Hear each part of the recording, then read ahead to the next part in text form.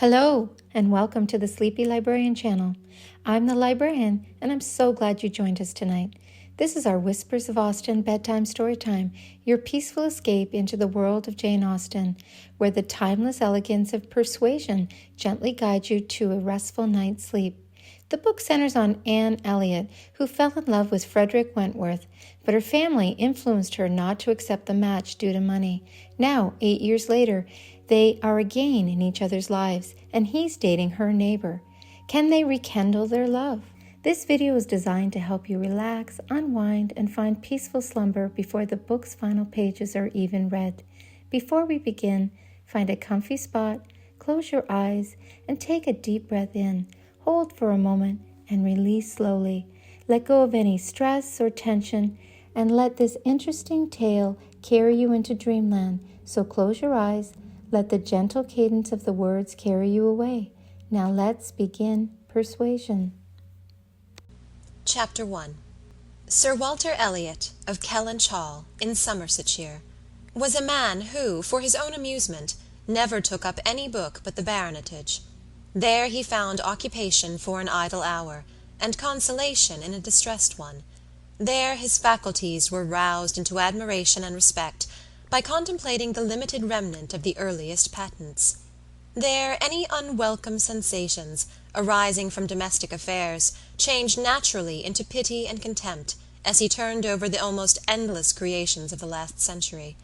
And there, if every other leaf were powerless, he could read his own history with an interest which never failed. This was the page at which the favourite volume always opened. Elliot of Kellynch Hall. Walter Elliot, born March 1st, 1760, married July 15th, 1784, Elizabeth, daughter of James Stevenson, Esquire, of South Park, in the county of Gloucester, by which lady, who died 1800, he has issue Elizabeth, born June 1st, 1785, Anne, born August 9th, 1787, a stillborn son, November 5th, 1789, Mary, born November 20th, 1791. Precisely such had the paragraph originally stood from the printer's hands, but Sir Walter had improved it by adding, for the information of himself and his family, these words, after the date of Mary's birth: married December 16th, 1810, Charles, son and heir of Charles Musgrove, Esquire, of Uppercross, in the county of Somerset, and by inserting most accurately the day of the month on which he had lost his wife. Then followed the history and rise of the ancient and respectable family, in the usual terms: how it had been first settled in Cheshire, how mentioned in Dugdale, serving the office of High Sheriff, representing a borough in 3 successive parliaments, exertions of loyalty and dignity of baronet in the first year of Charles II, with all the Marys and Elizabeths they had married, forming altogether 2 handsome 12mo pages, and concluding with the arms and motto: principal seat, Kellynch Hall, in the county of Somerset, and Sir Walter's handwriting again in this finale: heir presumptive, William Walter Elliot, Esquire, great-grandson of the 2nd Sir Walter. Vanity was the beginning and the end of Sir Walter Elliot's character, vanity of person and of situation. He had been remarkably handsome in his youth, and, at 54, was still a very fine man. Few women could think more of their personal appearance than he did, nor could the valet of any new-made lord be more delighted with the place he held in society. He considered the blessing of beauty as inferior only to the blessing of a baronetcy, and the Sir Walter Elliot who united these gifts was the constant object of his warmest respect and devotion. His good looks and his rank had one fair claim on his attachment, since to them he must have owed a wife of very superior character to anything deserved by his own. Lady Elliot had been an excellent woman, sensible and amiable, whose judgment and conduct, if they might be pardoned the youthful infatuation which made her Lady Elliot, had never required indulgence afterwards.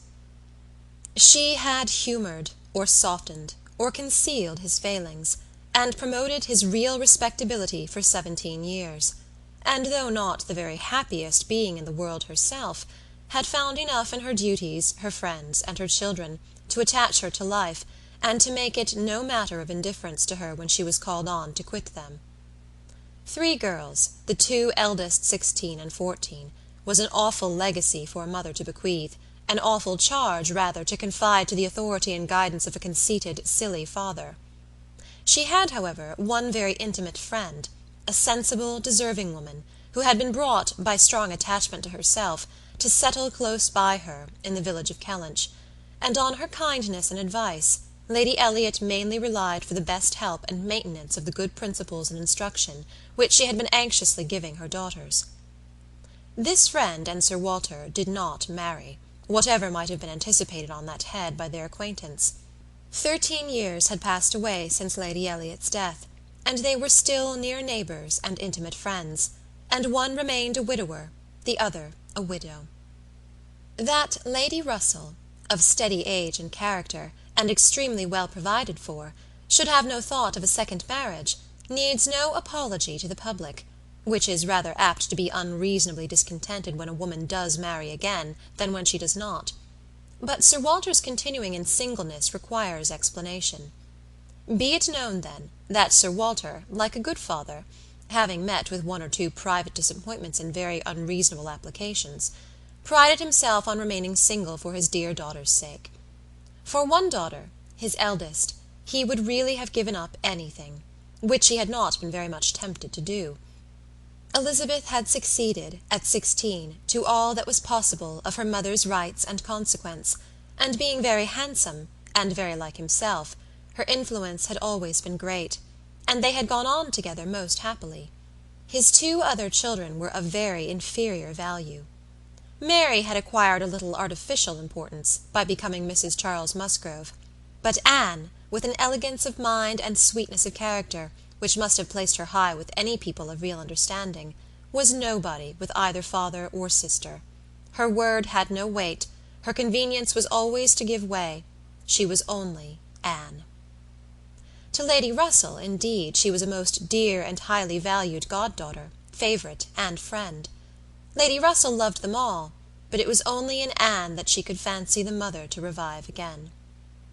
A few years before, Anne Elliot had been a very pretty girl, but her bloom had vanished early, and as even in its height her father had found little to admire in her, so totally different were her delicate features and mild dark eyes from his own, there could be nothing in them, now that she was faded and thin, to excite his esteem. He had never indulged much hope, he had now none, of ever reading her name in any other page of his favourite work. All equality of alliance must rest with Elizabeth, for Mary had merely connected herself with an old country family of respectability and large fortune, and had therefore given all the honour and received none. Elizabeth would, one day or other, marry suitably.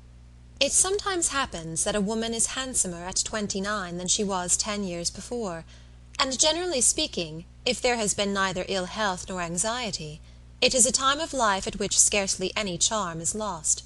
It was so with Elizabeth, still the same handsome Miss Elliot that she had begun to be 13 years ago, and Sir Walter might be excused, therefore, in forgetting her age, or at least be deemed only half a fool for thinking himself and Elizabeth as blooming as ever, amidst the wreck of the good looks of everybody else. For he could plainly see how old all the rest of his family and acquaintance were growing. Anne haggard, Mary coarse, every face in the neighbourhood worsting, and the rapid increase of the crow's foot about Lady Russell's temples had long been a distress to him. Elizabeth did not quite equal her father in personal contentment. 13 years had seen her mistress of Kellynch Hall, presiding and directing with a self-possession and decision which could never have given the idea of her being younger than she was. For 13 years had she been doing the honours, and laying down the domestic law at home, and leading the way to the chaise and four, and walking immediately after Lady Russell, out of all the drawing-rooms and dining-rooms in the country. 13 winters' revolving frosts had seen her opening every ball of credit which a scanty neighbourhood afforded, and 13 springs shone their blossoms as she travelled up to London with her father for a few weeks' annual enjoyment of the great world. She had the remembrance of all this, she had the consciousness of being 29 to give her some regrets and some apprehensions, she was fully satisfied of being still quite as handsome as ever, but she felt her approach to the years of danger, and would have rejoiced to be certain of being properly solicited by baronet blood within the next 12-month or two. Then might she again take up the book of books with as much enjoyment as in her early youth, but now she liked it not. Always to be presented with the date of her own birth, and see no marriage follow, but that of a youngest sister, made the book an evil, and more than once, when her father had left it open on the table near her, had she closed it, with averted eyes, and pushed it away. She had had a disappointment, moreover, which that book, and especially the history of her own family, must ever present the remembrance of. The heir presumptive, the very William Walter Elliot, Esquire, whose rights had been so generously supported by her father, had disappointed her. She had, while a very young girl, as soon as she had known him to be, in the event of her having no brother, the future baronet, meant to marry him, and her father had always meant that she should. He had not been known to them as a boy, but soon after Lady Elliot's death Sir Walter had sought the acquaintance, and though his overtures had not been met with any warmth, he had persevered in seeking it, making allowance for the modest drawing back of youth, and, in one of their spring excursions to London, when Elizabeth was in her first bloom, Mr. Elliot had been forced into the introduction. He was at that time a very young man, just engaged in the study of the law, and Elizabeth found him extremely agreeable, and every plan in his favour was confirmed. He was invited to Kellynch Hall. He was talked of and expected all the rest of the year, but he never came. The following spring he was seen again in town, found equally agreeable, again encouraged, invited, and expected, and again he did not come. And the next tidings were that he was married.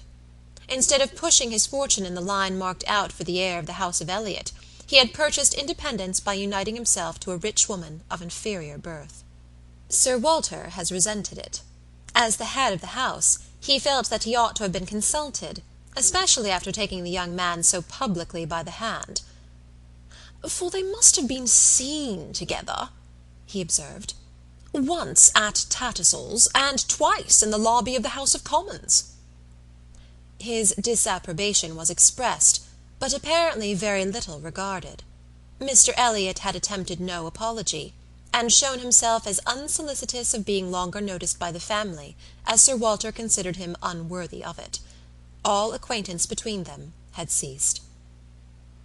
This very awkward history of Mr. Elliot was still, after an interval of several years, felt with anger by Elizabeth, who had liked the man for himself, and still more for being her father's heir, and whose strong family pride could see only in him a proper match for Sir Walter Elliot's eldest daughter. There was not a baronet from A to Z whom her feelings could have so willingly acknowledged as an equal. Yet so miserably had he conducted himself, that though she was at this present time, the summer of 1814, wearing black ribbons for his wife, she could not admit him to be worth thinking of again. The disgrace of his first marriage might, perhaps, as there was no reason to suppose it perpetuated by offspring, have been got over, had he not done worse, but he had, as, by the customary intervention of kind friends, they had been informed, spoken most disrespectfully of them all, most slightingly and contemptuously of the very blood he belonged to, and the honours which were hereafter to be his own. This could not be pardoned. Such were Elizabeth Elliot's sentiments and sensations, such the cares to alloy, the agitations to vary, the sameness and the elegance, the prosperity and the nothingness of her scene of life, such the feelings to give interest to a long uneventful residence in one country circle, to fill the vacancies which there were no habits of utility abroad, no talents or accomplishments for home, to occupy. But now another occupation and solicitude of mind was beginning to be added to these. Her father was growing distressed for money. She knew that when he now took up the baronetage, it was to drive the heavy bills of his tradespeople, and the unwelcome hints of Mr. Shepherd, his agent, from his thoughts. The Kellynch property was good, but not equal to Sir Walter's apprehension of the state required in its possessor. While Lady Elliot lived, there had been method, moderation, and economy, which had just kept him within his income, but with her had died all such right-mindedness, and from that period he had been consistently exceeding it. It had not been possible for him to spend less. He had done nothing but what Sir Walter Elliot was imperiously called on to do. But, blameless as he was not only growing dreadfully in debt, but was hearing of it so often, that it became vain to attempt concealing it longer, even partially, from his daughter. He had given her some hints of it the last spring in town. He had gone so far even as to say, "Can we retrench? Does it occur to you that there is any one article in which we can retrench?" And Elizabeth, to do her justice, had, in the first ardour of female alarm, set seriously to think about what could be done, and had finally proposed these two branches of economy: to cut off some unnecessary charities, and to refrain from new furnishing the drawing-room; to which expedients she afterward added the happy thought of their taking no present down to Anne, as had been the usual yearly custom. But these measures, however good in themselves, were insufficient for the real extent of the evil, the whole of which Sir Walter found himself obliged to confess to her soon afterwards. Elizabeth had nothing to propose of deeper efficacy. She felt herself ill-used and unfortunate, as did her father, and they were neither of them able to devise any means of lessening their expenses without compromising their dignity, or relinquishing their comforts in a way not to be borne. There was only a small part of his estate that Sir Walter could dispose of, but had every acre been alienable, it would have made no difference. He had condescended to mortgage as far as he had the power, but he would never condescend to sell. No, he would never disgrace his name so far. The Kellynch estate should be transmitted whole and entire, as he had received it. Their two confidential friends, Mr. Shepherd, who lived in the neighbouring market-town, and Lady Russell, were called to advise them, and both father and daughter seemed to expect that something should be struck out by one or the other to remove their embarrassments and reduce their expenditure, without involving the loss of any indulgence of taste or pride. Chapter 2. Mr. Shepherd, a civil, cautious lawyer, who, whatever might be his hold or his views on Sir Walter, would rather have the disagreeable prompted by anybody else, excused himself from offering the slightest hint, and only begged leave to recommend an implicit reference to the excellent judgment of Lady Russell, from whose known good sense he fully expected to have just such resolute measures advised as he meant to see finally adopted. Lady Russell was most anxiously zealous on the subject, and gave it much serious consideration. She was a woman rather of sound than of quick abilities, whose difficulties in coming to any decision in this instance were great, from the opposition of two leading principles. She was of strict integrity herself, with a delicate sense of honour. But she was as desirous of saving Sir Walter's feelings as solicitous for the credit of the family, as aristocratic in her ideas of what was due them, as anybody of sense and honesty could well be. She was a benevolent, charitable, good woman, and capable of strong attachments, most correct in her conduct, strict in her notions of decorum, and with manners that were held a standard of good breeding. She had a cultivated mind, and was, generally speaking, rational and consistent, but she had prejudices on the side of ancestry. She had a value for rank and consequence, which blinded her a little to the faults of those who possessed them. Herself the widow of only a knight, she gave the dignity of a baronet all its due, and Sir Walter, independent of his claims as an old acquaintance, an attentive neighbour, an obliging landlord, the husband of her very dear friend, the father of Anne and her sisters, was, as being Sir Walter, in her apprehension, entitled to a great deal of compassion and consideration under his present difficulties. They must retrench. That did not admit of a doubt. But she was very anxious to have it done with the least possible pain to him and Elizabeth. She drew up plans of economy, she made exact calculations, and she did what nobody else thought of doing. She consulted Anne, who never seemed considered by the others as having any interest in the question. She consulted, and in a degree was influenced by her in marking out the scheme of retrenchment which was at last submitted to Sir Walter. Every emendation of Anne's had been on the side of honesty against importance. She wanted more vigorous measures, a more complete reformation, a quicker release from debt, a much higher tone of indifference for everything but justice and equity. "If we can persuade your father to all this," said Lady Russell, looking over her paper, "much may be done. If he will adopt these regulations, in 7 years he will be clear. And I hope we may be able to convince him and Elizabeth that Kellynch Hall has a respectability in itself which cannot be affected by these reductions. and that the true dignity of Sir Walter Elliot will be very far from lessened in the eyes of sensible people by acting like a man of principle. What will he be doing, in fact, but what very many of our first families have done, or ought to do? There will be nothing singular in his case, and it is singularity which often makes the worst part of our suffering, as it always does of our conduct. I have great hope of prevailing. We must be serious and decided, for after all the person who has contracted debts must pay them, and though a great deal is due to the feelings of the gentleman and the head of a house like your father, there is still more due to the character of an honest man. This was the principle on which Anne wanted her father to be proceeding, his friends to be urging him.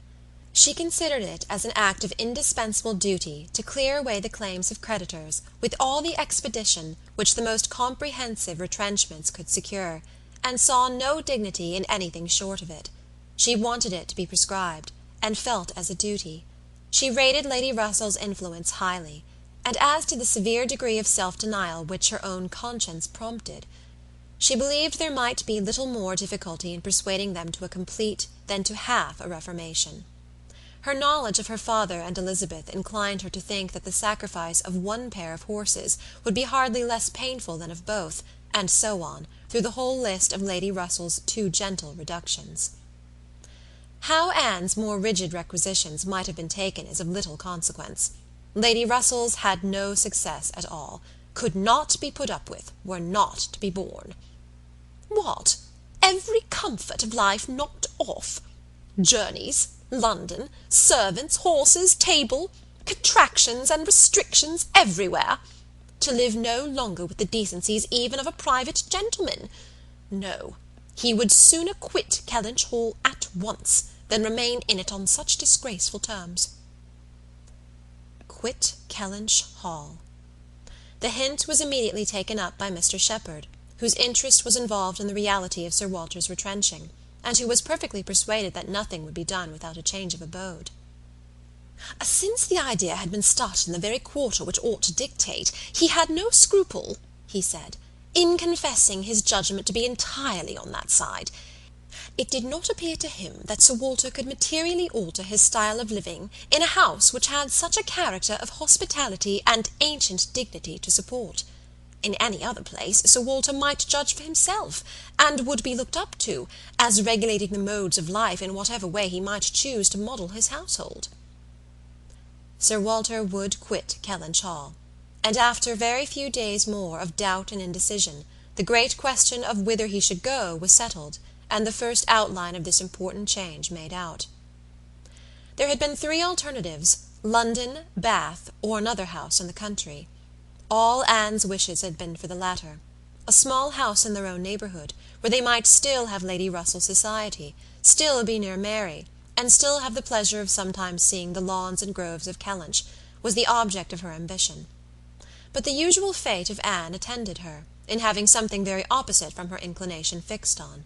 She disliked Bath, and did not think it agreed with her, and Bath was to be her home. Sir Walter had at first thought more of London, but Mr. Shepherd felt that he could not be trusted in London, and had been skilful enough to dissuade him from it, and make Bath preferred. It was a much safer place for a gentleman in his predicament. He might there be important at comparatively little expense. 2 material advantages of Bath over London had of course been given all their weight: its more convenient distance from Kellynch, only 50 miles, and Lady Russell's spending some part of every winter there, and to the very great satisfaction of Lady Russell, whose first views on the projected change had been for Bath, Sir Walter and Elizabeth were induced to believe that they should lose neither consequence nor enjoyment by settling there. Lady Russell felt obliged to oppose her dear Anne's known wishes. It would be too much to expect Sir Walter to descend into a small house in his own neighbourhood. Anne herself would have found the mortifications of it more than she foresaw, and to Sir Walter's feelings they must have been dreadful. And with regard to Anne's dislike of Bath, she considered it as a prejudice and mistake arising, first, from the circumstance of her having been 3 years at school there, after her mother's death, and secondly, from her happening to be not in perfectly good spirits the only winter which she had afterwards spent there with herself. Lady Russell was fond of Bath, in short, and disposed to think it must suit them all, and as to her young friend's health, by passing all the warm months with her at Kellynch Lodge, every danger would be avoided, and it was in fact a change which must do both health and spirits good. Anne had been too little from home, too little seen. Her spirits were not high.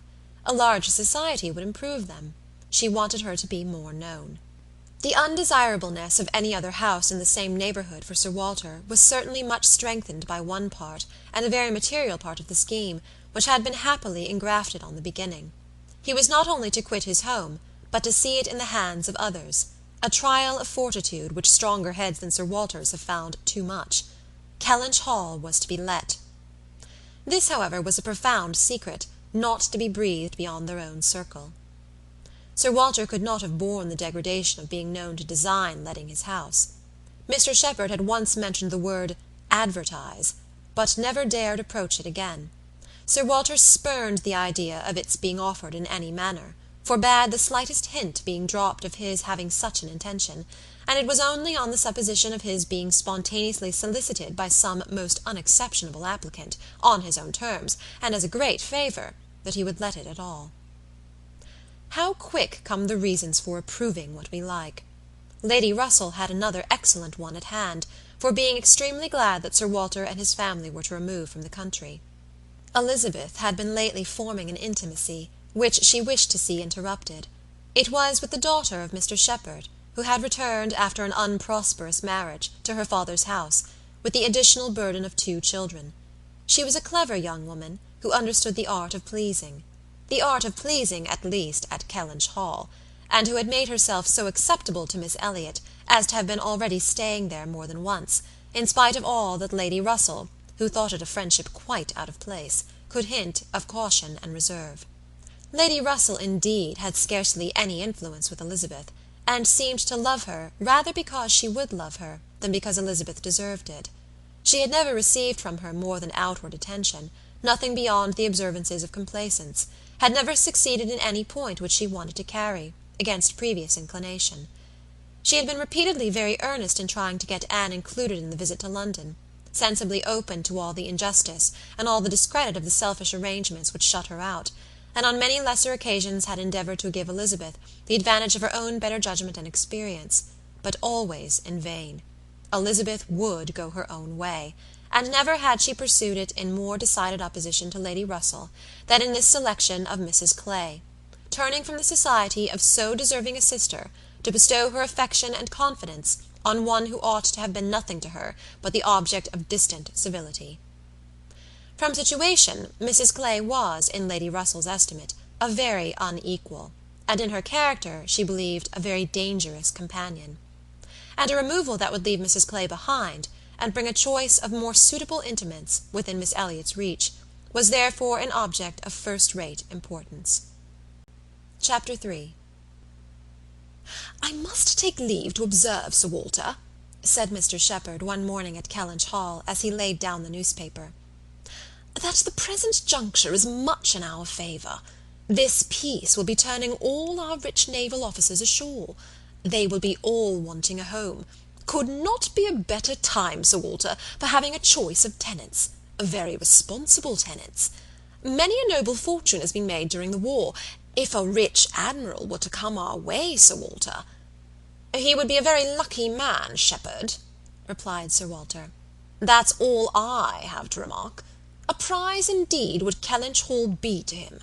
Rather the greatest prize of all, let him have taken ever so many before, hey, Shepherd?" Mr. Shepherd laughed, as he knew he must, at this wit, and then added, "I presume to observe, Sir Walter, that in the way of business, gentlemen of the navy are well to deal with. I have had a little knowledge of their methods of doing business, and I am free to confess that they have very liberal notions, and are as likely to make desirable tenants as any set of people one should meet with.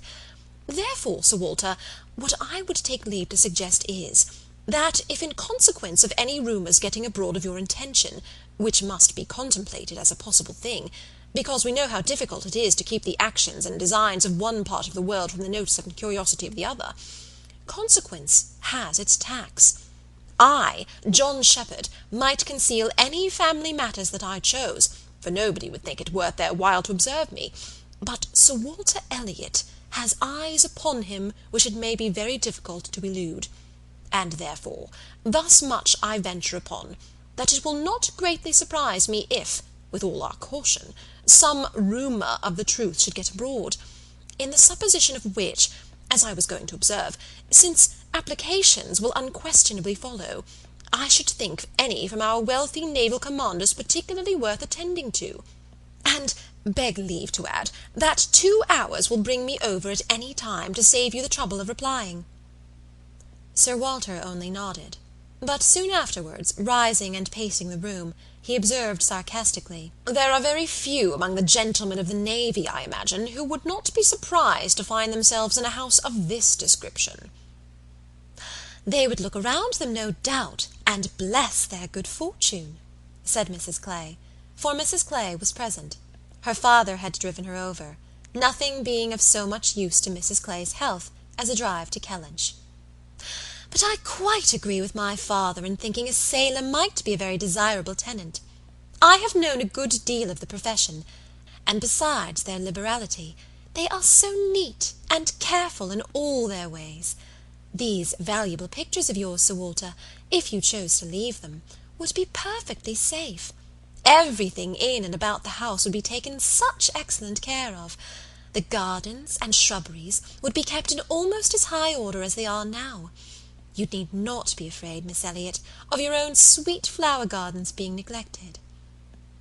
"As to all that," rejoined Sir Walter coolly, "supposing I were induced to let my house, I have by no means made up my mind as to the privileges to be annexed to it. I am not particularly disposed to favour a tenant. The park would be open to him, of course, and few navy officers, or men of any other description, can have had such a range. But what restrictions I might impose on the use of the pleasure grounds is another thing. I am not fond of the idea of my shrubberies being always approachable, and I should recommend Miss Elliot to be on her guard with respect to her flower garden. I am very little disposed to grant a tenant of Kellynch Hall any extraordinary favour, I assure you, be he sailor or soldier." After a short pause, Mr. Shepherd presumed to say, "In all these cases there are established usages which make everything plain and easy between landlord and tenant. Your interest, Sir Walter, is in pretty safe hands. Depend upon me for taking care that no tenant has more than his just rights. I venture to hint that Sir Walter Elliot cannot be half so jealous for his own as John Shepherd will be for him." Here Anne spoke. "The navy, I think, who have done so much for us, have at least an equal claim with any other set of men for all the comforts and all the privileges which any home can give. Sailors work hard enough for their comforts, we must all allow." Very true, what Miss Anne says is very true," was Mr. Shepherd's rejoinder, and "Oh, certainly," was his daughter's. But Sir Walter's remark was, soon afterwards, "The profession has its utility, but I should be sorry to see any friend of mine belonging to it." "Indeed?" was the reply, with a look of surprise. "Yes, it is in 2 points offensive to me. I have 2 strong grounds of objection to it. First, as being the means of bringing persons of obscure birth into undue distinction, and raising men to honours which their fathers and grandfathers never dreamt of. And secondly, as it cuts up a man's youth and vigour most horribly. A sailor grows old sooner than any other man. I have observed it all my life. A man is in greater danger in the navy of being insulted by the rise of one whose father, his father might have disdained to speak to, and of becoming prematurely an object of disgust himself, than in any other line. One day last spring in town, I was in company with 2 men, striking instances of what I am talking of. Lord St. Ives, whose father we all know to have been a country curate, without bread to eat. I was to give place to Lord St. Ives, and to a certain Admiral Baldwin, the most deplorable-looking personage you can imagine. His face the colour of mahogany, rough and rugged to the last degree, all lines and wrinkles, 9 grey hairs of a side, and nothing but a dab of powder at top. In the name of heaven, "Who is that old fellow?" said I to a friend of mine who was standing near, Sir Basil Morley. "Old fellow!" cried Sir Basil. "It is Admiral Baldwin.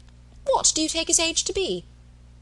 "60," said I, "or perhaps 62." "40," replied Sir Basil, "40 and no more." Picture to yourselves my amazement. I shall not easily forget Admiral Baldwin. I never saw quite so wretched an example of what a seafaring life can do.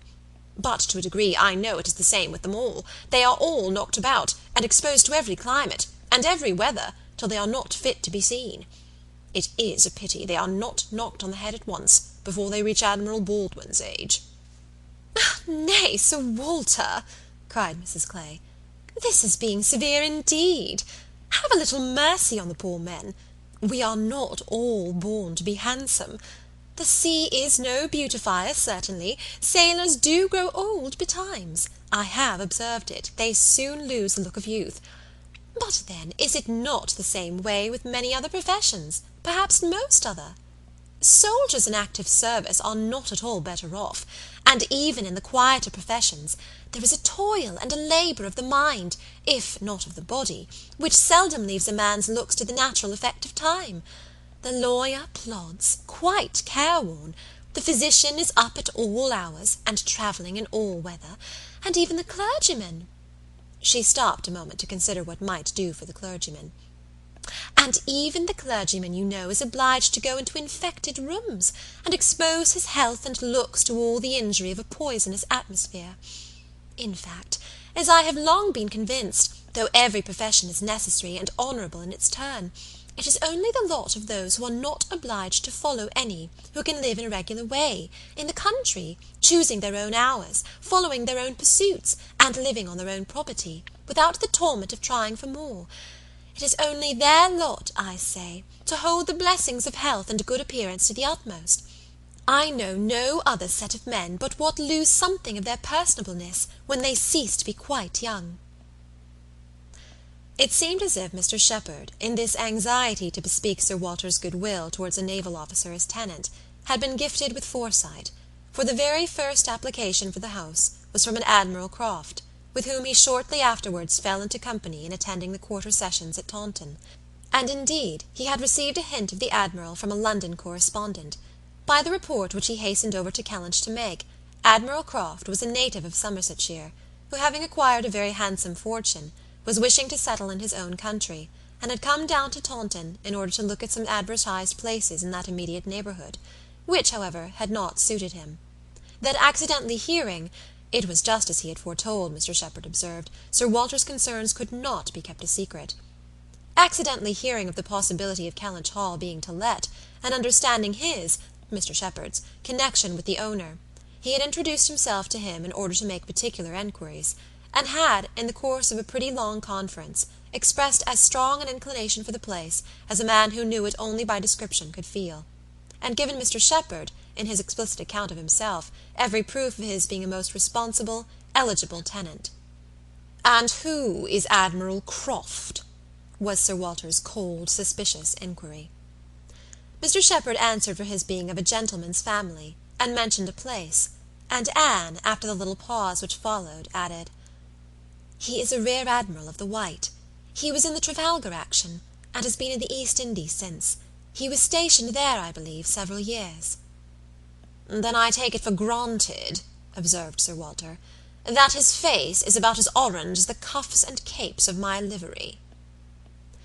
Mr. Shepherd hastened to assure him that Admiral Croft was a very hale, hearty, well-looking man, a little weather-beaten, to be sure, but not much, and quite the gentleman in all his notions and behaviour, not likely to make the smallest difficulty about terms, only wanted a comfortable home, and to get into it as soon as possible, knew he must pay for his convenience, knew what rent a ready-furnished house of that consequence might fetch, should not have been surprised if Sir Walter had asked more, had inquired about the manor, would be glad of the deputation, certainly, but made no great point of it, said he sometimes took out a gun, but never killed.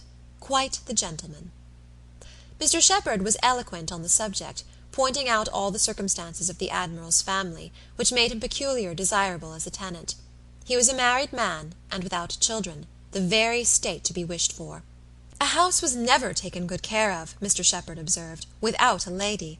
He did not know whether furniture might not be in danger of suffering as much when there was no lady as where there were many children.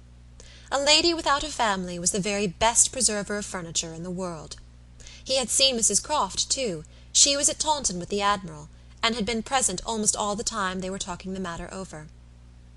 "And a very well-spoken, genteel, shrewd lady she seemed to be," continued he. "Asked more questions about the house and terms and taxes than the Admiral himself, and seemed more conversant with business.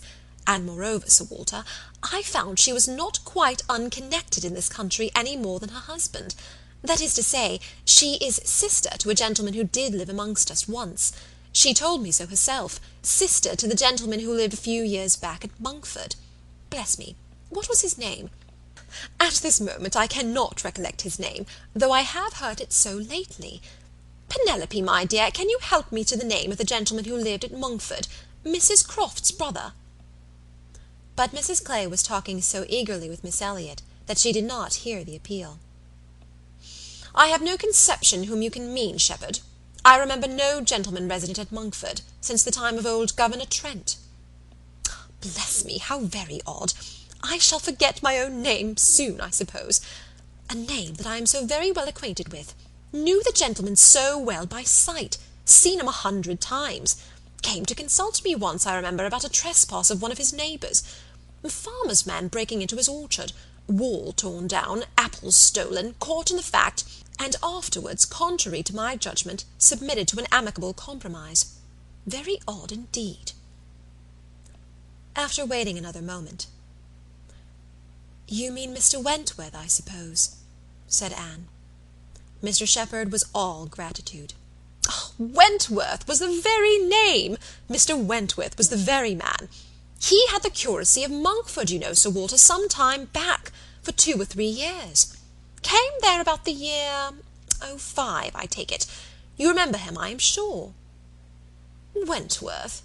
Oh, aye, Mr. Wentworth, the curate of Monkford. You misled me by the term gentleman. I thought you were speaking of some man of property. Mr. Wentworth was nobody, I remember. Quite unconnected. Nothing to do with the Strafford family. One wonders how the names of many of our nobility become so common." As Mr. Shepherd perceived that this connection of the Crofts did them no service with Sir Walter, he mentioned it no more, returning with all his zeal to dwell on the circumstances more indisputably in their favour, their age and number and fortune, the high idea they had formed of Kellynch Hall, and extreme solicitude for the advantage of renting it, making it appear as if they ranked nothing beyond the happiness of being the tenants of Sir Walter Elliot. An extraordinary taste, certainly, could they have been supposed in the secret of Sir Walter's estimate of the dues of a tenant. It succeeded, however, and though Sir Walter must ever look with an evil eye on any one intending to inhabit that house, and think them infinitely too well off in being permitted to rent it on the highest terms, he was talked into allowing Mr. Shepherd to proceed in the treaty, and authorizing him to wait on Admiral Croft, who still remained at Taunton, and fix a day for the house being seen. Sir Walter was not very wise, but still he had experience enough of the world to feel that a more unobjectionable tenant, in all essentials, than Admiral Croft bid fair to be, could hardly offer. So far went his understanding, and his vanity supplied a little additional soothing, in the Admiral's situation in life, which was just high enough, and not too high. "I have let my house to Admiral Croft," would sound extremely well, very much better than to any mere Mr. A Mr., save perhaps some half-dozen in the nation, always needs a note of explanation. An admiral speaks his own consequence, and at the same time can never make a baronet look small. In all their dealings and intercourse Sir Walter Elliot must ever have the precedence. Nothing could be done without a reference to Elizabeth, but her inclination was growing so strong for a removal that she was happy to have it fixed and expedited by a tenant at hand, and not a word to suspend decision was uttered by her. Mr. Shepherd was completely empowered to act, and no sooner had such an end been reached than Anne, who had been a most attentive listener to the whole, left the room to seek the comfort of cool air for her flushed cheeks, and as she walked along a favourite grove, said, with a gentle sigh, "A few months more, And he, perhaps, may be walking here. Chapter 4. He was not Mr. Wentworth, the former curate of Monkford, however suspicious appearances may be, but a Captain Frederick Wentworth, his brother, who, being made commander in consequence of the action off St. Domingo, and not immediately employed, had come into Somersetshire in the summer of 1806, and having no parent living, found a home for half a year at Monkford. He was, at that time, a remarkably fine young man, with a great deal of intelligence, spirit, and brilliancy, and Anne an extremely pretty girl, with gentleness, modesty, taste, and feeling. Half the sum of attraction, on either side, might have been enough, for he had nothing to do, and she had hardly anybody to love. But the encounter of such lavish recommendations could not fail. They were gradually acquainted, and when acquainted, rapidly and deeply in love. It would be difficult to say which had seen highest perfection in the other, or which had been the happiest, she in receiving his declarations and proposals, or he in having them accepted. A short period of exquisite felicity followed, and but a short one. Troubles soon arose. Sir Walter, on being applied to, without actually withholding his consent, or saying it should never be, gave it all the negative of great astonishment, great coldness, great silence, and professed resolution of doing nothing for his daughter. He thought it a very degrading alliance, and Lady Russell, though with more tempered and pardonable pride, received it as a most unfortunate one. Anne Elliot, with all her claims of birth, beauty, and mind, to throw herself away at 19, involve herself at 19 in an engagement with a young man who had nothing but himself to recommend him, and no hopes of attaining affluence but in the chances of a most uncertain profession, and no connections to secure even his farther rise in the profession, would be, indeed, a throwing away, which she grieved to think of. Anne Elliot, so young, known to so few, to be snatched off by a stranger without alliance or fortune, or rather sunk by him into a state of most wearing, anxious, youth-killing dependence. It must not be, if by any fair interference of friendship, any representations from one who had almost a mother's love and mother's rights, it would be prevented. Captain Wentworth had no fortune.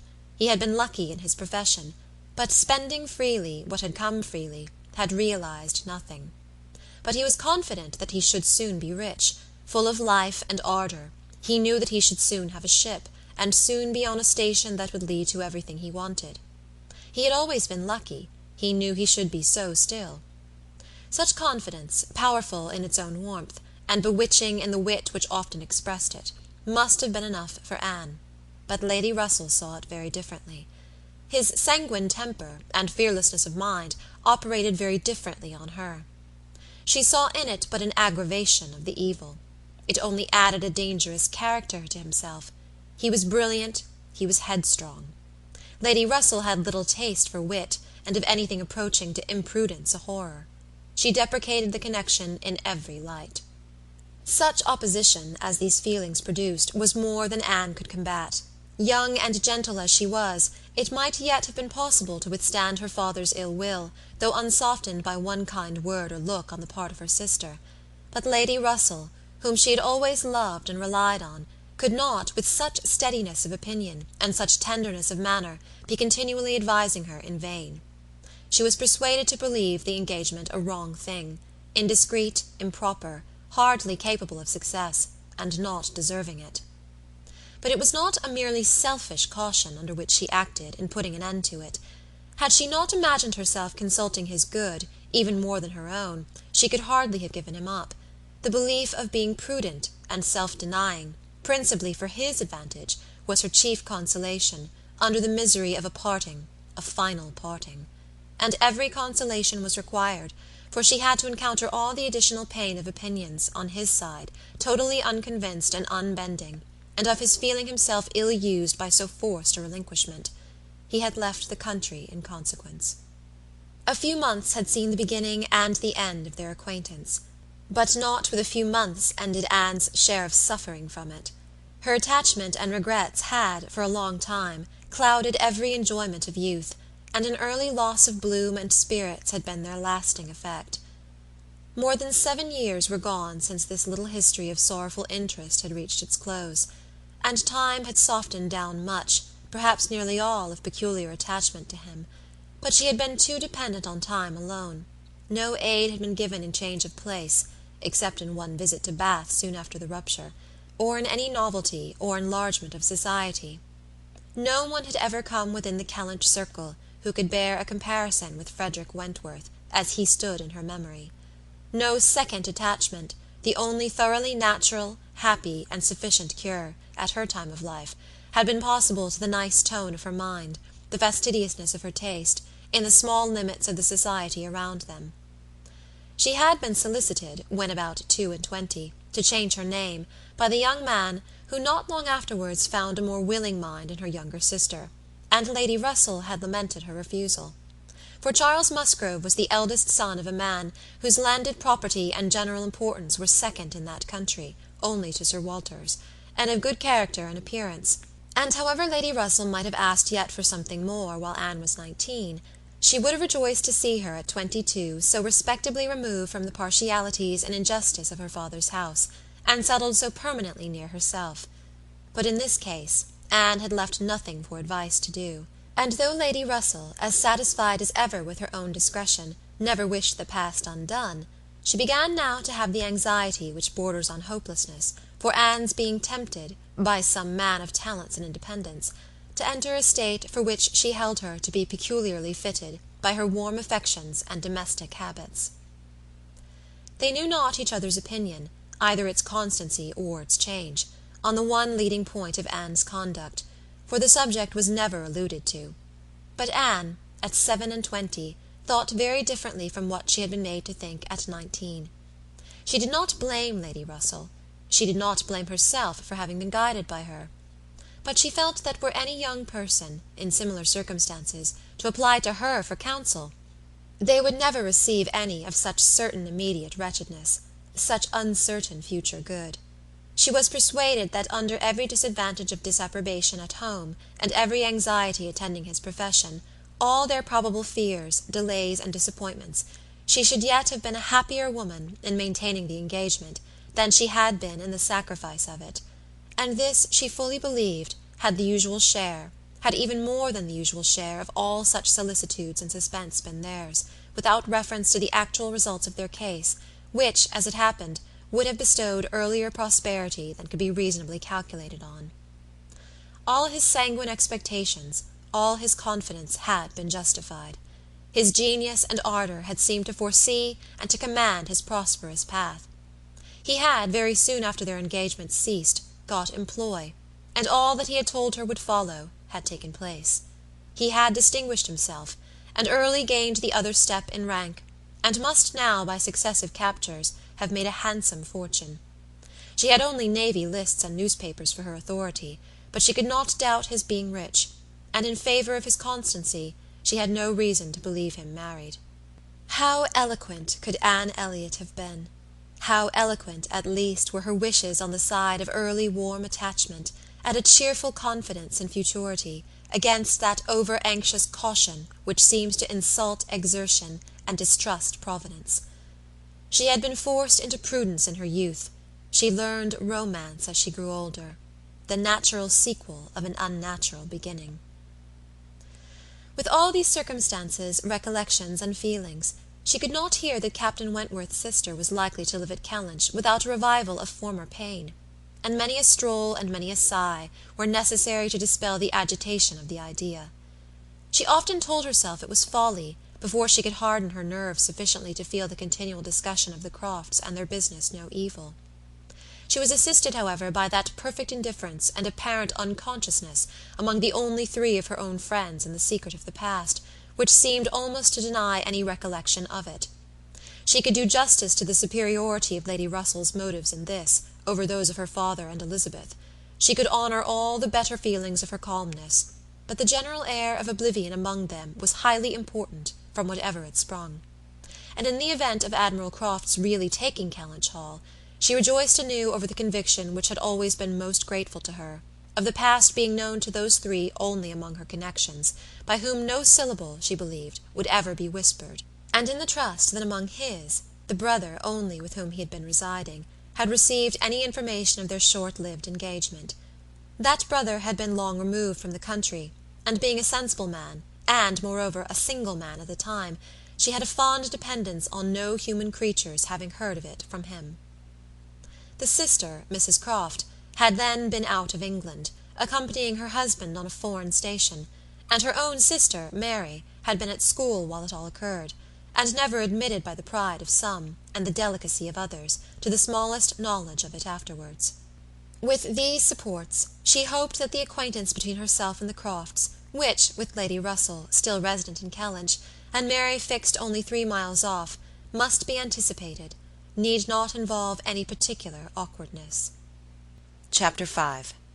On the morning appointed for Admiral and Mrs Croft seeing Kellynch Hall, Anne found it most natural to take her almost daily walk to Lady Russell's, and keep out of the way till all was over, when she found it most natural to be sorry that she had missed the opportunity of seeing them. This meeting of the two parties proved highly satisfactory, and decided the whole business at once.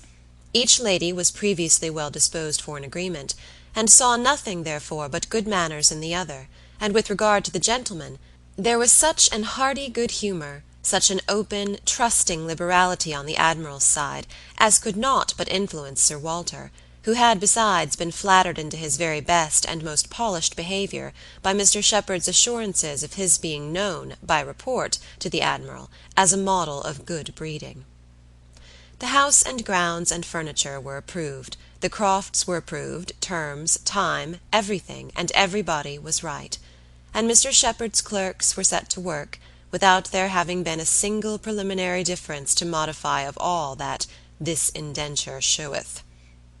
Sir Walter, without hesitation, declared the Admiral to be the best-looking sailor he had ever met with, and went so far as to say that if his own man might have had the arranging of his hair, he should not be ashamed of being seen with him anywhere. And the Admiral, with sympathetic cordiality, observed to his wife as they drove back through the park, "I thought we should soon come to a deal, my dear, in spite of what they told us at Taunton. The baronet will never set the Thames on fire, but there seems to be no harm in him." Reciprocal compliments, which would have been esteemed about equal. The Crofts were to have possession at Michaelmas, and as Sir Walter proposed removing to Bath in the course of the preceding month, there was no time to be lost in making every dependent arrangement.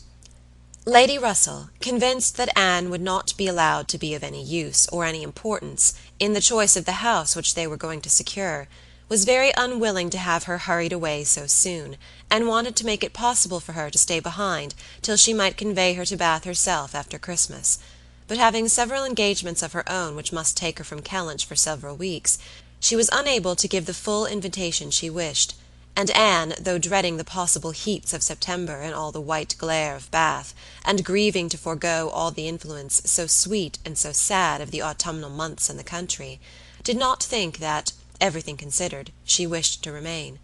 It would be most right, and most wise, and therefore must involve least suffering to go with the others. Something occurred, however, to give her a different duty.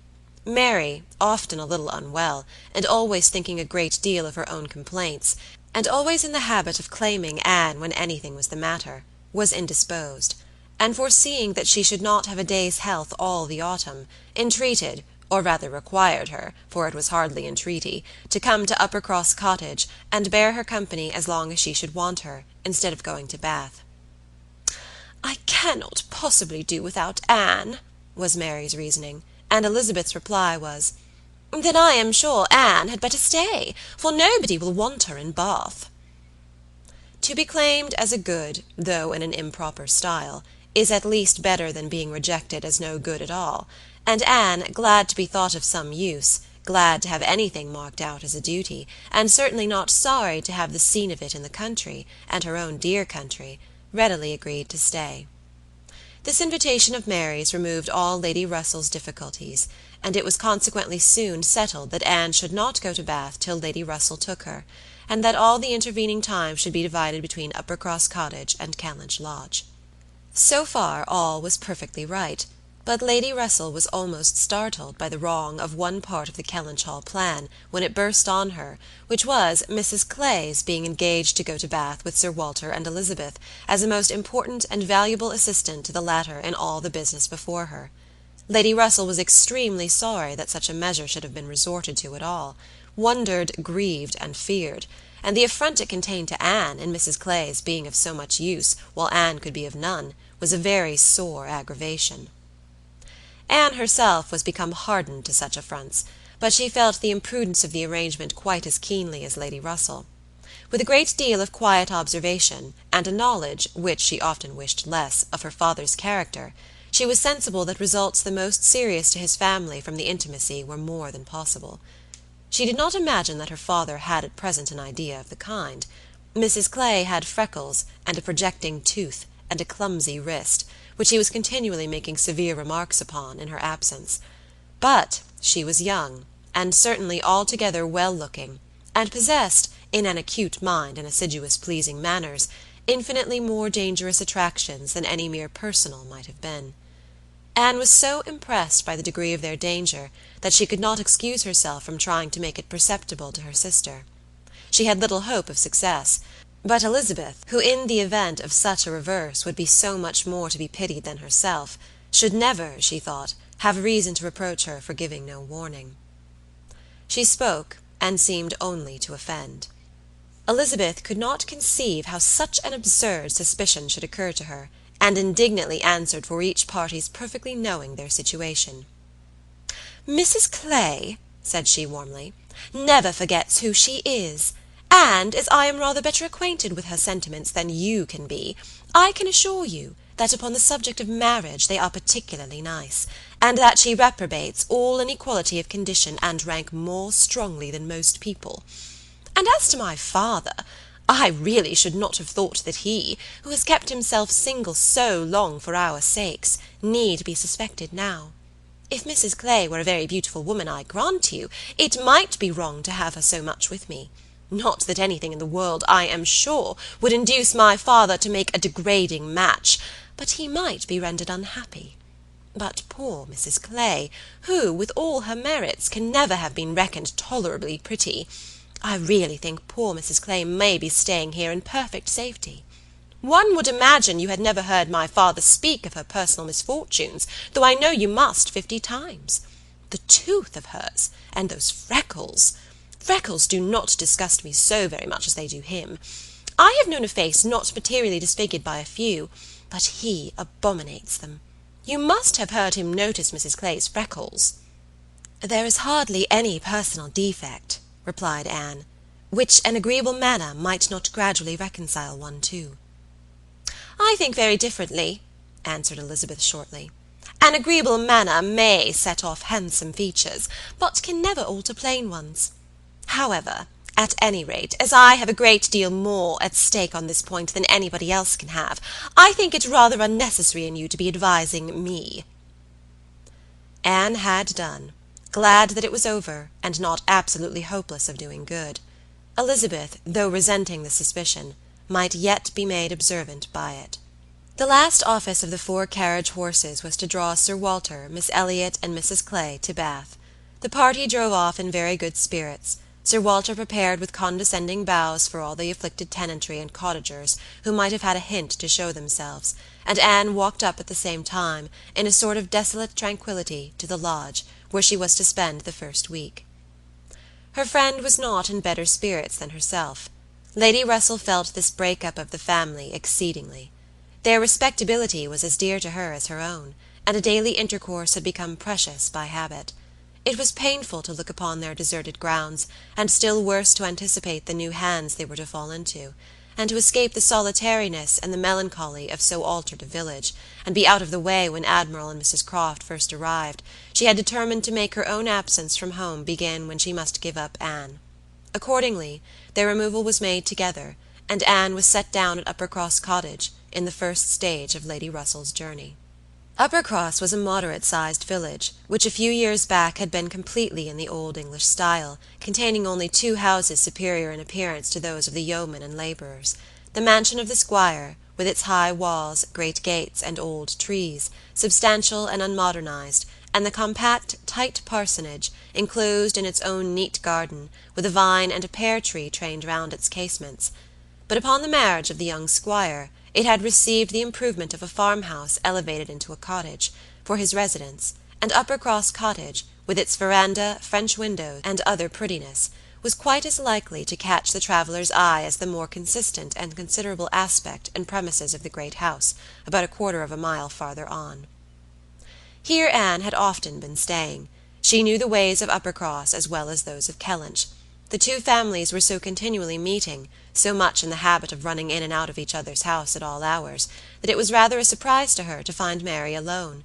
But being alone, her being unwell and out of spirits, was almost a matter of course. Though better endowed than the elder sister, Mary had not Anne's understanding nor temper.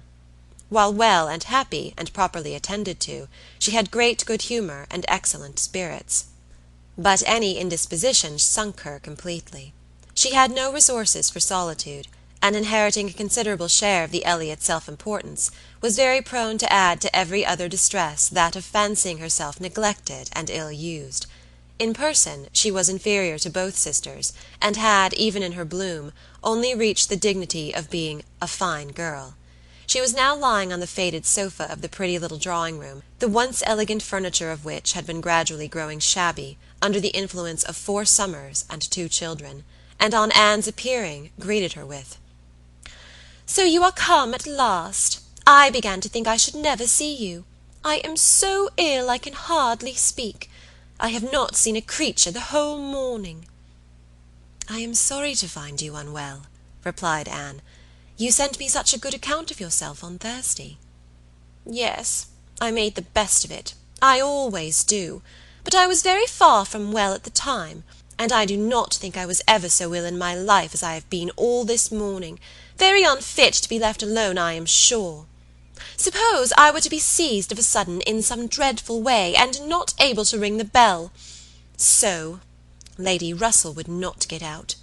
I do not think she has been in this house 3 times this summer."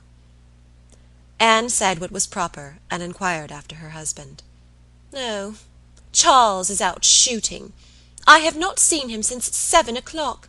He would go, though I told him how ill I was. He said he should not stay out long, but he has never come back, and now it is almost 1. I assure you I have not seen a soul this whole long morning." "You have had your little boys with you?" "Yes, as long as I could bear their noise, but they are so unmanageable that they do me more harm than good. Little Charles does not mind a word I say, and Walter is growing quite as bad." "Well, you will soon be better now," replied Anne cheerfully. "You know I always cure you when I come. How are your neighbours at the great house?" "I can give you no account of them. I have not seen one of them to-day, except Mr. Musgrove, who just stopped and spoke through the window, but without getting off his horse, and though I told him how ill I was, not one of them have been near me. It did not happen to suit the Miss Musgroves, I suppose, and they never put themselves out of their way." "You will see them yet, perhaps, before the morning is gone. It is early." "I never want them, I assure you. They talk and laugh a great deal too much for me. Oh, Anne, I am so very unwell. It was quite unkind of you not to come on Thursday." "My dear Mary, recollect what a comfortable account you sent me of yourself. You wrote in the cheerfullest manner, and said you were perfectly well, and in no hurry for me. And that being the case, you must be aware that my wish would be to remain with Lady Russell to the last. And besides what I felt on her account, I have really been so busy, have had so much to do, that I could not very conveniently have left Kellynch sooner." "Dear me, what can you possibly have to do?" "A great many things, I assure you. More than I can recollect in a moment, but I can tell you some. I have been making a duplicate of the catalogue of my father's books and pictures. I have been several times in the garden with Mackenzie, trying to understand, and make him understand, which of Elizabeth's plants are for Lady Russell. I have had all my own little concerns to arrange, books and music to divide, and all my trunks to repack, from not having understood in time what was intended as to the wagons. And one thing I have had to do, Mary, of a more trying nature, going to almost every house in the parish as a sort of take-leave. I was told that they wished it, but all these things took up a great deal of time. Oh, well," and after a moment's pause, "but you have never asked me one word about our dinner at the Pools yesterday." "Did you go, then? I have made no enquiries, because I concluded you must have been obliged to give up the party." "Oh, yes, I went. I was very well yesterday, nothing at all the matter with me till this morning. It would have been strange if I had not gone." "I am very glad you were well enough, and I hope you had a pleasant party." "Nothing remarkable. One always knows beforehand what the dinner will be, and who will be there, and it is so very uncomfortable not having a carriage of one's own. Mr. and Mrs. Musgrove took me, and we were so crowded. They are both so very large and take up so much room, and Mr. Musgrove always sits forward. So there was I, crowded into the back seat with Henrietta and Louisa, and I think it very likely that my illness today may be owing to it." A little further perseverance and patience and forced cheerfulness on Anne's side produced nearly a cure on Mary's. She could soon sit upright on the sofa, and began to hope she might be able to leave it by dinner-time.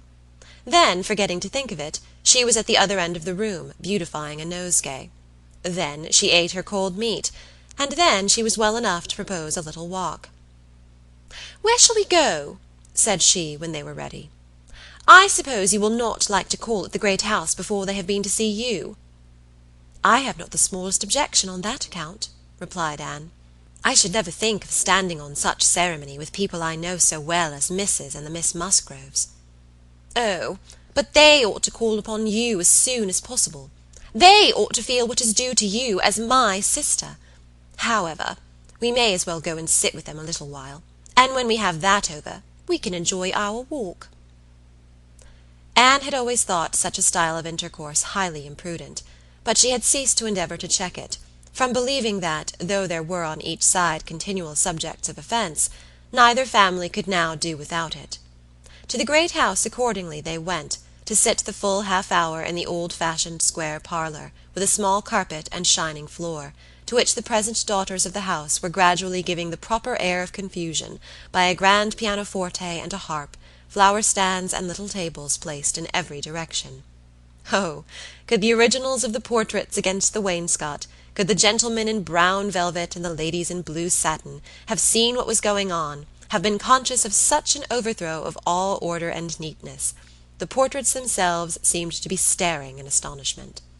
The Musgroves, like their houses, were in a state of alteration, perhaps of improvement. The father and mother were in the old English style, and the young people in the new. Mr. and Mrs. Musgrove were a very good sort of people, friendly and hospitable, not much educated, and not at all elegant. Their children had more modern minds and manners. There were a numerous family, but the only two grown up, excepting Charles, were Henrietta and Louisa, young ladies of 19 and 20, who had brought from school at Exeter all the usual stock of accomplishments, and were now like thousands of other young ladies, living to be fashionable, happy, and merry. Their dress had every advantage, their faces were rather pretty, their spirits extremely good, their manners unembarrassed and pleasant. They were of consequence at home, and favourites abroad. Anne always contemplated them as some of the happiest creatures of her acquaintance, but still, saved as we all are by some comfortable feeling of superiority from wishing for the possibility of exchange, she would not have given up her own more elegant and cultivated mind for all their enjoyments, and envied them nothing but that seemingly perfect good understanding and agreement together, that good-humoured mutual affection, of which she had known so little herself with either of her sisters. They were received with great cordiality. Nothing seemed amiss on the side of the great house family, which was generally, as Anne very well knew, the least to blame. The half-hour was chatted away pleasantly enough, and she was not at all surprised at the end of it to have their walking party joined by both the Miss Musgroves, at Mary's particular invitation. Chapter 6. Anne had not wanted this visit to Uppercross, to learn that a removal from one set of people to another, though at a distance of only 3 miles, will often include a total change of conversation, opinion, and idea. She had never been staying there before without being struck by it, or without wishing that other Elliots could have her advantage in seeing how unknown or unconsidered there were the affairs which at Kellynch Hall were treated as of such general publicity and pervading interest. Yet, with all this experience, she believed she must now submit to feel that other lesson, in the art of knowing our own nothingness beyond our own circle, was become necessary for her. For certainly, coming as she did, with a heart full of the subject which had been completely occupying both houses in Kellynch for many weeks, she had expected rather more curiosity and sympathy than she found in the separate but very similar remark of Mr. and Mrs. Musgrove. "So Miss Anne, Sir Walter and your sister are gone, and what part of Bath do you think they will settle in?" And this without much waiting for an answer, or in the young lady's addition of, "I hope we shall be in Bath in the winter, but remember, papa, if we do go we must be in a good situation. None of your Queen Squares for us." Or in the anxious supplement from Mary of, "Upon my word, I shall be pretty well off, when you are all gone away to be happy at Bath." She could only resolve to avoid such self-delusion in future, and think with heightened gratitude of the extraordinary blessing of having one such truly sympathizing friend as Lady Russell. The Mr. Musgroves had their own game to guard and to destroy, their own horses, dogs, and newspapers to engage them, and the females were fully occupied in all the other common subjects of housekeeping, neighbours, dress, dancing, and music. She acknowledged it to be very fitting that every little social commonwealth should dictate its own matters of discourse, and hoped ere long to become a not unworthy member of the one she was now transplanted into. With the prospect of spending at least 2 months at Uppercross, it was highly incumbent on her to clothe her imagination, her memory, and all her ideas in as much of Uppercross as possible. She had no dread of these 2 months. Mary was not so repulsive and unsisterly as Elizabeth, nor so inaccessible to all influence of hers. Neither was there anything among the other component parts of the cottage inimical to comfort.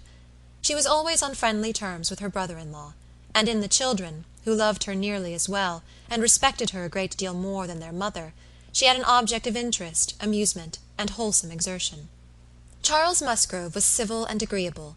In sense and temper he was undoubtedly superior to his wife, but not of powers, or conversation, or grace, to make the past, as they were connected together, at all a dangerous contemplation, though at the same time Anne could believe, with Lady Russell, that a more equal match might have greatly improved him, and that a woman of real understanding might have given more consequence to his character, and more usefulness, rationality, and elegance to his habits and pursuits. As it was, he did nothing with much zeal but sport, and his time was otherwise trifled away, without benefit from books or anything else. He had very good spirits, which never seemed much affected by his wife's occasional lowness, bore with her unreasonableness sometimes to Anne's admiration, and upon the whole, though there was very often a little disagreement, in which she had sometimes more share than she wished, being appealed to by both parties, they might pass for a happy couple. They were always perfectly agreed in the want of more money, and a strong inclination for a handsome present from his father. But here, as on most topics, he had the superiority, for while Mary thought it a great shame that such a present was not made, he always contended for his father's having many other uses for his money, and a right to spend it as he liked. As to the management of their children, his theory was much better than his wife's, and his practice not so bad. "I can manage them very well, if it were not for Mary's interference," was what Anne often heard him say, and had a good deal of faith in. But when listening in turn to Mary's reproach of, "Charles spoils the children so that I cannot get them into any order," she never had the smallest temptation to say, "Very true." One of the least agreeable circumstances of her residence there was her being treated with too much confidence by all parties, and being too much in the secret of the complaints of each house. Known to have some influence with her sister, she was continually requested, or at least receiving hints to exert it, beyond what was practicable. "I wish you could persuade Mary not to be always fancying herself ill," was Charles's language, and, in an unhappy mood, thus spoke Mary. "I do believe if Charles were to see me dying he would not think there was anything the matter with me. I am sure, Anne, if you would, you might persuade him that I really am very ill, a great deal worse than I ever own."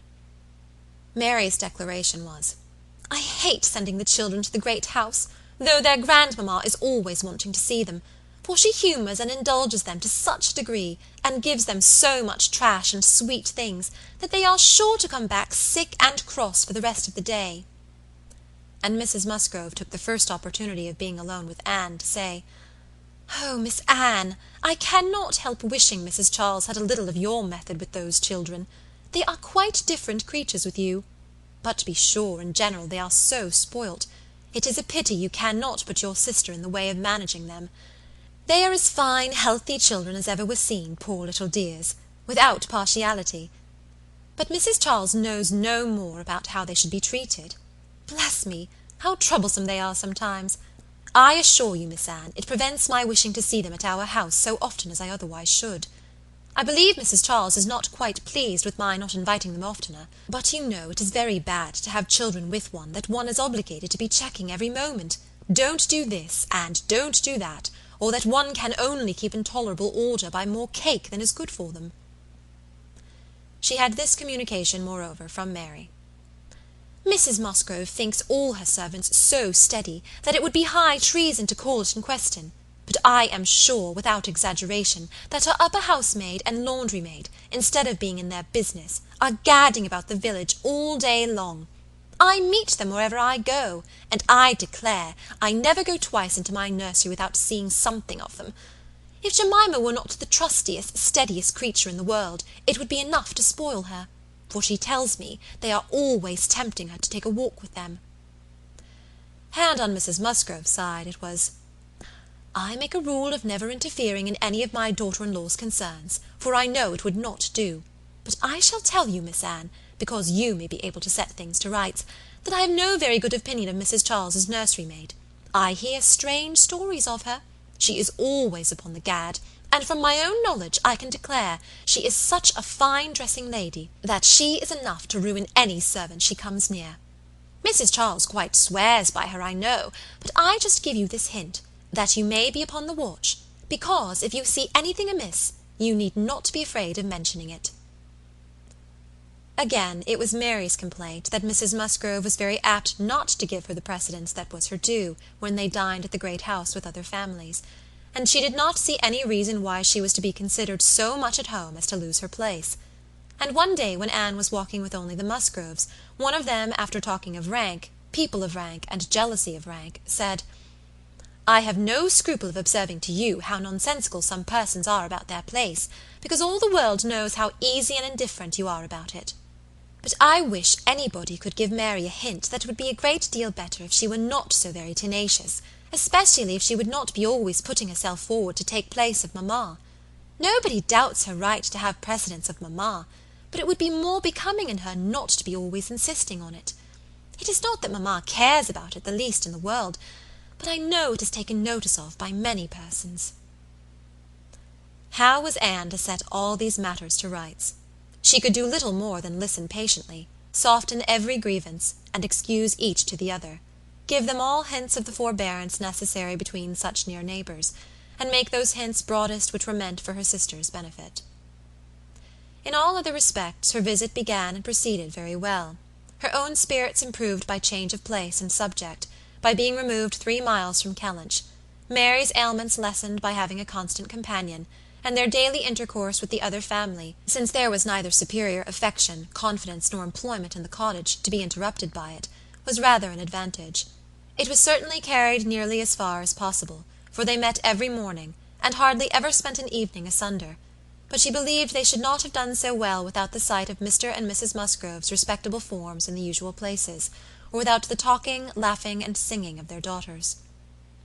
She played a great deal better than either of the Miss Musgroves, but having no voice, no knowledge of the harp, and no fond parents, to sit by and fancy themselves delighted, her performance was little thought of, only out of civility, or to refresh the others, as she was well aware. She knew that when she played she was giving pleasure only to herself, but this was no new sensation. Excepting one short period of her life, she had never, since the age of 14, never since the loss of her dear mother, known the happiness of being listened to, or encouraged by any just appreciation or real taste. In music she had been always used to feel alone in the world, and Mr. and Mrs. Musgrove's fond partiality for their own daughter's performance, and total indifference to any other person's, gave her much more pleasure for their sakes, than mortification for her own. The party at the great house was sometimes increased by other company. The neighbourhood was not large, but the Musgroves were visited by everybody, and had more dinner parties and more callers, more visitors by invitation and by chance, than any other family. They were more completely popular. The girls were wild for dancing, and the evenings ended occasionally in an unpremeditated little ball. There was a family of cousins within a walk of Uppercross, in less affluent circumstances, who depended on the Musgroves for all their pleasures.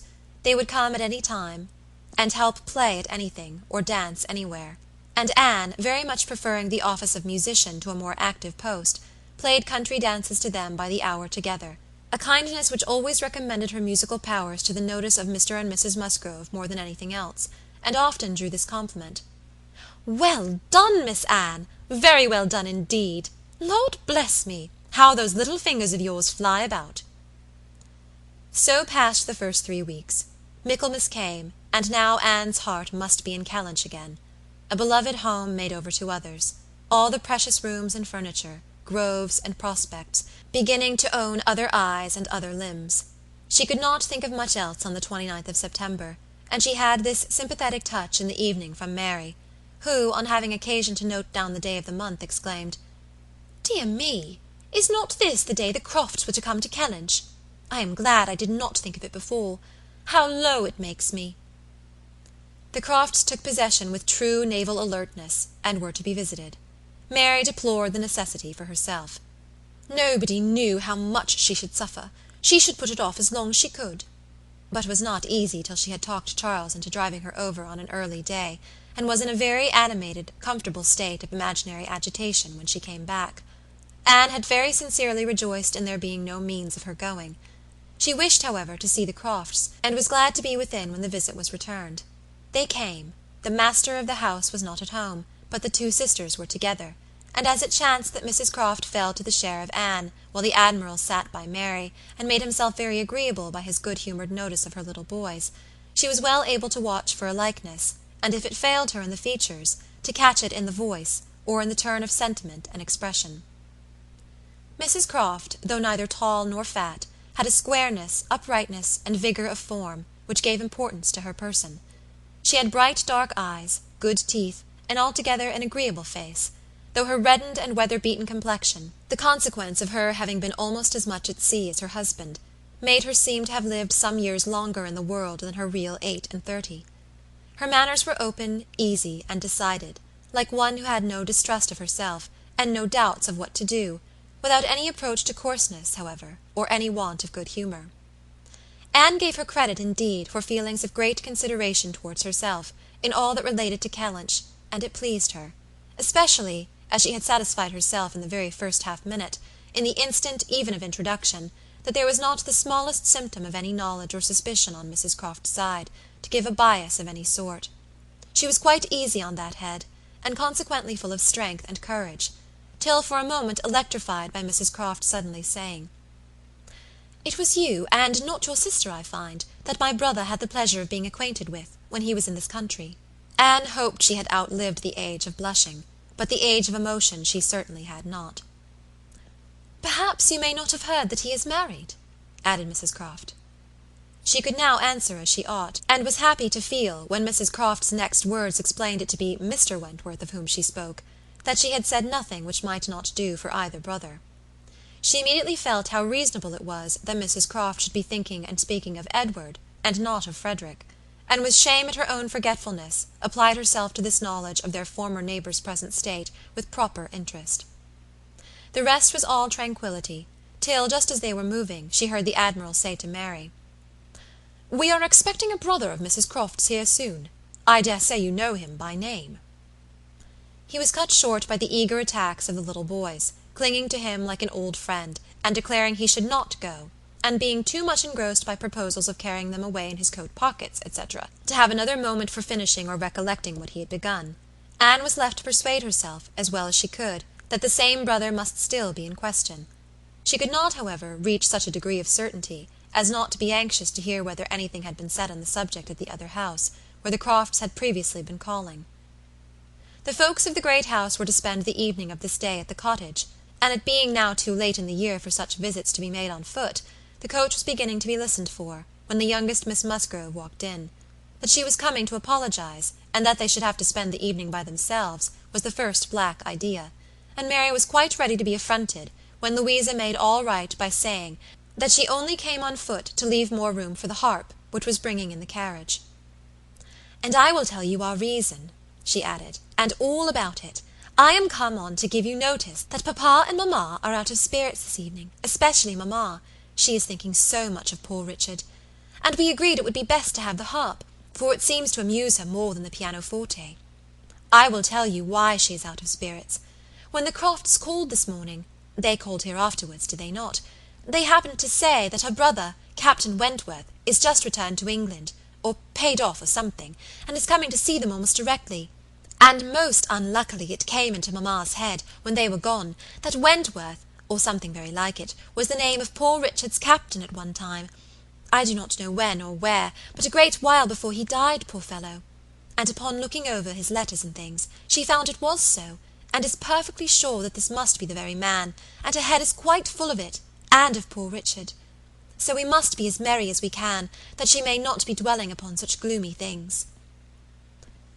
The real circumstances of this pathetic piece of family history were, that the Musgroves had had the ill fortune of a very troublesome, hopeless son, and the great good fortune to lose him before he reached his 20th year; that he had been sent to sea because he was stupid and unmanageable on shore; that he had been very little cared for at any time by his family, though quite as much as he deserved, seldom heard of and scarcely at all regretted, when the intelligence of his death abroad had worked its way to Uppercross 2 years before.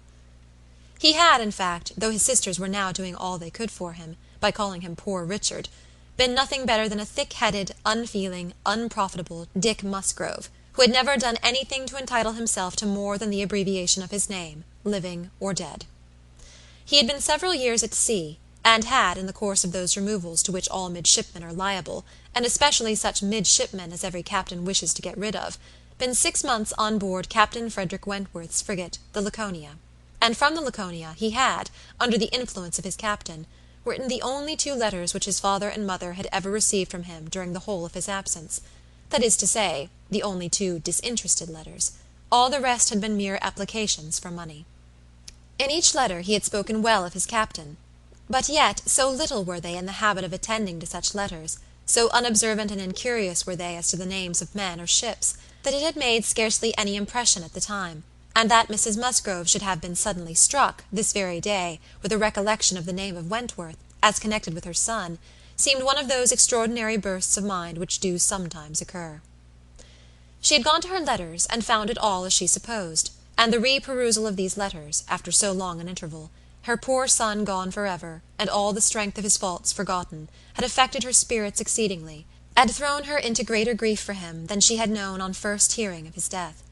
Mr. Musgrove was, in a lesser degree, affected likewise, and when they reached the cottage, they were evidently in want, first of being listened to anew on this subject, and afterwards of all the relief which cheerful companions could give them.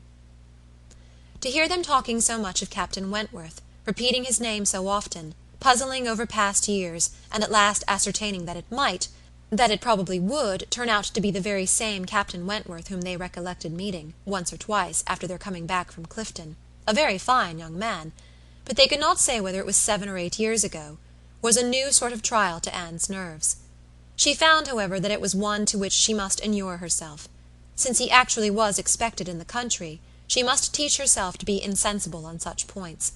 And not only did it appear that he was expected, and speedily, but the Musgroves, in their warm gratitude for the kindness he had shown poor Dick, and very high respect for his character, stamped as it was by poor Dick's having been 6 months under his care, and mentioning him in strong, though not perfectly well spelt praise, as a fine dashing fellow, only too particular about the schoolmaster, were bent on introducing themselves, and seeking his acquaintance, as soon as they could hear of his arrival. The resolution of doing so helped to form the comfort of their evening. Chapter 7. A very few days more, and Captain Wentworth was known to be at Kellynch, and Mr. Musgrove had called on him, and come back warm in his praise, and he was engaged with the Crofts to dine at Uppercross by the end of another week. It had been a great disappointment to Mr. Musgrove to find that no earlier day could be fixed, so impatient was he to show his gratitude, by seeing Captain Wentworth under his own roof, and welcoming him to all that was strongest and best in his cellars. But a week must pass, only a week in Anne's reckoning, and then she supposed they must meet, and soon she began to wish that she could feel secure even for a week. Captain Wentworth made a very early return to Mr. Musgrove's civility, and she was all but calling there in the same half-hour. She and Mary were actually setting forward for the great house, where, as she afterwards learnt, they must inevitably have found him, when they were stopped by the eldest boy's being at that moment brought home in consequence of a bad fall. The child's situation put the visit entirely aside. But she could not hear of her escape with indifference, even in the midst of the serious anxiety which they afterwards felt on his account. His collarbone was found to be dislocated, and such injury received in the back as roused the most alarming ideas.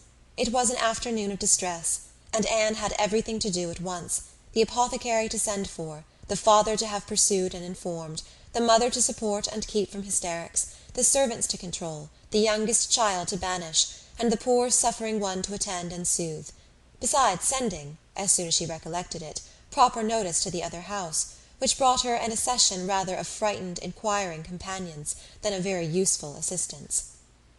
Her brother's return was the first comfort. He could take best care of his wife, and the second blessing was the arrival of the apothecary. Till he came and had examined the child, their apprehensions were the worse for being vague. They suspected great injury, but knew not where. But now the collar-bone was soon replaced, and though Mr. Robinson felt, and rubbed, and looked grave, and spoke low words both to the father and the aunt, still they were all to hope the best, and to be able to part and eat their dinner in tolerable ease of mind. And then it was, just before they parted, that the two young aunts were able so far to digress from their nephew's state as to give the information of Captain Wentworth's visit, staying 5 minutes behind their father and mother, to endeavour to express how perfectly delighted they were with him, how much handsomer, how infinitely more agreeable they thought him than any individual among their male acquaintance, who had been at all a favourite before. How glad they had been to hear papa invite him to stay to dinner, how sorry when he said it was quite out of his power, and how glad again when he had promised in reply to papa and mamma's farther pressing invitations to come and dine with them on the morrow, actually on the morrow, and he had promised it in so pleasant a manner as if he felt all the motive of their attention just as he ought, and, in short, he had looked and said everything with such exquisite grace that they could assure them all their heads were both turned by him, and off they ran, quite as full of glee as of love, and apparently more full of Captain Wentworth than of little Charles. The same story and the same raptures were repeated when the two girls came with their father, through the gloom of the evening, to make inquiries, and Mr. Musgrove, no longer under the first uneasiness about his heir, could add his confirmation and praise, and hope there would be now no occasion for putting Captain Wentworth off, and only be sorry to think that the cottage party, probably, would not like to leave the little boy, to give him the meeting. Oh, no, as to leaving the little boy, both father and mother were in much too strong and recent alarm to bear the thought, and Anne, in the joy of the escape, could not help adding her warm protestations to theirs. Charles Musgrove, indeed, afterwards, showed more of inclination. The child was going on so well, and he wished so much to be introduced to Captain Wentworth, that perhaps he might join them in the evening. He would not dine from home, but he might walk in for half an hour. But in this he was eagerly opposed by his wife, with, "Oh, no, indeed, Charles, I cannot bear to have you go away. Only think if anything should happen." The child had a good night, and was going on well the next day. It must be a work of time to ascertain that no injury had been done to the spine, but Mr. Robinson found nothing to increase alarm, and Charles Musgrove began, consequently, to feel no necessity for longer confinement. The child was to be kept in bed and amused as quietly as possible, but what was there for a father to do? This was quite a female case, and it would be highly absurd in him, who could be of no use at home, to shut himself up. His father very much wished him to meet Captain Wentworth, and there being no sufficient reason against it, he ought to go, and it ended in his making a bold public declaration, when he came in from shooting, of his meaning to dress directly, and dine at the other house.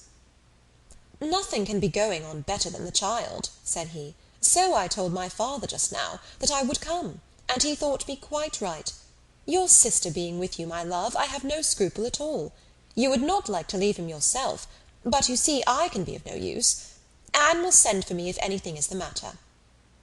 Husbands and wives generally understand when opposition will be in vain. Mary knew, from Charles's manner of speaking, that he was quite determined on going, and that it would be of no use to tease him. She said nothing, therefore, till he was out of the room, but as soon as there was only Anne to hear, "So you and I are to be left to shift by ourselves with this poor sick child, and not a creature coming near us all the evening. I knew how it would be. This is always my luck. If there is anything disagreeable going on, men are always sure to get out of it, and Charles is as bad as any of them. Very unfeeling.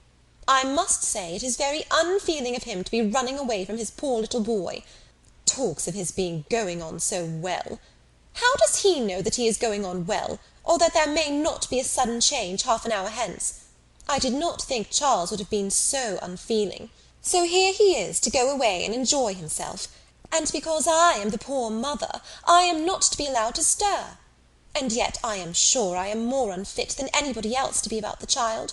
My being the mother is the very reason why my feelings should not be tried. I am not at all equal to it. You saw how hysterical I was yesterday." "But that was only the effect of the suddenness of your alarm, of the shock. You will not be hysterical again. I dare say we shall have nothing to distress us. I perfectly understand Mr. Robinson's directions, and have no fears. And indeed, Mary, I cannot wonder at your husband. Nursing does not belong to a man. It is not his province. A sick child is always the mother's property. Her own feelings generally make it so." "I hope I am as fond of my child as any mother, but I do not know that I am of any more use in the sick-room than Charles, for I cannot be always scolding and teasing the poor child when it is ill, and you saw this morning that if I told him to keep quiet, he was sure to begin kicking about. I have not nerves for the sort of thing." "But could you be comfortable yourself, to be spending the whole evening away from the poor boy?" "Yes, you see his papa can, and why should not I? Jemima is so careful. And she could send us word every hour how he was. I really think Charles might as well have told his father we would all come. I am not more alarmed about little Charles now than he is. I was dreadfully alarmed yesterday, but the case is very different to-day." "Well, if you do not think it too late to give notice for yourself, suppose you were to go, as well as your husband. Leave little Charles to my care. Mr. and Mrs. Musgrove cannot think it wrong while I remain with him." "Are you serious?" cried Mary, her eyes brightening. "Dear me, that's a very good thought. Very good indeed. To be sure, I may just as well go as not, for I am of no use at home, am I? And it only harasses me. You, who have not a mother's feelings, are a great deal the properest person. You can make little Charles do anything. He always minds you at a word. It will be a great deal better than leaving him only with Jemima. Oh, I shall certainly go.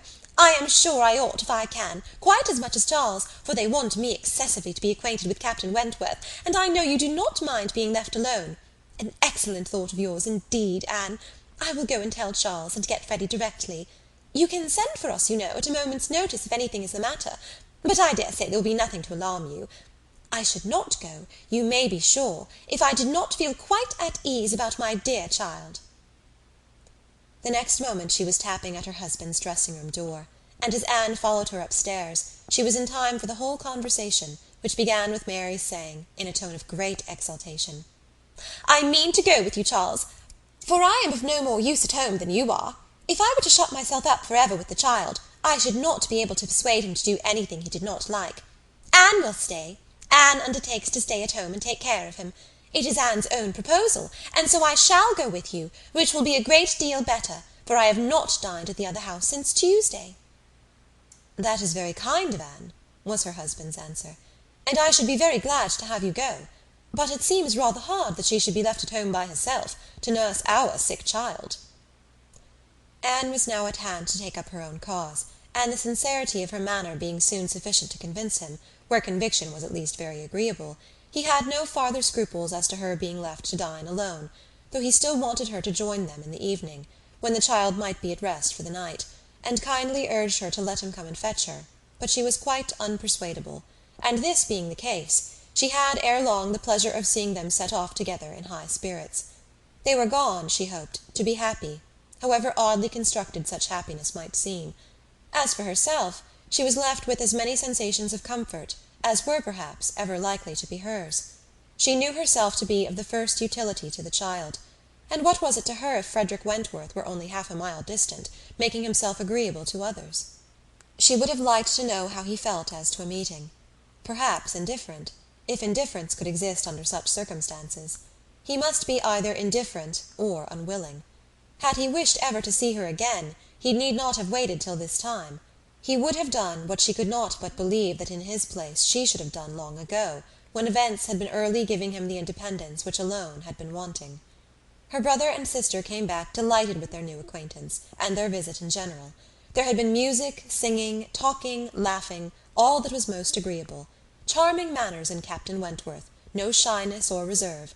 They seemed all to know each other perfectly, and he was coming the very next morning to shoot with Charles. He was to come to breakfast, but not at the cottage, though that had been proposed at first. But then he had been pressed to come to the great house instead, and he seemed afraid of being in Mrs. Charles Musgrove's way, on account of the child, and therefore somehow, they hardly knew how, it ended in Charles's being to meet him to breakfast at his father's. Anne understood it. He wished to avoid seeing her. He had inquired after her, she found, slightly, as might suit a former slight acquaintance, seeming to acknowledge such as she had acknowledged, actuated, perhaps, by the same view of escaping introduction when they were to meet. The morning hours of the cottage were always later than those of the other house, and on the morrow the difference was so great that Mary and Anne were not more than beginning breakfast when Charles came in to say that they were just setting off, that he was come for his dogs, that his sisters were following with Captain Wentworth, his sisters meaning to visit Mary and the child, and Captain Wentworth proposing also to wait on her for a few minutes, if not inconvenient. And though Charles had answered for the child's being in no such state as could make it inconvenient, Captain Wentworth would not be satisfied without his running on to give notice. Mary, very much gratified by this attention, was delighted to receive him, while 1,000 feelings rushed on Anne, of which this was the most consoling, that it would soon be over. And it was soon over. In 2 minutes after Charles's preparation, the others appeared. They were in the drawing-room. Her eye half met Captain Wentworth's. A bow, a curtsy passed. She heard his voice. He talked to Mary, said all that was right, said something to the Miss Musgroves, enough to mark an easy footing. The room seemed full, full of persons and voices, but a few minutes ended it. Charles showed himself at the window. All was ready. Their visitor had bowed and was gone. The Miss Musgroves were gone too, suddenly resolving to walk to the end of the village with the sportsmen. The room was cleared, and Anne might finish her breakfast as she could. "It is over, it is over," she repeated to herself again and again, in nervous gratitude. "The worst is over." Mary talked, but she could not attend. She had seen him. They had met. They had been once more in the same room. Soon, however, she began to reason with herself, and try to be feeling less. 8 years, almost 8 years had passed, since all had been given up. How absurd to be resuming the agitation which such an interval had banished into distance and indistinctness! What might not 8 years do? Events of every description, changes, alienations, removals, all must be comprised in it, and oblivion of the past. How natural, how certain too! It included nearly a third part of her own life. Alas! With all her reasoning, she found that to retentive feelings 8 years may be little more than nothing. Now how were his sentiments to be read? Was this like wishing to avoid her? And the next moment she was hating herself for the folly which asked the question. On one other question which perhaps her utmost wisdom might not have prevented, she was soon spared all suspense. For after the Miss Musgroves had returned and finished their visit at the cottage, she had this spontaneous information from Mary. "Captain Wentworth is not very gallant by you, Anne, though he was so attentive to me. Henrietta asked him what he thought of you, when they went away, and he said, 'You were so altered, he should not have known you again.'" Mary had no feelings to make her respect her sisters in a common way, but she was perfectly unsuspicious of being inflicting any peculiar wound. Altered beyond his knowledge. Anne fully submitted, in silent, deep mortification. Doubtless it was so, and she could take no revenge, for he was not altered, or not for the worse. She had already acknowledged it to herself, and she could not think differently, let him think of her as he would. No, The years which had destroyed her youth and bloom had only given him a more glowing, manly, open look, in no respect lessening his personal advantages. She had seen the same Frederick Wentworth. So altered that he should not have known her again. These were words which could not but dwell with her. Yet she soon began to rejoice that she had heard them. They were of sobering tendency.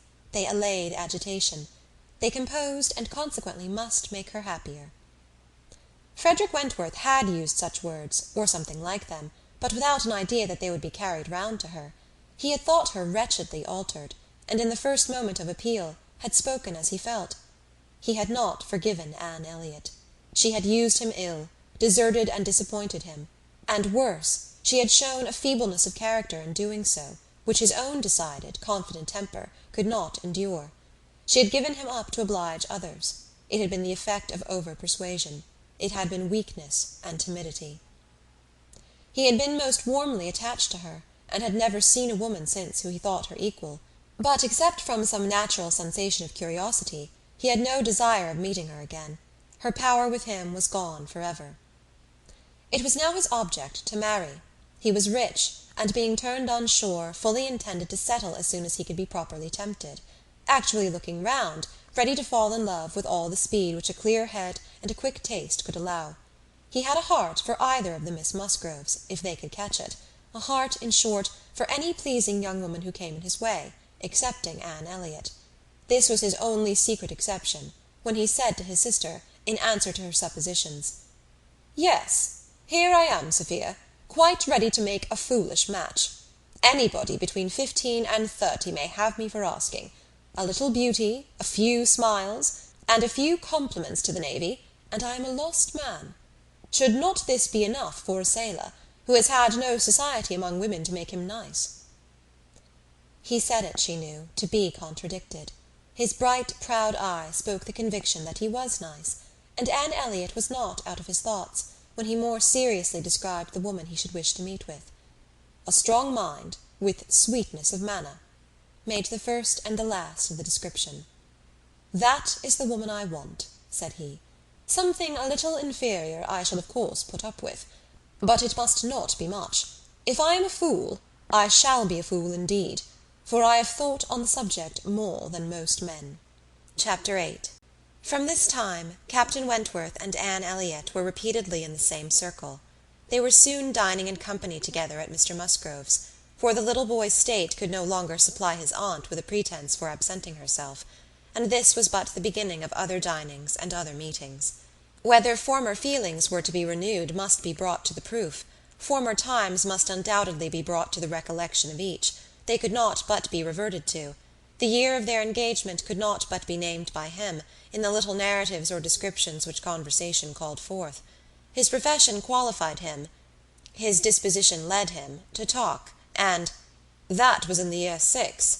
That happened before I went to sea in the year 6. Occurred in the course of the first evening they spent together, and though his voice did not falter, and though she had no reason to suppose his eye wandering towards her while he spoke, Anne felt the utter impossibility, from her knowledge of his mind, that he could be unvisited by remembrance any more than herself. There must be the same immediate association of thought, though she was very far from conceiving it to be of equal pain. They had no conversation together, no intercourse but what the commonest civility required. Once so much to each other, now nothing. There had been a time when, of all the large party now filling the drawing-room at Uppercross, they would have found it most difficult to cease to speak to one another.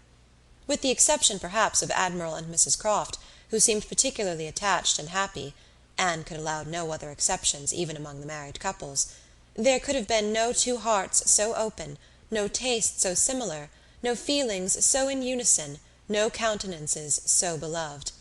Now they were as strangers, nay, worse than strangers, for they could never become acquainted. It was a perpetual estrangement. When he talked, she heard the same voice, and discerned the same mind. There was a very general ignorance of all naval matters throughout the party, and he was very much questioned, and especially by the two Miss Musgroves, who seemed hardly to have any eyes but for him, as to the manner of living on board, daily regulations, food, hours, etc., and their surprise at his accounts, at learning the degree of accommodation and arrangement which was practicable, drew from him some pleasant ridicule.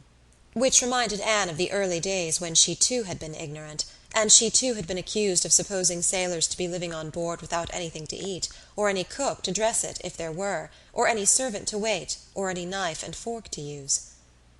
From thus listening and thinking, she was roused by a whisper of Mrs. Musgrove's, who, overcome by fond regrets, could not help saying, "Ah, Miss Anne, if it had pleased heaven to spare my poor son, I dare say he would have been just such another by this time." Anne suppressed a smile, and listened kindly, while Mrs. Musgrove relieved her heart a little more, and for a few minutes, therefore, could not keep pace with the conversation of the others. When she could let her attention take its natural course again, she found the Miss Musgroves just fetching the Navy List, their own Navy List, the first that had ever been at Uppercross, and sitting down together to pore over it, with the professed view of finding out the ships that Captain Wentworth had commanded. "Your first was the Asp, I remember. We will look for the Asp." "You will not find her there. Quite worn out and broken up. I was the last man who commanded her. Hardly fit for service then. Reported fit for home service for a year or two, and so I was sent off to the West Indies." The girls looked all amazement. "The Admiralty," he continued, "entertain themselves now and then, with sending a few hundred men to sea, in a ship not fit to be employed. But they have a great many to provide for, and among the thousands that may just as well go to the bottom as not, it is impossible for them to distinguish the very set who may be least missed." "Phoo, phoo!" cried the Admiral. "What stuff these young fellows talk! Never was a better sloop than the Asp in her day. For an old-built sloop you would not see her equal. Lucky fellow to get her! He knows there must have been 20 better men than himself applying for her at the same time. Lucky fellow to get anything so soon, with no more interest than his." "I felt my luck, Admiral, I assure you," replied Captain Wentworth seriously. "I was as well satisfied with my appointment as you can desire.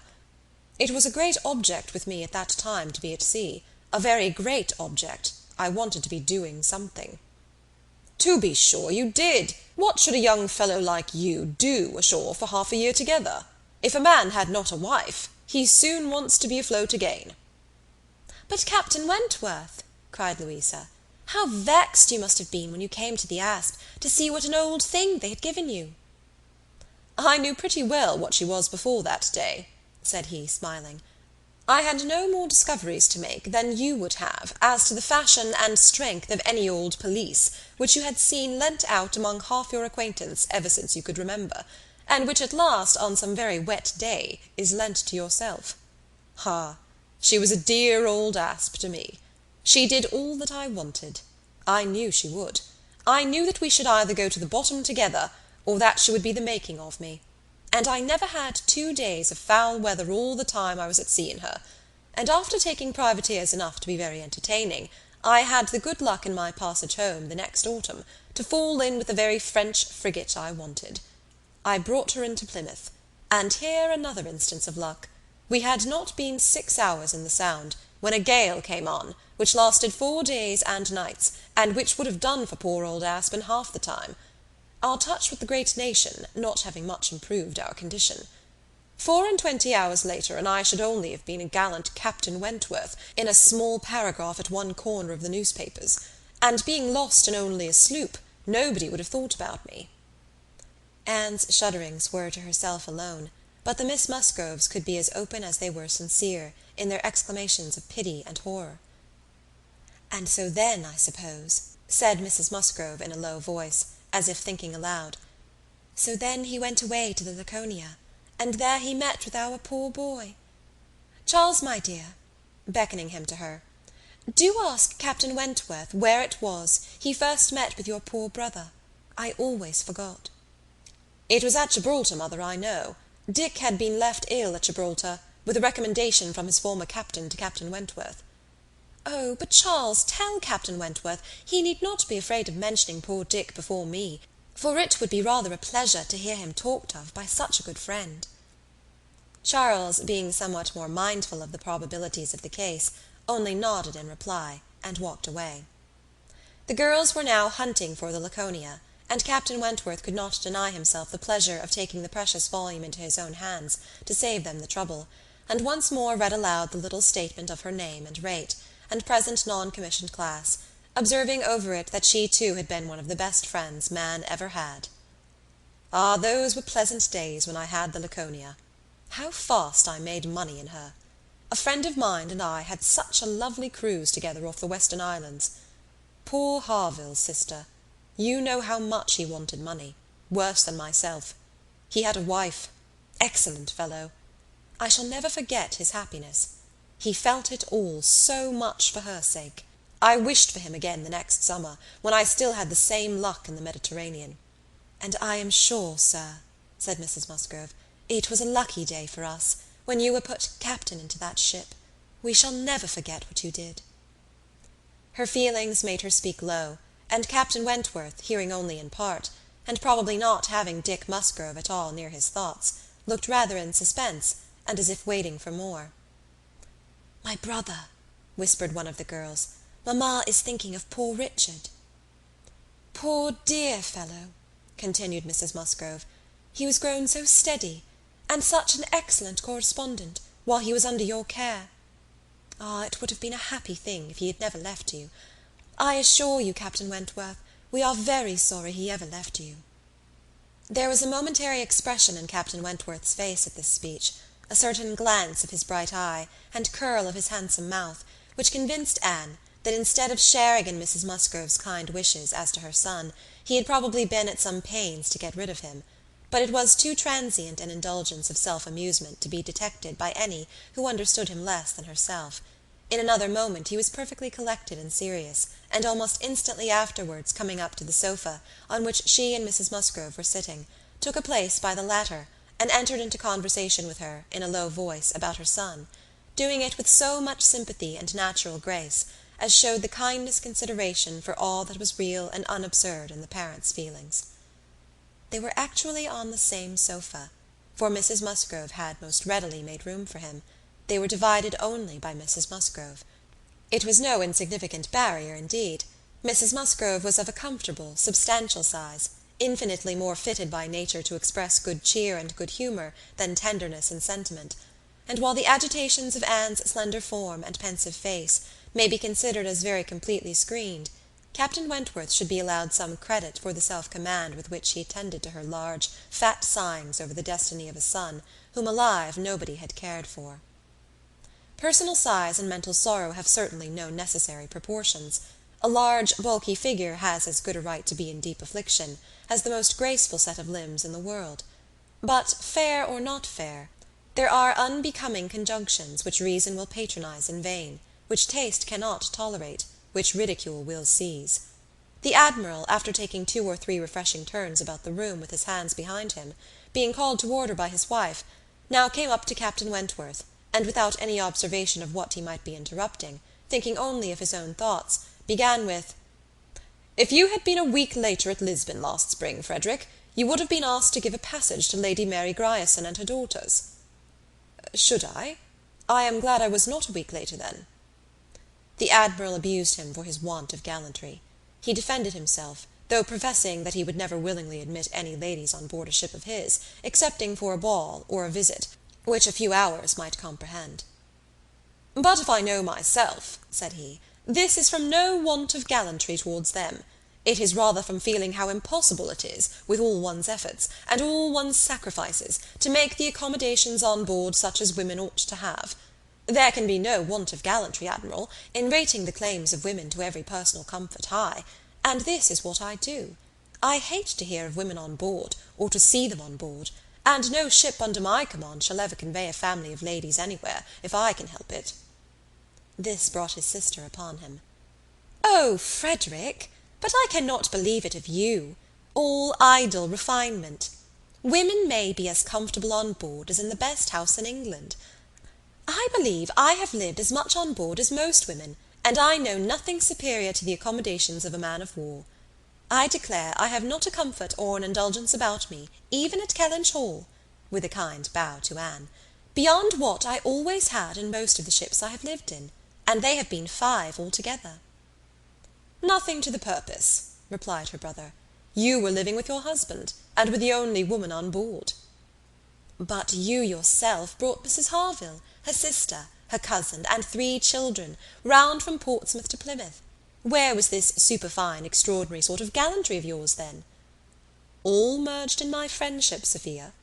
I would assist any brother officer's wife that I could, and I would bring anything of Harville's from the world's end if he wanted it. But do not imagine that I did not feel it an evil in itself. Depend upon it, they were all perfectly comfortable. I might not like them the better for that, perhaps. Such a number of women and children have no right to be comfortable on board." "My dear Frederick, you are talking quite idly. Pray, what would become of us poor sailors' wives, who often want to be conveyed to one port or another, after our husbands, if everybody had your feelings?" "My feelings, you see, did not prevent my taking Mrs. Harville and her family to Plymouth." "But I hate to hear you talking so like a fine gentleman, and as if women were all fine ladies, instead of rational creatures. We none of us expect to be in smooth water all our days." "Ah, my dear," said the Admiral, "when he had got a wife he will sing a different tune.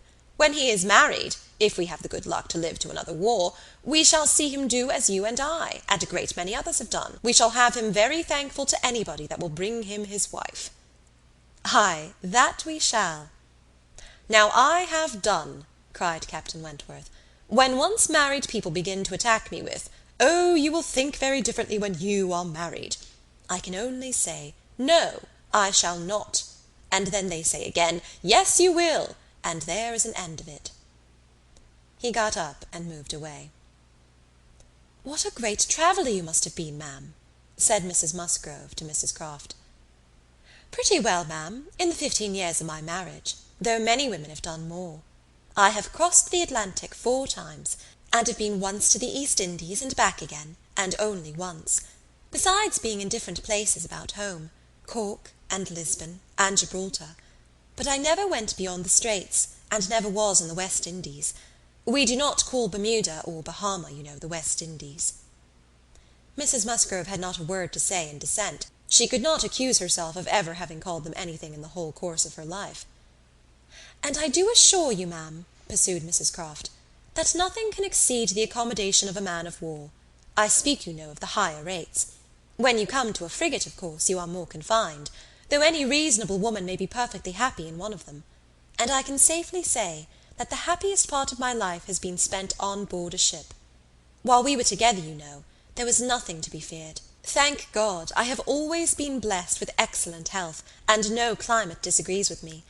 A little disordered always the first 24 hours of going to sea, but never knew what sickness was afterwards. The only time I ever really suffered in body or mind, the only time that I ever fancied myself unwell, or had any ideas of danger, was the winter that I passed by myself at Deal, when the Admiral, Captain Croft then, was in the North Seas. I lived in perpetual fright at that time, and had all manner of imaginary complaints from not knowing what to do with myself, or when I should hear from him next. But as long as we could be together, nothing ever ailed me, and I never met with the smallest inconvenience." "Ay, to be sure! Yes, indeed, oh yes! I am quite of your opinion, Mrs. Croft," was Mrs. Musgrove's hearty answer. "There is nothing so bad as a separation. I am quite of your opinion. I know what it is, for Mr. Musgrove always attends the assizes, and I am so glad when they are over, and he is back safe again." The evening ended with dancing. On its being proposed, Anne offered her services as usual, and though her eyes would sometimes fill with tears as she sat at the instrument, she was extremely glad to be employed, and desired nothing in return but to be unobserved. It was a merry, joyous party, and no one seemed in higher spirits than Captain Wentworth. She felt that he had everything to elevate him which general attention and deference, and especially the attention of all the young women, could do. The Miss Hayters, the females of the family of cousins already mentioned, were apparently admitted to the honour of being in love with him, and as for Henrietta and Louisa, they both seemed so entirely occupied by him that nothing but the continued appearance of the most perfect good will between themselves could have made it credible that they were not decided rivals. If he were a little spoiled by such universal, such eager admiration, who could wonder? These were some of the thoughts which preoccupied Anne, while her fingers were mechanically at work, proceeding for half an hour together, equally without error and without consciousness. Once she felt that he was looking at herself, observing her altered features, perhaps trying to trace in them the ruins of the face which had once charmed him. And once she knew that he must have spoken of her.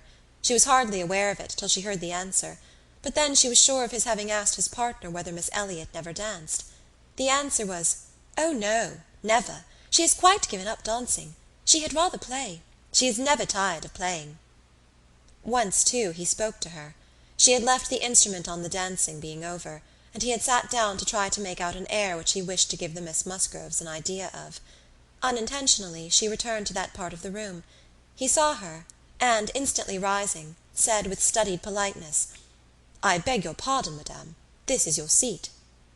And though she immediately drew back with a decided negative, he was not to be induced to sit down again. Anne did not wish for more of such looks and speeches. His cold politeness, his ceremonious grace, were worse than anything.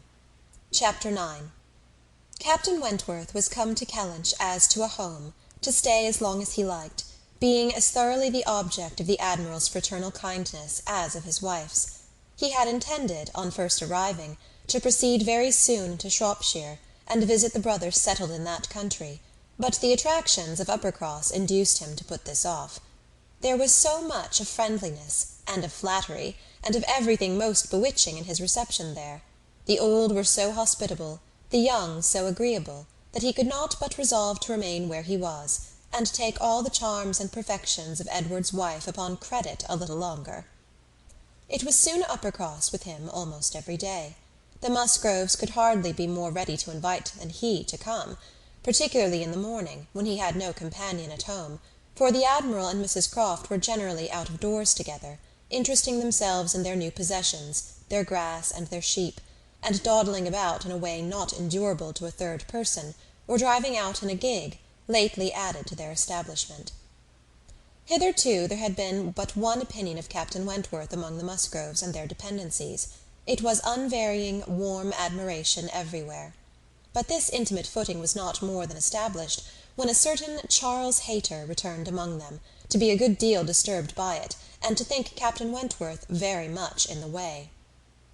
Charles Hayter was the eldest of all the cousins, and a very amiable, pleasing young man, between whom and Henrietta there had been a considerable appearance of attachment previous to Captain Wentworth's introduction.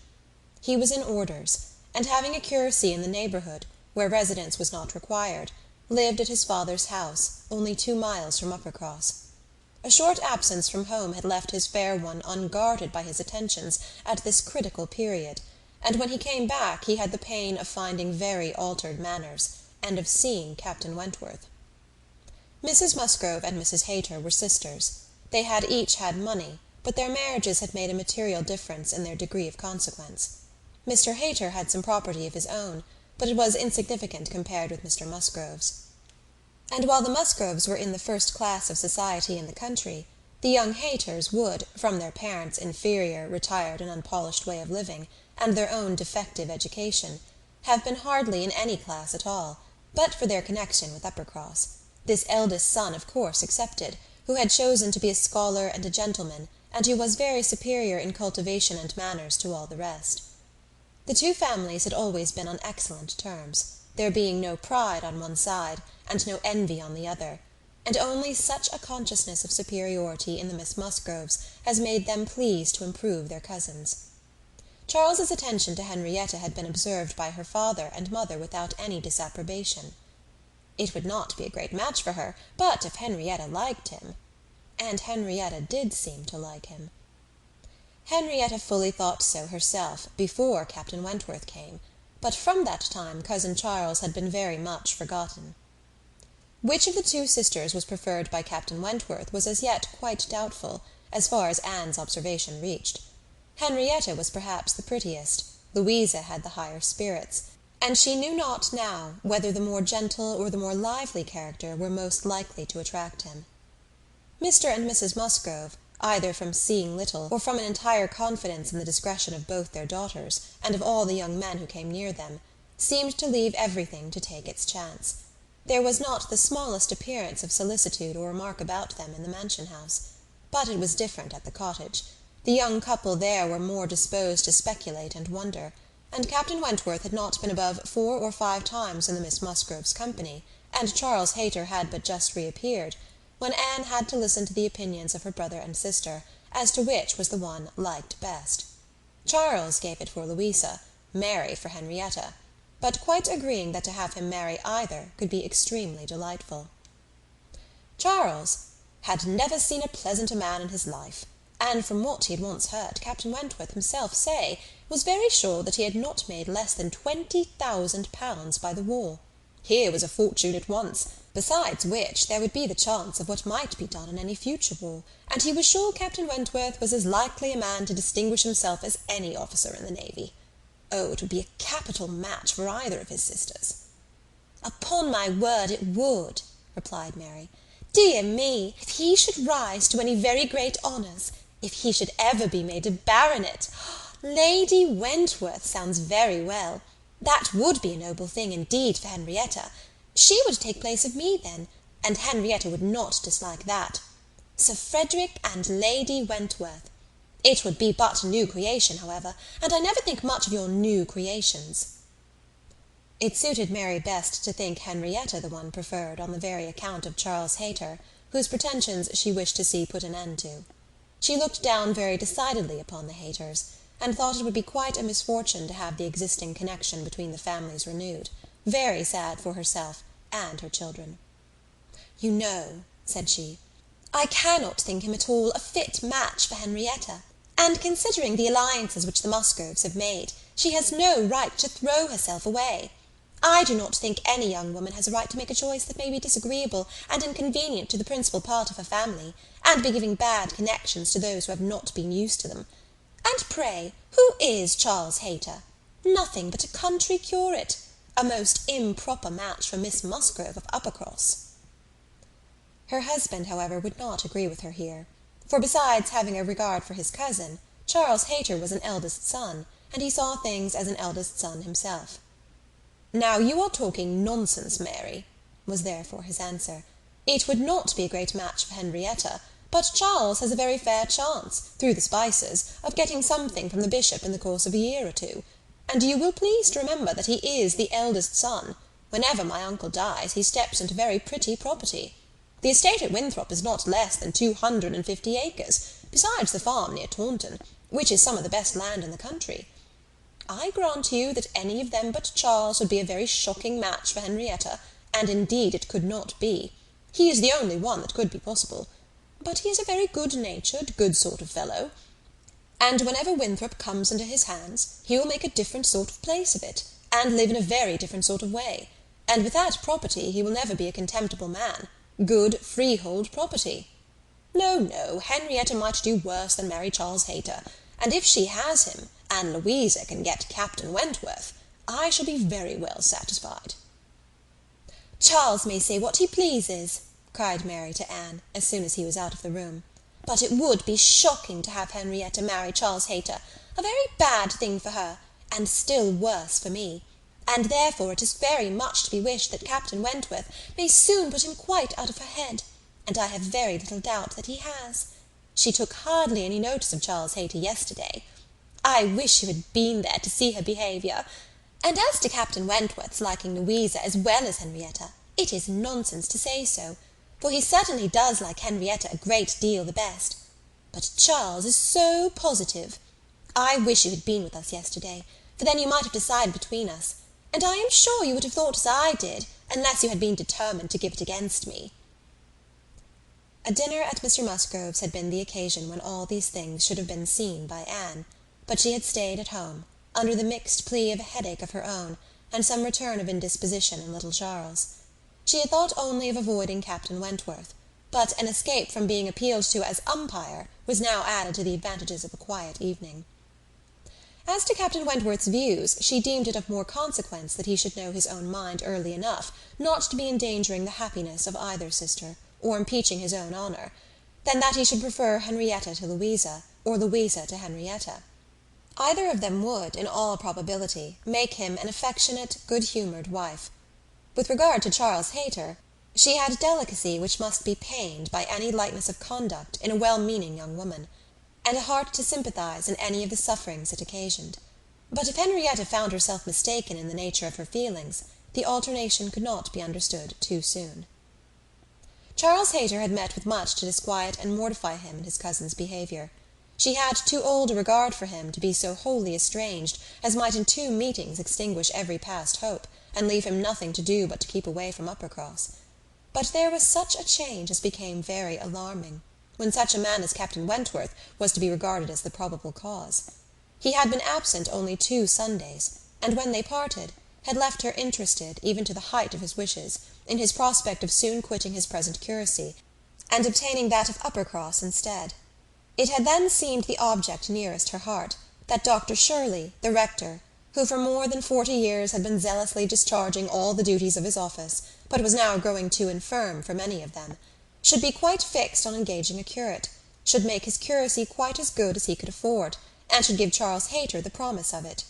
The advantage of his having come only to Uppercross, instead of going 6 miles another way, of his having in every respect a better curacy, of his belonging to their dear Dr. Shirley, and of dear, good Dr. Shirley's being relieved from the duty which he could no longer get through without most injurious fatigue, had been a great deal, even to Louisa, but had been almost everything to Henrietta. When he came back, alas, the zeal of the business was gone by. Louisa could not listen at all to his account of a conversation which he had just held with Dr. Shirley. She was at a window, looking out for Captain Wentworth, and even Henrietta had at best only a divided attention to give, and seemed to have forgotten all the former doubt and solicitude of the negotiation. "Well, I am very glad indeed, but I always thought you would have it. I always thought you sure. It did not appear to me that... In short, you know, Dr. Shirley must have a curate, and you had secured his promise. Is he coming, Louisa?" One morning, very soon after the dinner at the Musgroves, at which Anne had not been present, Captain Wentworth walked into the drawing-room at the cottage, where were only herself and the little invalid Charles, who was lying on the sofa. The surprise of finding himself almost alone with Anne Elliot deprived his manners of their usual composure. He started, and could only say, "I thought the Miss Musgroves had been here.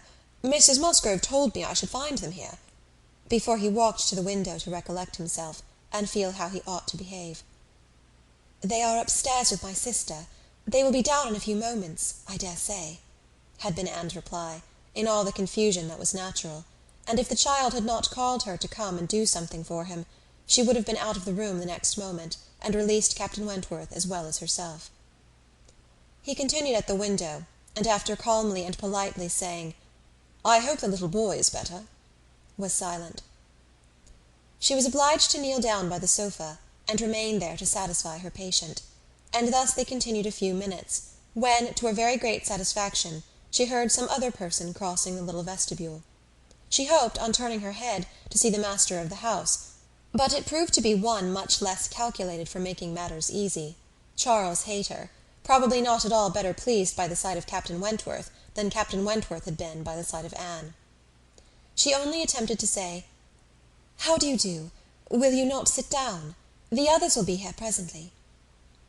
Captain Wentworth, however, came from his window, apparently not ill-disposed for conversation, but Charles Hayter soon put an end to his attempts by seating himself near the table and taking up the newspaper, and Captain Wentworth returned to his window.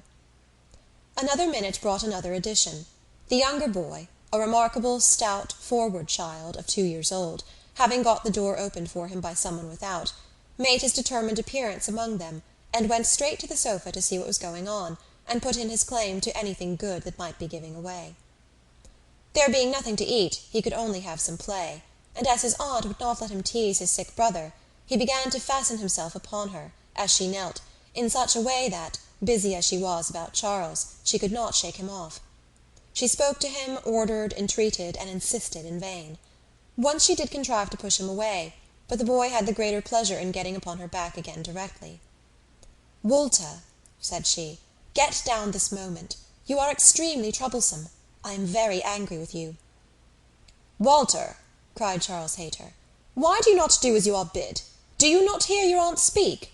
"Come to me, Walter, come to cousin Charles." But not a bit did Walter stir. In another moment, however, she found herself in the state of being released from him.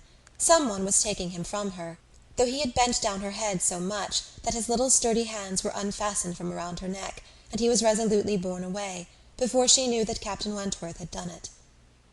Her sensations on the discovery made her perfectly speechless. She could not even thank him. She could only hang over little Charles with most disordered feelings.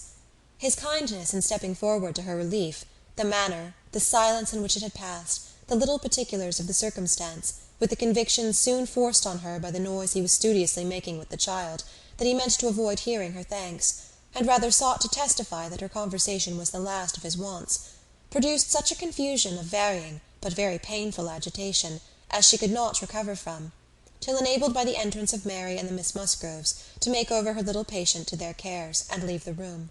She could not stay. It might have been an opportunity of watching the loves and jealousies of the four, they were now all together, but she could stay for none of it. It was evident that Charles Hayter was not well inclined towards Captain Wentworth. She had a strong impression of his having said, in a vexed tone of voice after Captain Wentworth's interference, "You ought to have minded me, Walter. I told you not to tease your aunt," and could comprehend his regretting that Captain Wentworth should do what he ought to have done himself. But neither Charles Hayter's feelings, nor anybody's feelings, could interest her, till she had a little better arranged her own. She was ashamed of herself, quite ashamed of being so nervous, so overcome by such a trifle. But so it was, and it required a long application of solitude and reflection to recover her. Chapter 10. Other opportunities of making her observations could not fail to occur. Anne had soon been in company with all the four together often enough to have an opinion, though too wise to acknowledge as much at home, where she knew it would have satisfied neither husband nor wife. For while she considered Louisa to be rather the favourite, she could not but think, as far as she might dare to judge from memory and experience, that Captain Wentworth was not in love with either. They were more in love with him, yet there it was not love.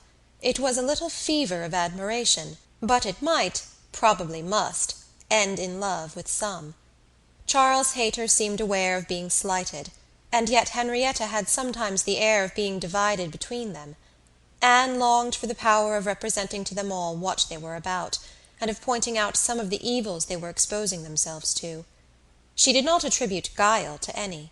It was the highest satisfaction to her to believe Captain Wentworth not in the least aware of the pain he was occasioning. There was no triumph, no pitiful triumph in his manner. He had, probably, never heard and never thought of any claims of Charles Hayter. He was only wrong in accepting the attentions, for accepting must be the word, of two young women at once. After a short struggle, however, Charles Hayter seemed to quit the field.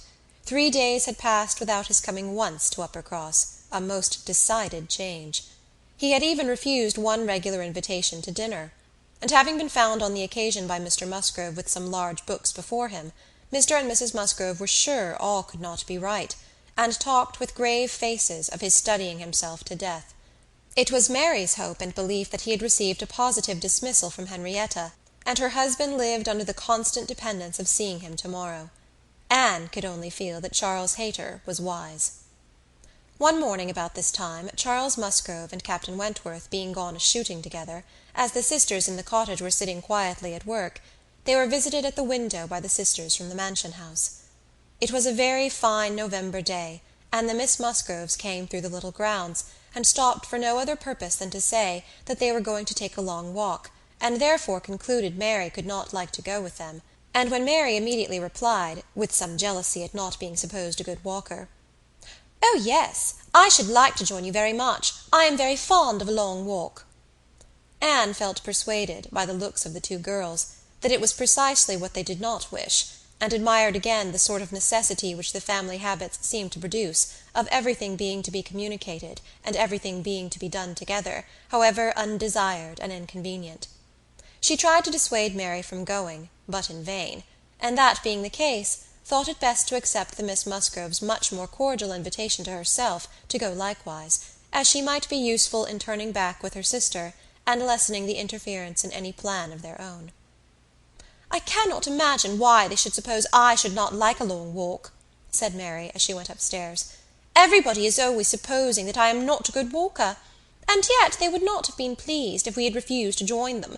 When people come in this manner on purpose to ask us, how can one say no?" Just as they were setting off, the gentlemen returned. They had taken out a young dog, who had spoilt their sport, and sent them back early. Their time and strength and spirits were, therefore, exactly ready for this walk, and they entered into it with pleasure.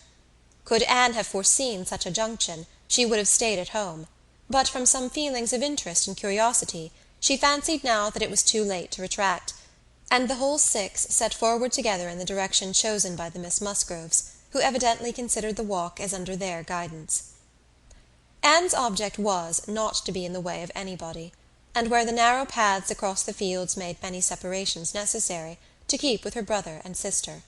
Her pleasure in the walk must arise from the exercise and the day, from the view of the last smiles of the year upon the tawny leaves and withered hedges, and from repeating to herself some few of the 1,000 poetical descriptions extant of autumn, that season of peculiar and inexhaustible influence on the mind of taste and tenderness, that season which had drawn from every poet, worthy of being read, some attempt at description, or some lines of feeling. She occupied her mind as much as possible in such like musings and quotations, but it was not possible that, when within reach of Captain Wentworth's conversation with either of the Miss Musgroves, she should not try to hear it. Yet she caught little very remarkable. It was mere lively chat, such as any young persons, on an intimate footing, might fall into. He was more engaged with Louisa than with Henrietta. Louisa certainly put more forward for his notice than her sister. This distinction appeared to increase, and there was one speech of Louisa's which struck her. After one of the many praises of the day, which were continually bursting forth, Captain Wentworth added, "What glorious weather for the Admiral and my sister! They meant to take a long drive this morning. Perhaps we may hail them from some of these hills. They talked of coming into this side of the country. I wonder whereabouts they will upset to-day. Oh, it does happen very often, I assure you, but my sister makes nothing of it. She would as lieve be tossed out as not." "Ah, you make the most of it, I know," cried Louisa. "But if it were really so, I should do just the same in her place. If I loved a man, as she loves the Admiral, I would be always with him, nothing should ever separate us, and I would rather be overturned by him than driven safely by anybody else." It was spoken with enthusiasm. "Had you?" cried he, catching the same tone. "I honour you." And there was silence between them for a little while. Anne could not immediately fall into a quotation again. The sweet scenes of autumn were for a while put by, unless some tender sonnet, fraught with the apt analogy of the declining year, with declining happiness, and the images of youth and hope and spring, all gone together, blessed her memory. She roused herself to say, as they struck by order into another path, "Is not this one of the ways to Winthrop?" But nobody heard, or at least nobody answered her. Winthrop, however, or its environs, for young men are sometimes to be met with strolling about near home, was their destination, and another half-mile of gradual ascent through large enclosures, where the ploughs at work, and the fresh-made path spoke the farmer counteracting the sweets of poetical despondence, and meaning to have spring again, they gained the summit of the most considerable hill, which parted Uppercross and Winthrop, and soon commanded a full view of the latter at the foot of the hill on the other side. Winthrop, without beauty and without dignity, was stretched before them an indifferent house, standing low, and hemmed in by the barns and buildings of a farmyard. Mary exclaimed, "Bless me! Here is Winthrop! I declare I had no idea. Well now, I think we had better turn back. I am excessively tired." Henrietta, conscious and ashamed, and seeing no cousin Charles walking along any path or leaning against any gate, was ready to do as Mary wished, but "No," said Charles Musgrove, and "No, no," cried Louisa more eagerly, and taking her sister aside, seemed to be arguing the matter warmly. Charles, in the meanwhile, was very decidedly declaring his resolution of calling on his aunt, now that he was so near, and very evidently, though more fearfully, trying to induce his wife to go too. But this was one of the points on which the lady showed her strength, and when he recommended the advantage of resting herself a quarter of an hour at Winthrop, as she felt so tired, she resolutely answered, Oh, no, indeed! Walking up that hill again would do her more harm than any sitting down could do her good. And in short, her look and manner declared that go she would not. After a little succession of these sorts of debates and consultations, it was settled between Charles and his two sisters that he and Henrietta should just run down for a few minutes, to see their aunt and cousins, while the rest of the party waited for them at the top of the hill. Louisa seemed the principal arranger of the plan, and as she went a little way with them down the hill, still talking to Henrietta, Mary took the opportunity of looking scornfully around her, and saying to Captain Wentworth, "It is very unpleasant, having such connections, but I assure you I have never been in the house above twice in my life." She received no other answer than an artificial assenting smile, followed by a contemptuous glance, as he turned away, which Anne perfectly knew the meaning of. The brow of the hill, where they remained, was a cheerful spot. Louisa returned, and Mary, finding a comfortable seat for herself on the step of a stile, was very well satisfied so long as the others all stood about her. But when Louisa drew Captain Wentworth away, to try for a gleaning of nuts in an adjoining hedgerow, and they were gone by degrees quite out of sight and sound, Mary was happy no longer. She quarrelled with her own seat, was sure Louisa had got a much better somewhere, and nothing could prevent her from going to look for a better also. She turned through the same gate, but could not see them. Anne found a nice seat for her, on a dry sunny bank, under the hedgerow, in which she had no doubt of their still being, in some spot or other.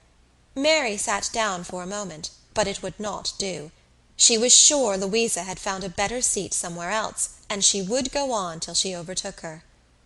Anne, really tired herself, was glad to sit down, and she very soon heard Captain Wentworth and Louisa in the hedgerow behind her, as if making their way back along the rough, wild sort of channel, down the centre. They were speaking as they drew near. Louisa's voice was the first distinguished. She seemed to be in the middle of some eager speech. What Anne first heard was, "And so I made her go. I could not bear that she should be frightened from the visit by such nonsense. What! Would I be turned back from doing a thing that I had determined to do, and that I knew to be right, by the airs and interference of such a person, or of any person, I may say? No, I have no idea of being so easily persuaded. When I have made up my mind, I have made it, and Henrietta seemed entirely to have made up hers to call at Winthrop to-day, and yet she was as near giving it up, out of nonsensical complaisance." "She would have turned back, then, but for you?" "She would, indeed. I am almost ashamed to say it." "Happy for her to have such a mind as yours at hand. After the hints you gave just now, which did but confirm my own observations, the last time I was in company with him, I need not affect to have no comprehension of what is going on. I see that more than a mere dutiful morning visit to your aunt was in question, and woe betide him, and her too, when it comes to things of consequence, when they are placed in circumstances requiring fortitude and strength of mind, if she have not resolution enough to resist idle interference in such a trifle as this. Your sister is an amiable creature, but yours is the character of decision and firmness, I see. If you value her conduct or her happiness, infuse as much of your own spirit into her as you can. But this, no doubt, you have always been doing. It is the worst evil of too yielding and indecisive a character, that no influence over it can be depended upon. You are never sure of a good impression being durable. Everybody may sway it. Let those who would be happy be firm. Here is a nut," said he, catching one down from an upper bough, "to exemplify. A beautiful glossy nut, which, blessed with original strength, has outlived all the storms of autumn. Not a puncture, not a weak spot anywhere. This nut," he continued with playful solemnity, "while so many of his brethren have fallen and been trodden under foot, is still in possession of all the happiness that a hazel-nut can be supposed capable of." Then, returning to his former earnest tone, "My first wish for all whom I am interested in is that they should be firm. If Louisa Musgrove would be beautiful and happy in her November of life, she will cherish all her present powers of mind." He had done, and was unanswered. It would have surprised Anne if Louisa could have readily answered such a speech, words of such interest, spoken with such serious warmth. She could imagine what Louisa was feeling. For herself she feared to move, lest she should be seen. While she remained, a bush of low rambling holly protected her, and they were moving on. Before they were beyond her hearing, however, Louisa spoke again. "Mary is good-natured enough in many respects," said she, "but she does sometimes provoke me excessively by her nonsense and pride, the Elliot pride. She has a great deal too much of the Elliot pride. We do so wish that Charles had married Anne instead. I suppose you know he wanted to marry Anne?" After a moment's pause, Captain Wentworth said, "Do you mean that she refused him?" "Oh, yes, certainly." "When did that happen?" "I do not exactly know, for Henrietta and I were at school at the time, but I believe about a year before he married Mary. I wish she had accepted him. We should all have liked her a great deal better. And papa and mamma always think it was her great friend Lady Russell's doing that she did not. They think Charles might not be learned and bookish enough to please Lady Russell, and that therefore she persuaded Anne to refuse him." The sounds were retreating, and Anne distinguished no more. Her own emotions still kept her fixed. She had much to recover from before she could move. The listener's proverbial fate was not absolutely hers. She had heard no evil of herself. But she had heard a great deal of very painful import. She saw how her own character was considered by Captain Wentworth, and there had been just that degree of feeling and curiosity about her in his manner which must give her extreme agitation. As soon as she could, she went after Mary, and having found, and walked back with her to their former station by the stile, felt some comfort in their whole party being immediately afterwards collected, and once more in motion together. Her spirits wanted the solitude and silence which only numbers could give. Charles and Henrietta returned, bringing, as may be conjectured, Charles Hayter with them. The minutiae of the business Anne could not attempt to understand. Even Captain Wentworth did not seem admitted to perfect confidence here. But that there had been a withdrawing on the gentlemen's side, and a relenting on the ladies', and that they were now very glad to be together again, did not admit a doubt. Henrietta looked a little ashamed, but very well pleased. Charles Hayter exceedingly happy, and they were devoted to each other almost from the first instant of their all setting forward for Uppercross. Everything now marked out Louisa for Captain Wentworth. Nothing could be plainer. And where many divisions were necessary, or even where they were not, they walked side by side nearly as much as the other two. In a long strip of meadowland, where there was ample space for all, they were thus divided, forming 3 distinct parties, and to that party of the 3 which boasted least animation and least complaisance, Anne necessarily belonged. She joined Charles and Mary, and was tired enough to be very glad of Charles's other arm. But Charles, though in very good humour with her, was out of temper with his wife. Mary had shown herself disobliging to him, and was now to reap the consequence, which consequence was his dropping her arm almost every moment to cut off the heads of some nettles in the hedge with his switch, and when Mary began to complain of it, and lament her being ill-used, according to custom, in being on the hedge side, while Anne was never incommoded on the other, he dropped the arms of both, to hunt after a weasel which he had momentary glance of, and they could hardly get him along at all. This long meadow bordered a lane, which their footpath at the end of it was to cross, and when the party had all reached the gate of exit, the carriage advancing in the same direction, which had been some time heard, was just coming up, and proved to be Admiral Croft's gig. He and his wife had taken their intended drive, and were returning home. Upon hearing how long a walk the young people had engaged in, they kindly offered a seat to any lady who might be particularly tired. It would save her a full mile, and they were going through Uppercross. The invitation was general, and generally declined. The Miss Musgroves were not at all tired, and Mary was either offended by not being asked before any of the others, or what Louisa called the Elliot pride could not endure to make a third in a one-horse chaise. The walking party had crossed the lane, and were surmounting an opposite stile, and the Admiral was putting his horse in motion again, when Captain Wentworth cleared the hedge in a moment to say something to his sister. The something might be guessed by its effects. "Miss Elliot, I am sure you are tired," cried Mrs. Croft. "Do let us have the pleasure of taking you home. Here is excellent room for 3, I assure you. If we were all like you, I believe we might sit 4. You must, indeed, you must." Anne was still in the lane, and though instinctively beginning to decline, she was not allowed to proceed. The Admiral's kind urgency came in support of his wife's. They would not be refused. They compressed themselves into the smallest possible space to leave her a corner, and Captain Wentworth, without saying a word, turned to her, and quietly obliged her to be assisted into the carriage. Yes, he had done it. She was in the carriage, and felt that he had placed her there, that his will and his hands had done it, that she owed it to his perception of her fatigue, and his resolution to give her rest. She was very much affected by the view of his disposition towards her, which all these things made apparent. This little circumstance seemed the completion of all that had gone before. She understood him. He could not forgive her, but he could not be unfeeling. Though condemning her for the past, and considering it with high and unjust resentment, though perfectly careless of her, and though becoming attached to another, still he could not see her suffer, without the desire of giving her relief. It was a remainder of former sentiment. It was an impulse of pure, though unacknowledged friendship.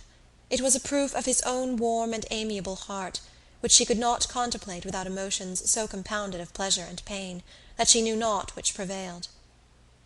Her answers to the kindness and the remarks of her companions were at first unconsciously given.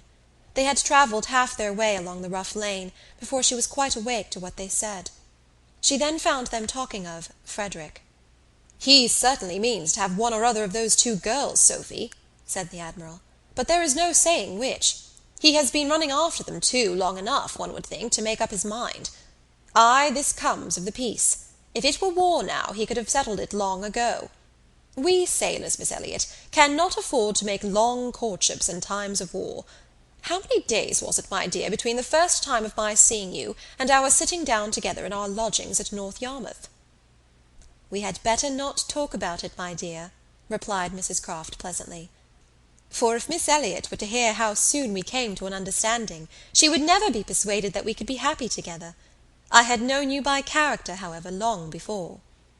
"Well, and I had heard of you as a very pretty girl, and what were we to wait for besides? I do not like having such things so long in hand.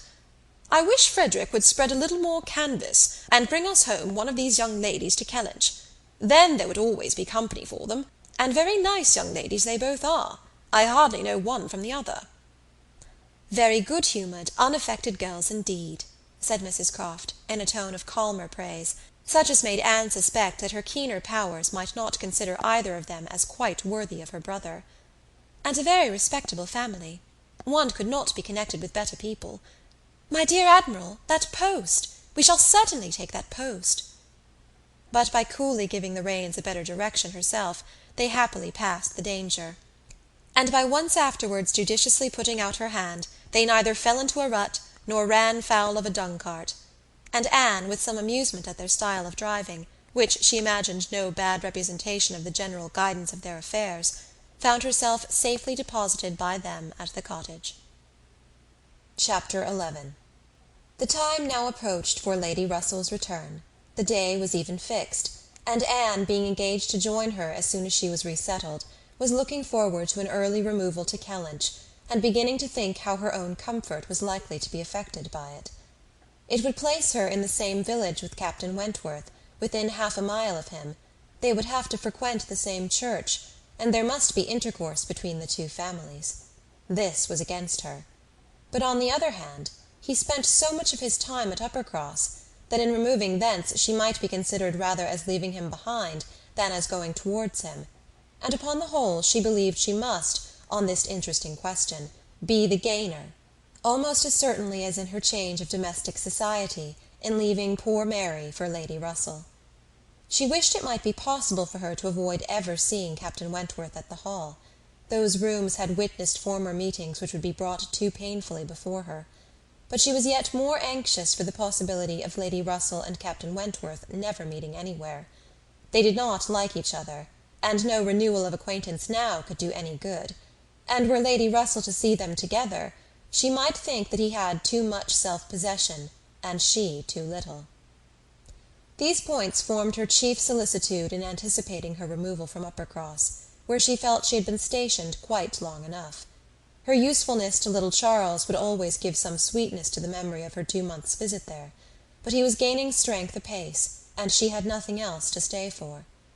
The conclusion of her visit, however, was diversified in a way which she had not at all imagined.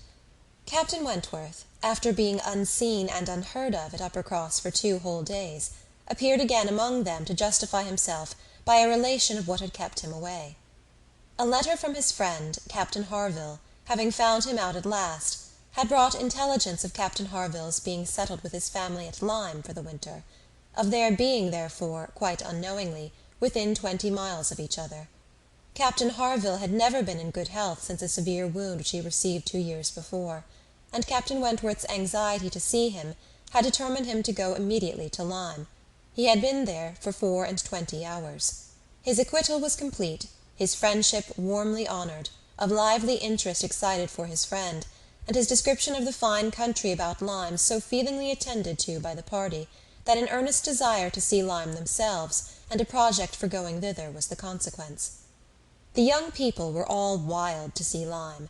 Captain Wentworth talked of going there again himself. It was only 17 miles from Uppercross.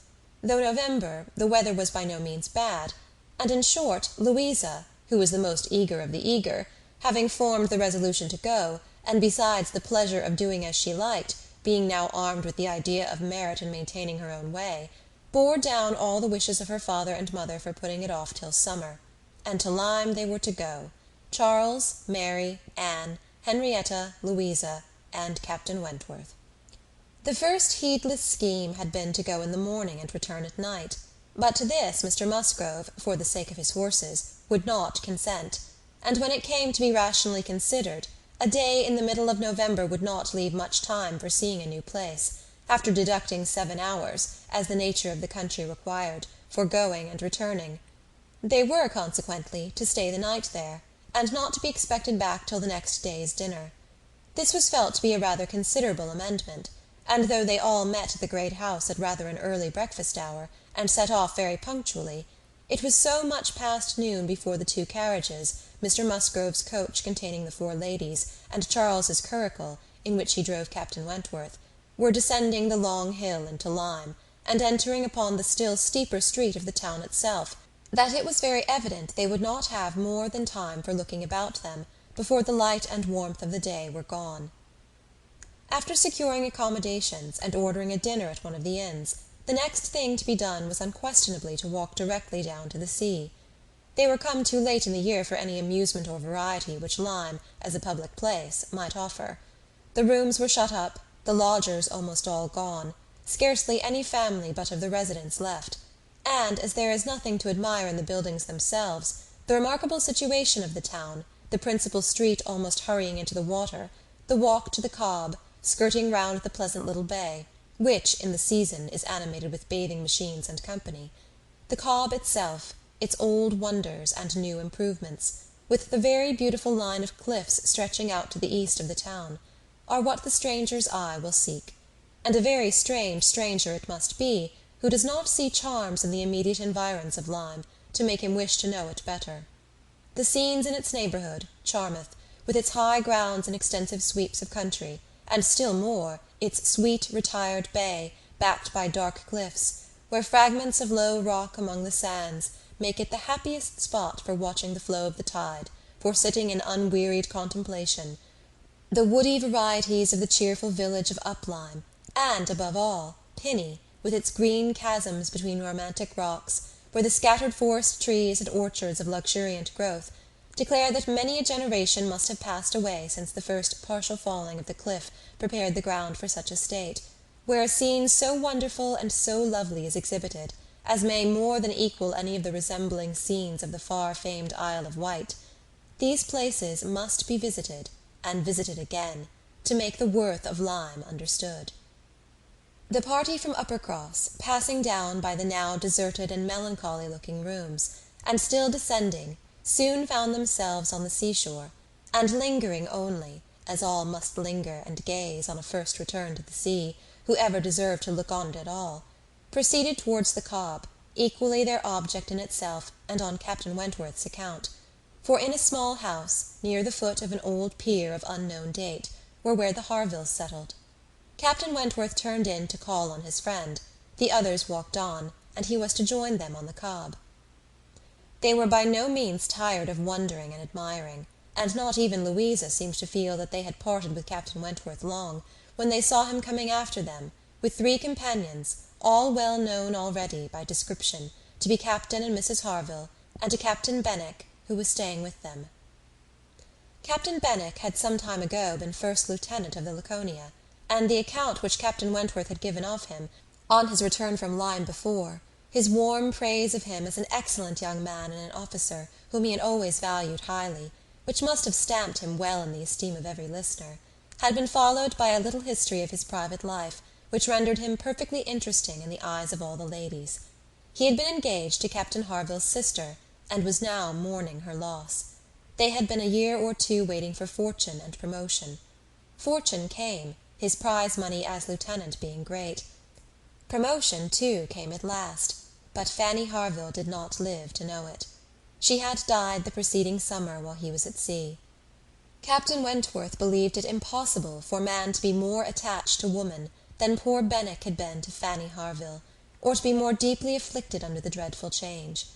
He considered his disposition as of the sort which must suffer heavily, uniting very strong feelings with quiet, serious and retiring manners, and a decided taste for reading and sedentary pursuits. To finish the interest of the story, the friendship between him and the Harvilles seemed, if possible, augmented by the event which closed all their views of alliance, and Captain Benwick was now living with them entirely. Captain Harville had taken his present house for half a year, his taste and his health and his fortune all directing him to a residence inexpensive and by the sea, and the grandeur of the country and the retirement of Lyme in the winter appeared exactly adapted to Captain Benwick's state of mind. The sympathy and goodwill excited towards Captain Benwick was very great. "And yet," said Anne to herself, as they now moved forward to meet the party, "he has not, perhaps, a more sorrowing heart than I have. I cannot believe his prospects so blighted for ever. He is younger than I am, younger in feeling if not in fact, younger as a man. He will rally again, and be happy with another." They all met and were introduced. Captain Harville was a tall, dark man, with a sensible, benevolent countenance, a little lame, and from strong features and want of health, looking much older than Captain Wentworth. Captain Benwick looked, and was, the youngest of the three, and, compared with either of them, a little man. He had a pleasing face and a melancholy air, just as he ought to have, and drew back from conversation. Captain Harville, though not equalling Captain Wentworth in manners, was a perfect gentleman, unaffected, warm, and obliging. Mrs. Harville, a degree less polished than her husband, seemed, however, to have the same good feelings, and nothing could be more pleasant than their desire of considering the whole party as friends of their own, because the friends of Captain Wentworth, or more kindly hospitable than their entreaties for their all promising to dine with them. The dinner, already ordered at the inn, was at last, though unwillingly, accepted as an excuse, but they seemed almost hurt that Captain Wentworth should have brought any such party to Lyme without considering it as a thing of course that they should dine with them. There was so much attachment to Captain Wentworth in all this, and such a bewitching charm and a degree of hospitality so uncommon, so unlike the usual style of give-and-take invitations, and dinners of formality and display, that Anne felt her spirits not likely to be benefited by an increasing acquaintance among his brother officers. "These would have been all my friends," was her thought, and she had to struggle against a great tendency to lowness. On quitting the cob, they all went indoors with their new friends, and found rooms so small as none but those who invite from the heart could think capable of accommodating so many. Anne had a moment's astonishment on the subject herself, but it was soon lost in the pleasanter feelings which sprang from the sight of all the ingenious contrivances and nice arrangements of Captain Harville, to turn the actual space to the best account, to supply the deficiencies of lodging-house furniture, and defend the windows and doors against the winter storms to be expected. The varieties in the fitting up of the rooms, where the common necessaries provided by the owner, in the common and different plight, were contrasted with some few articles of a rare species of wood, excellently worked up, and with something curious and valuable from all the distant countries Captain Harville had visited, were more than amusing to Anne. Connected as it all was with his profession, the fruit of its labours, the effect of its influence on his habits, the picture of repose and domestic happiness it presented, made it to her a something more or less than gratification. Captain Harville was no reader, but he had contrived excellent accommodations, and fashioned very pretty shelves for a tolerable collection of well-bound volumes, the property of Captain Benwick. His lameness prevented him from taking much exercise, but a mind of usefulness and ingenuity seemed to furnish him with constant employment within. He drew, he varnished, he carpentered, he glued, he made toys for the children, he fashioned new netting needles and pins with improvements, and if everything else was done, sat down to his large fishing net at one corner of the room. Anne thought she left great happiness behind her when they quitted the house, and Louisa, by whom she found herself walking, burst forth into raptures of admiration and delight on the character of the navy, their friendliness, their brotherliness, their openness, their uprightness, protesting that she was convinced of sailors having more worth and warmth than any other set of men in England, that they only knew how to live, and they only deserved to be respected and loved. They went back to dress and dine, and so well had the scheme answered already that nothing was found amiss, though its being so entirely out of season, and the no thoroughfare of lime, and the no expectation of company, had brought many apologies from the heads of the inn. Anne found herself by this time growing so much more hardened to being in Captain Wentworth's company than she had at first imagined could ever be, that the sitting down to the same table with him now, and the interchange of the common civilities attending on it, they never got beyond, was become a mere nothing.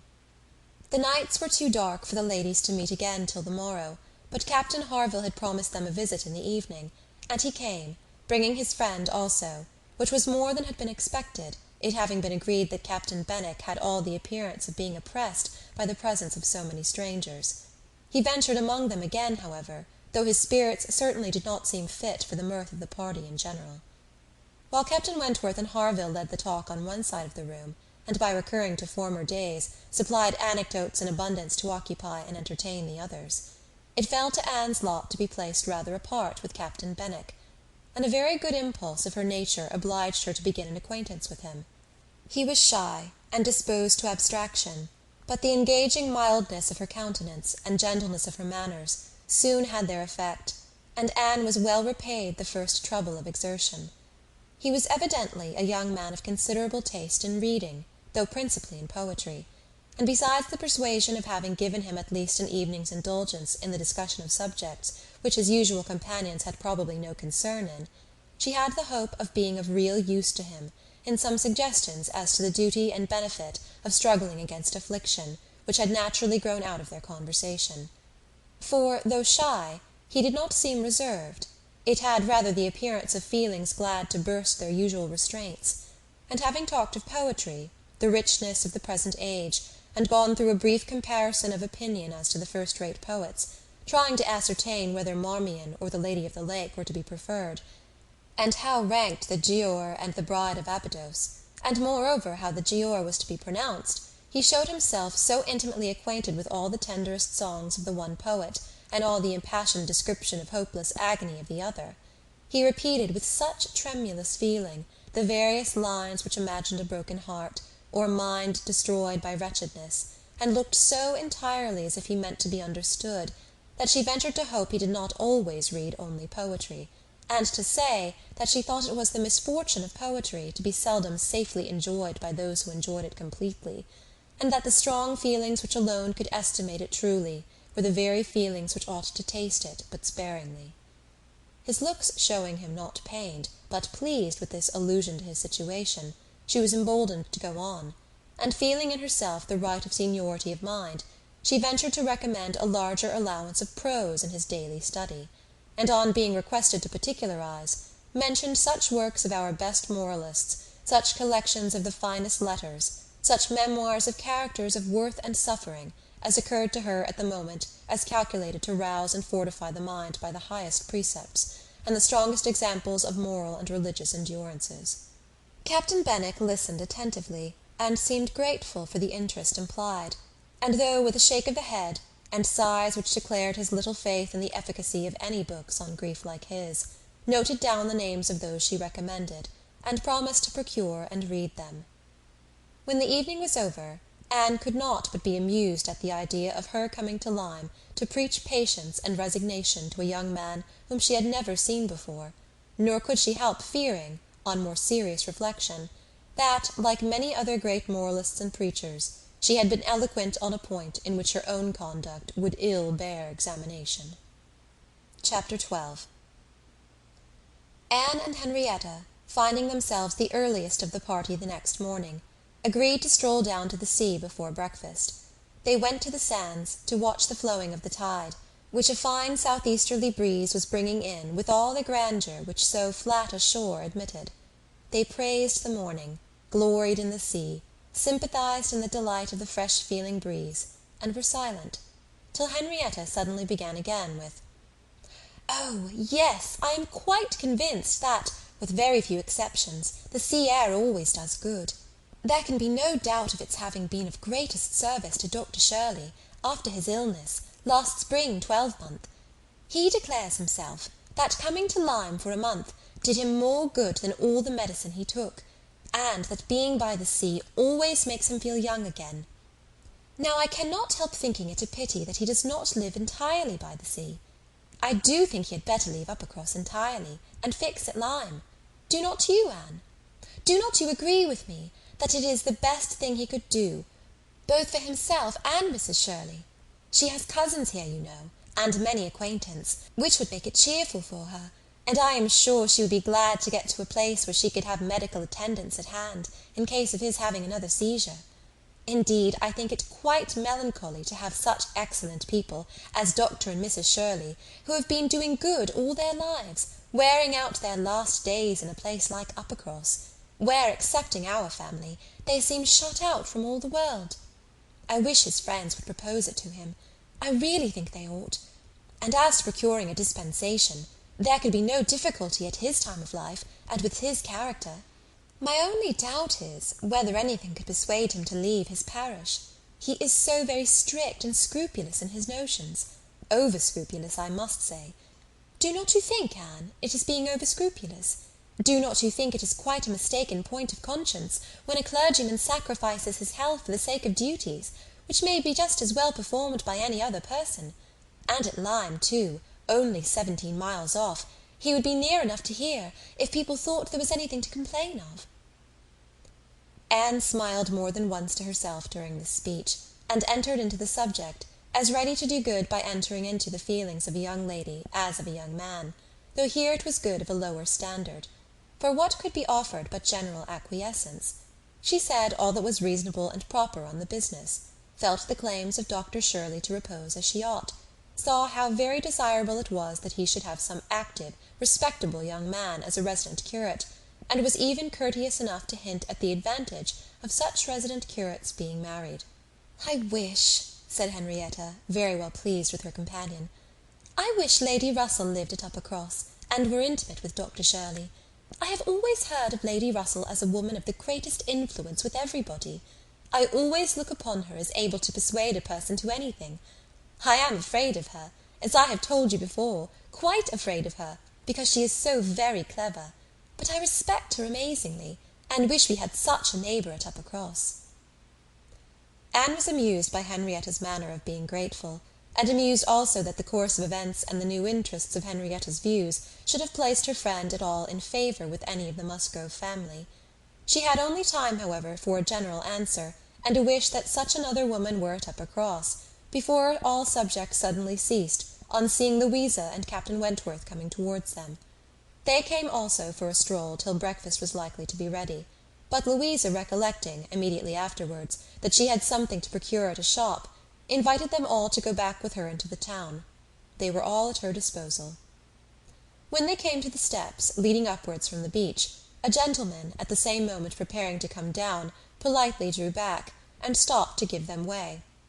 They ascended and passed him, and as they passed, Anne's face caught his eye, and he looked at her with a degree of earnest admiration, which she could not be insensible of. She was looking remarkably well. Her very regular, very pretty features, having the bloom and freshness of youth restored by the fine wind which had been blowing on her complexion, and by the animation of eye which it had also produced. It was evident that the gentleman, completely a gentleman in manner, admired her exceedingly. Captain Wentworth looked round at her instantly in a way which showed his noticing of it. He gave her a momentary glance, a glance of brightness, which seemed to say, "That man is struck with you, and even I at this moment see something like Anne Elliot again." After attending Louisa through her business, and loitering about a little longer, they returned to the inn, and Anne, in passing afterwards quickly from her own chamber to their dining-room, had nearly run against the very same gentleman, as he came out of an adjoining apartment. She had before conjectured him to be a stranger like themselves, and determined that a well-looking groom, who was strolling about near the two inns as they came back, should be his servant. Both master and man being in mourning assisted the idea. It was now proved that he belonged to the same inn as themselves, and this second meeting, short as it was, also proved again by the gentleman's looks that he thought hers very lovely, and by the readiness and propriety of his apologies that he was a man of exceedingly good manners. He seemed about 30, and though not handsome, had an agreeable person. Anne felt that she should like to know who he was. They had nearly done breakfast when the sound of a carriage, almost the first they had heard since entering Lyme, drew half the party to the window. It was a gentleman's carriage, a curricle, but only coming round from the stable-yard to the front door. Somebody must be going away. It was driven by a servant in mourning. The word curricle made Charles Musgrove jump up that he might compare it with his own. The servant in mourning roused Anne's curiosity, and the whole six were collected to look, by the time the owner of the curricle was to be seen issuing from the door amidst the bows and civilities of the household, and taking his seat to drive off. "Ah!" cried Captain Wentworth instantly, and with half a glance at Anne. "It is the very man we passed." The Miss Musgroves agreed to it, and having all kindly watched him as far up the hill as they could, they returned to the breakfast-table. The waiter came into the room soon afterwards. "Pray," said Captain Wentworth immediately, "can you tell us the name of the gentleman who has just gone away?" "Yes, sir, a Mr. Elliot, a gentleman of large fortune, came in last night from Sidmouth. Dare say you heard the carriage, sir, while you were at dinner, and going on now for Crookherne, on his way to Bath and London." "Elliot!" Many had looked on each other, and many had repeated the name, before all this had been got through, even by the smart rapidity of a waiter. "Bless me!" cried Mary. "It must be our cousin. It must be our Mr. Elliot. It must indeed. Charles, Anne, must it not? In mourning, you see, just as our Mr. Elliot must be. How very extraordinary! In the very same inn with us. Anne, must it not be our Mr. Elliot, my father's next heir? Pray, sir," turning to the waiter, "did not you hear, did not his servant say whether he belonged to the Kellynch family?" "No, ma'am. He did not mention no particular family, but he said his master was a very rich gentleman, and would be a baronet some day." "There, you see," cried Mary in an ecstasy, "just as I said. Heir to Sir Walter Elliot. I was sure that would come out, if it was so. Depend upon it, that is a circumstance which his servants take care to publish, wherever he goes. But, Anne, only conceive how extraordinary! I wish I had looked at him more. I wish we had been aware in time who it was, that he might have been introduced to us. What a pity that we should not have been introduced to each other! Do you think he had the Elliot countenance? I hardly looked at him. I was looking at the horses, but I think he had something of the Elliot countenance. I wonder the arms did not strike me. Oh, the greatcoat was hanging over the panel, and hid the arms, so it did. Otherwise I am sure I would have observed them, and the livery too. If the servant had not been in mourning, one should have known him by the livery." "Putting all these very extraordinary circumstances together," said Captain Wentworth, "we must consider it to be the arrangement of Providence that you should not be introduced to your cousin." When she could command Mary's attention, Anne quietly tried to convince her that their father and Mr. Elliot had not, for many years, been on such terms as to make the power of attempting an introduction at all desirable. At the same time, however, it was a secret gratification to herself to have seen her cousin, and to know that the future owner of Kellynch was undoubtedly a gentleman, and had an air of good sense. She would not, upon any account, mention her having met with him the second time. Luckily Mary did not much attend to their having passed close by him in their earlier walk, but she would have felt quite ill-used by Anne's having actually run against him in the passage, and received his very polite excuses, while she had never been near him at all. No, that cousinly little interview must remain a perfect secret. "Of course," said Mary, "you will mention our seeing Mr. Elliot the next time you write to Bath. I think my father certainly ought to hear of it. Do mention all about him." Anne avoided a direct reply, but it was just the circumstance which she considered as not merely unnecessary to be communicated, but as what ought to be suppressed. The offence which had been given her father, many years back, she knew, Elizabeth's particular share in it she suspected, and that Mr. Elliot's idea always produced irritation in both was beyond a doubt. Mary never wrote to Bath herself. All the toil of keeping up a slow and unsatisfactory correspondence with Elizabeth fell on Anne. Breakfast had not been long over when they were joined by Captain and Mrs. Harville and Captain Benwick, with whom they had appointed to take their last walk about Lyme. They ought to be setting off for Uppercross by 1, and in the meanwhile were to be all together, and out of doors as long as they could. Anne found Captain Benwick getting near her, as soon as they were all fairly in the street. Their conversation the preceding evening did not disincline him to seek her again, and they walked together some time, talking as before of Mr. Scott and Lord Byron, and still as unable as before, and as unable as any other two readers, to think exactly alike of the merits of either, till something occasioned an almost general change amongst their party, and instead of Captain Benwick, she had Captain Harville by her side. "Miss Elliot," said he, speaking rather low, "you have done a good deed in making that poor fellow talk so much. I wish he could have such company oftener. It is bad for him, I know, to be shut up as he is, but what can we do? We cannot part." "No," said Anne, "that I can easily believe to be impossible. But in time, perhaps. We know what time does in every case of affliction, and you must remember, Captain Harville, that your friend may yet be called a young mourner. Only last summer, I understand." "Ay, true enough," with a deep sigh. "Only June." "And not known to him, perhaps, so soon?" "Not till the first week of August, when he came home from the Cape, just made into the Grappler. I was at Plymouth dreading to hear of him. He sent in letters, but the Grappler was under orders for Portsmouth. There the news must follow him. But who was to tell it? Not I. I would as soon have been run up to the yardarm. Nobody could do it but that good fellow," pointing to Captain Wentworth. "The Laconia had come into Plymouth the week before. No danger of her being sent to sea again. He stood his chance for the rest, wrote up for leave of absence, but without waiting the return, travelled night and day till he got to Portsmouth, rowed off to the Grappler that instant, and never left the poor fellow for a week. That's what he did, and nobody else could have saved poor James. You may think, Miss Elliot, whether he is dear to us." Anne did think on the question with perfect decision, and said as much in reply as her own feeling could accomplish, or as his seemed able to bear, for he was too much affected to renew the subject, and when he spoke again, it was of something totally different.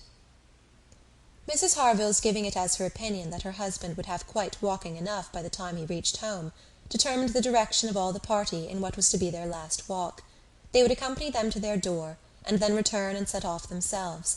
By all their calculations there was just time for this, but as they drew near the Cobb, there was such a general wish to walk along it once more, all were so inclined, and Louisa soon grew so determined that the difference of a quarter of an hour, it was found, would be no difference at all. So with all the kind leave-taking, and all the kind interchange of invitations and promises which may be imagined, they parted from Captain and Mrs. Harville at their own door, and still accompanied by Captain Benwick, who seemed to cling to them to the last, proceeded to make the proper adieus to the Cobb. Anne found Captain Benwick again drawing near her. Lord Byron's dark blue seas could not fail of being brought forward by their present view, and she gladly gave him all her attention as long as attention was possible. It was soon drawn, perforce, another way. There was too much wind to make the high part of the new Cobb pleasant for the ladies, and they agreed to get down the steps to the lower, and were all contented to pass quietly and carefully down the steep flight, excepting Louisa. She must be jumped down them by Captain Wentworth. In all their walks he had had to jump her from the stiles. The sensation was delightful to her. The hardness of the pavement for her feet made him less willing upon the present occasion. He did it, however. She was safely down, and instantly, to show her enjoyment, ran up the steps to be jumped down again. He advised her against it, thought the jar too great. But no, he reasoned and talked in vain. She smiled and said, "I am determined, I will." He put out his hands. She was too precipitate by half a second. She fell on the pavement on the lower Cobb, and was taken up lifeless. There was no wound, no blood, no visible bruise, but her eyes were closed. She breathed not. Her face was like death. The horror of the moment to all who stood around. Captain Wentworth, who had caught her up, knelt with her in his arms, looking on her with a face as pallid as her own, in an agony of silence. "She is dead! She is dead!" screamed Mary, catching hold of her husband, and contributing with his own horror to make him immovable. And in another moment Henrietta, sinking under the conviction, lost her senses too, and would have fallen on the steps but for Captain Benwick and Anne, who caught and supported her between them. "Is there no one to help me?" were the first words which burst from Captain Wentworth in a tone of despair, and as if all his own strength were gone. "Go to him! Go to him!" cried Anne. "For heaven's sake, go to him! I can support her myself. Leave me and go to him. Rub her hands, rub her temples. Here are salts. Take them, take them!" Captain Benwick obeyed, and Charles at the same moment disengaging himself from his wife, they were both with him. And Louisa was raised up and supported more firmly between them, and everything was done that Anne had prompted, but in vain; while Captain Wentworth, staggering against the wall for his support, exclaimed in the bitterest agony, "O God! Her father and mother!" "A surgeon!" said Anne. He caught the word, it seemed to rouse him at once, and saying only, "True, true, a surgeon, this instant!" was darting away, when Anne eagerly suggested, "Captain Benwick! Would it not be better for Captain Benwick? He knows where a surgeon is to be found." Every one capable of thinking felt the advantage of the idea, and in a moment, it was all done in rapid moments, Captain Benwick had resigned the poor corpse-like figure entirely to the brothers' care, and was off for the town with the utmost rapidity. As to the wretched party left behind, it could scarcely be said which of the three, who were completely rational, was suffering most, Captain Wentworth, Anne, or Charles, who, really a very affectionate brother, hung over Louisa with sobs of grief, and could only turn his eyes from one sister to see the other in a state as insensible, or to witness the hysterical agitations of his wife, calling on him for help which he could not give. Anne, attending with all the strength and zeal and thought which instinct supplied, to Henrietta, still tried at intervals to suggest comfort to the others, tried to quiet Mary, to animate Charles, to assuage the feelings of Captain Wentworth. Both seemed to look to her for directions. "Anne, Anne!" cried Charles, "what is to be done next? What in heaven's name is to be done next?" Captain Wentworth's eyes were also turned towards her. "Had she not better be carried to the inn? Yes, I am sure. Carry her gently to the inn." "Yes, yes, to the inn," repeated Captain Wentworth, comparatively collected, and eager to be doing something. "I will carry her myself. Musgrove, take care of the others." By this time the report of the accident had spread among the workmen and boatmen about the Cobb, and many were collected near them, to be useful if wanted, at any rate, to enjoy the sight of a dead young lady, nay, 2 dead young ladies, for it proved twice as fine as the first report. To some of the best-looking of these good people Henrietta was consigned, for, though partially revived, she was quite helpless, and in this manner, Anne walking by her side, and Charles attending to his wife, they set forward, treading back with feelings unutterable, the ground which so lately, so very lately, and so light of heart, they had passed along. They were not off the Cobb before the Harvilles met them. Captain Benwick had been seen flying by their house, with a countenance which showed something to be wrong, and they had set off immediately, informed and directed as they passed, towards the spot. Shocked as Captain Harville was, he brought senses and nerves that could be instantly useful, and a look between him and his wife decided what was to be done. She must be taken to their house. All must go to their house, and await the surgeon's arrival there. They would not listen to scruples. He was obeyed. They were all beneath his roof, and while Louisa, under Mrs. Harville's direction, was conveyed upstairs, and given possession of her own bed, assistance, cordials, restoratives were supplied by her husband to all who needed them. Louisa had once opened her eyes, but soon closed them again, without apparent consciousness. This had been a proof of life, however, of service to her sister, and Henrietta, though perfectly incapable of being in the same room with Louisa, was kept, by the agitation of hope and fear, from a return of her own insensibility. Mary, too, was growing calmer. The surgeon was with them almost before it had seemed possible. They were sick with horror while he examined, but he was not hopeless.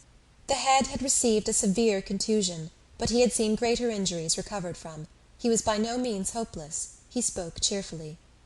That he did not regard it as a desperate case, that he did not say a few hours must end it, was at first felt beyond the hope of most. and the ecstasy of such a reprieve, the rejoicing, deep and silent, after a few fervent ejaculations of gratitude to heaven had been offered, may be conceived.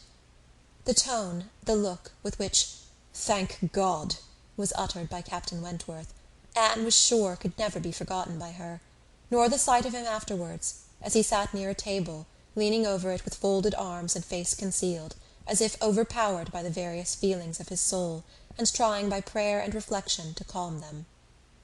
Louisa's limbs had escaped. There was no injury but to the head. It now became necessary for the party to consider what was best to be done as to their general situation. They were now able to speak to each other and consult. That Louisa must remain where she was, however distressing to her friends to be involving the Harvilles in such trouble, did not admit a doubt. Her removal was impossible. The Harvilles silenced all scruples, and as much as they could, all gratitude. They had looked forward and arranged everything before the others began to reflect. Captain Benwick must give up his room to them, and get another bed elsewhere, and the whole was settled. They were only concerned that the house could accommodate no more, and yet perhaps by putting the children away in the maid's room, or swinging a cot somewhere, they could hardly bear to think of not finding room for 2 or 3 besides, supposing they might wish to stay; though with regard to any attendance on Miss Musgrove, there need not be the least uneasiness in leaving her to Mrs. Harville's care entirely. Mrs. Harville was a very experienced nurse, and her nursery maid, who had lived with her long, and gone about with her everywhere, was just such another. Between these two she could want no possible attendance by day or night, and all this was said with a truth and sincerity of feeling irresistible. Charles, Henrietta, and Captain Wentworth were the 3 in consultation, and for a little while it was only an interchange of perplexity and terror. Uppercross, the necessity of someone's going to Uppercross, the news to be conveyed, how it could be broken to Mr. and Mrs. Musgrove, the lateness of the morning, an hour already gone since they ought to have been off, the impossibility of being in tolerable time. At first they were capable of nothing more to the purpose than such exclamations, but after a while Captain Wentworth, exerting himself, said, "We must be decided, and without the loss of another minute. Every minute is valuable. Some one must resolve on being off for Uppercross instantly. Musgrove, either you or I must go." Charles agreed, but declared his resolution of not going away. He would be as little encumbrance as possible to Captain and Mrs. Harville, but as to leaving his sister in such a state, he neither ought nor would. So far it was decided, and Henrietta at first declared the same. She, however, was soon persuaded to think differently. The usefulness of her staying, she who had not been able to remain in Louisa's room, or to look at her, without sufferings which made her worse than helpless. She was forced to acknowledge that she could do no good, yet was still unwilling to be away, till, touched by the thought of her father and mother, she gave it up. She consented, and was anxious to be at home. The plan had reached this point, when Anne, coming quietly down from Louisa's room, could not but hear what followed, for the parlour door was open. "Then it is settled, Musgrove," cried Captain Wentworth, "that you stay, and that I take care of your sister home. But as to the rest, as to the others, if one stays to assist Mrs. Harville, I think it need only be one. Mrs. Charles Musgrove will, of course, wish to get back to her children, but if Anne will stay, no one so proper, so capable as Anne." She paused a moment to recover from the emotion of hearing herself so spoken of. The other 2 warmly agreed with what he said, and she then appeared. "You will stay, I am sure. You will stay and nurse her," cried he, turning to her and speaking with a glow, and yet a gentleness, which seemed almost restoring the past. She coloured deeply, and he recollected himself and moved away. She expressed herself most willing, ready, and happy to remain. It was what she had been thinking of, and wishing to be allowed to do. A bed on the floor of Louisa's room would be sufficient for her, if Mrs. Harville would but think so. One thing more, and all seemed arranged.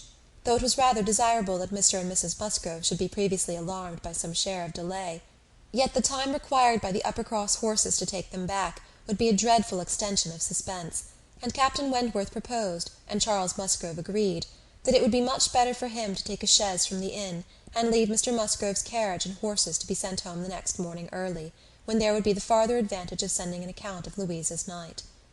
Captain Wentworth now hurried off to get everything ready on his part, and to be soon followed by the 2 ladies.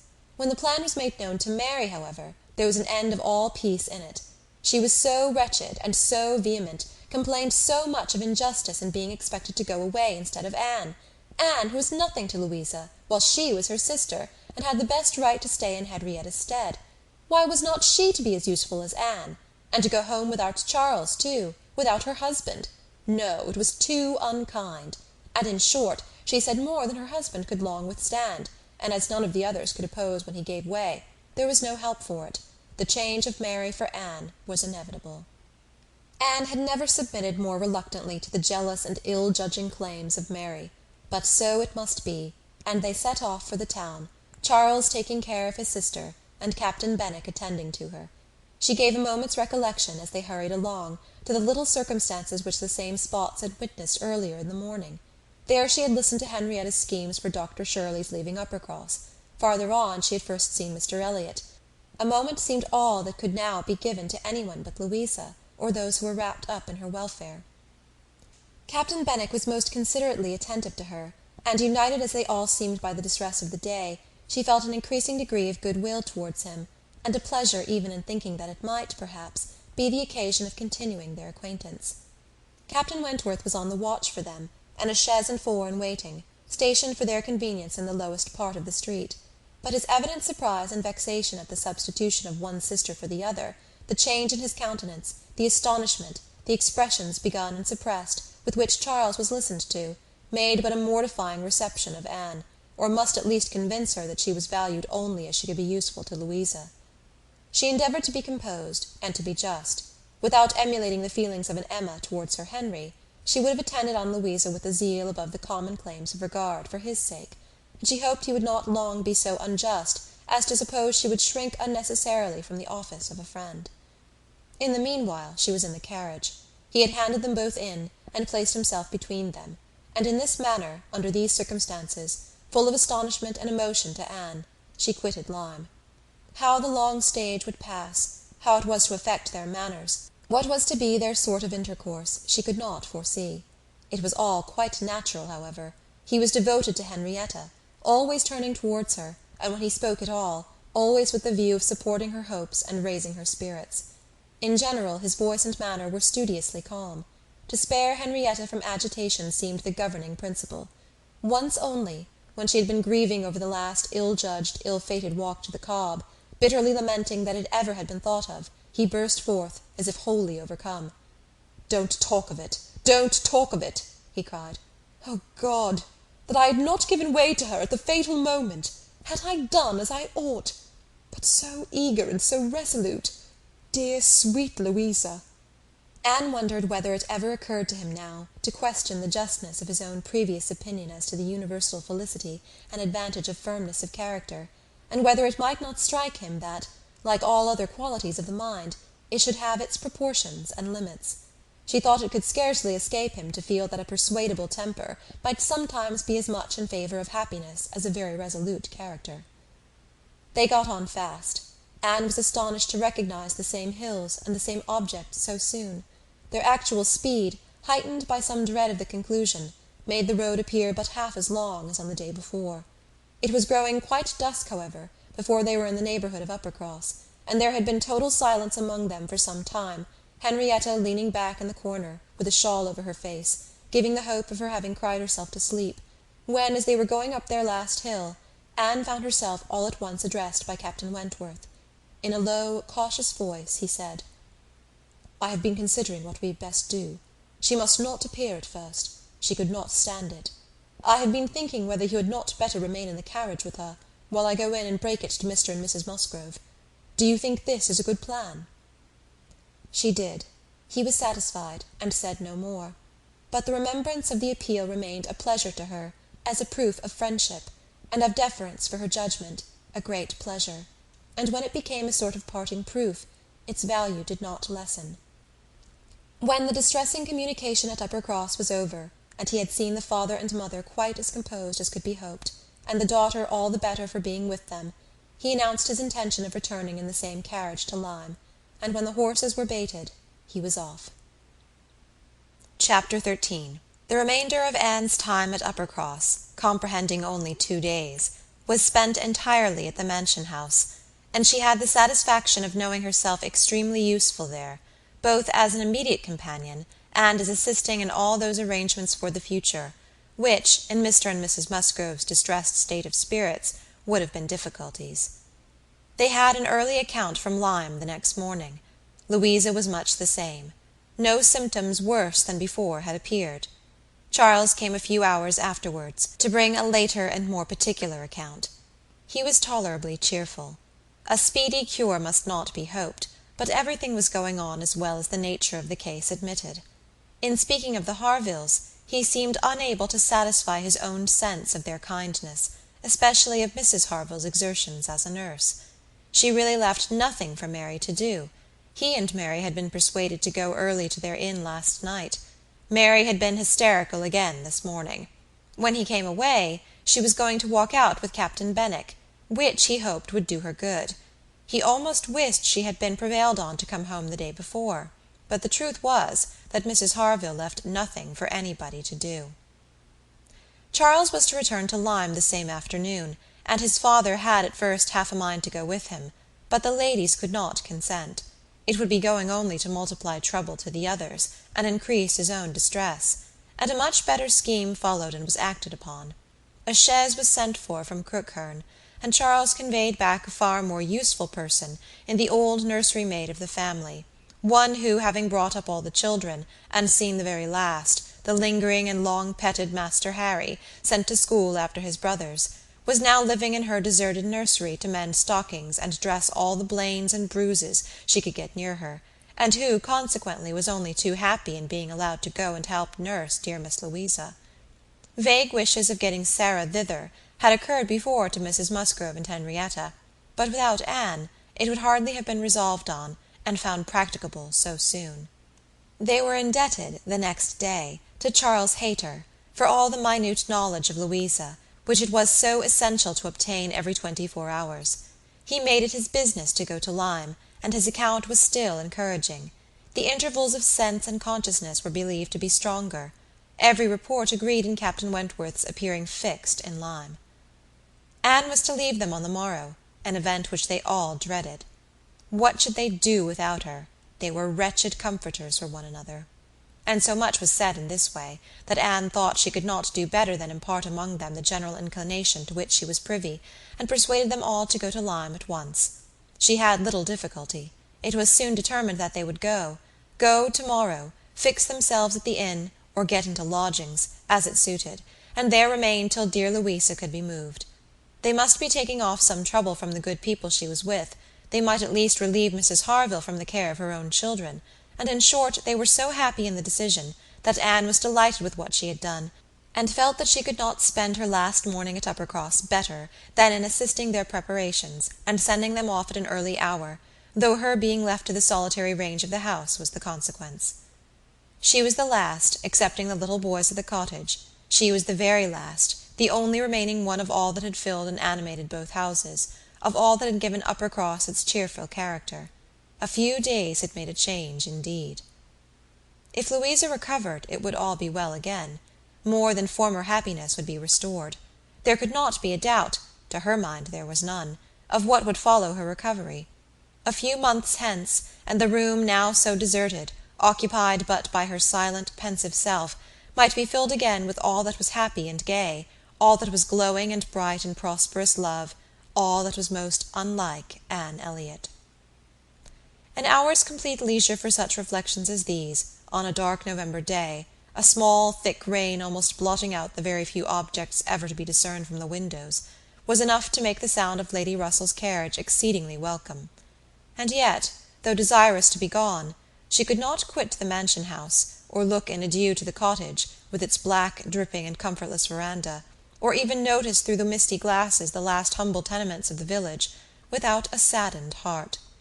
Scenes had passed in Uppercross which made it precious. It stood the record of many sensations of pain, once severe, but now softened, and of some instances of relenting feeling, some breathings of friendship and reconciliation, which could never be looked for again, and which could never cease to be dear. She left it all behind her, all but the recollection that such things had been. Anne had never entered Kellynch since her quitting Lady Russell's house in September.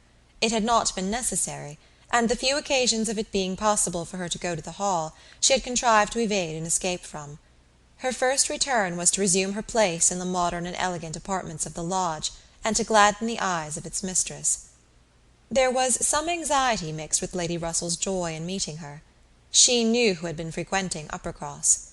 But happily, either Anne was improved in plumpness and looks, or Lady Russell fancied her so; and Anne, in receiving her compliments on the occasion, had the amusement of connecting them with the silent admiration of her cousin, and of hoping that she was to be blessed with a second spring of youth and beauty. When they came to converse, she was soon sensible of some mental change. The subjects of which her heart had been full on leaving Kellynch, and which she had felt slighted, and been compelled to smother among the Musgroves, were now become but of secondary interest.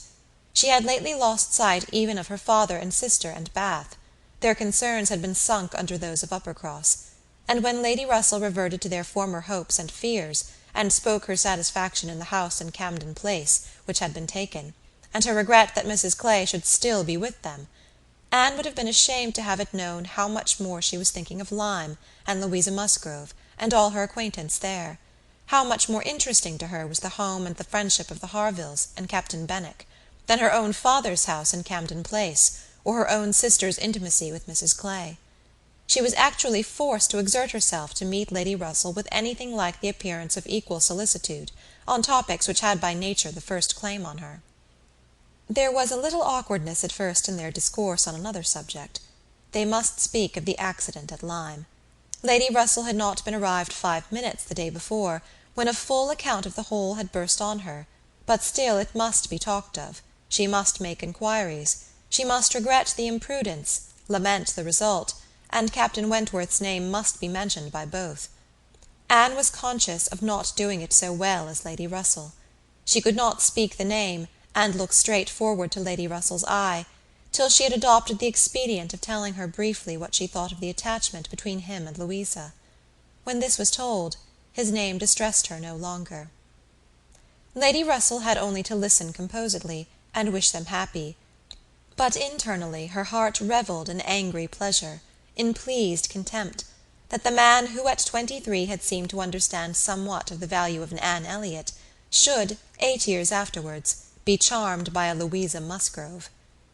The first 3 or 4 days passed most quietly, with no circumstance to mark them excepting the receipt of a note or two from Lyme, which found their way to Anne, she could not tell how, and brought a rather improving account of Louisa. At the end of that period, Lady Russell's politeness could repose no longer, and the fainter self-threatenings of the past became in a decided tone.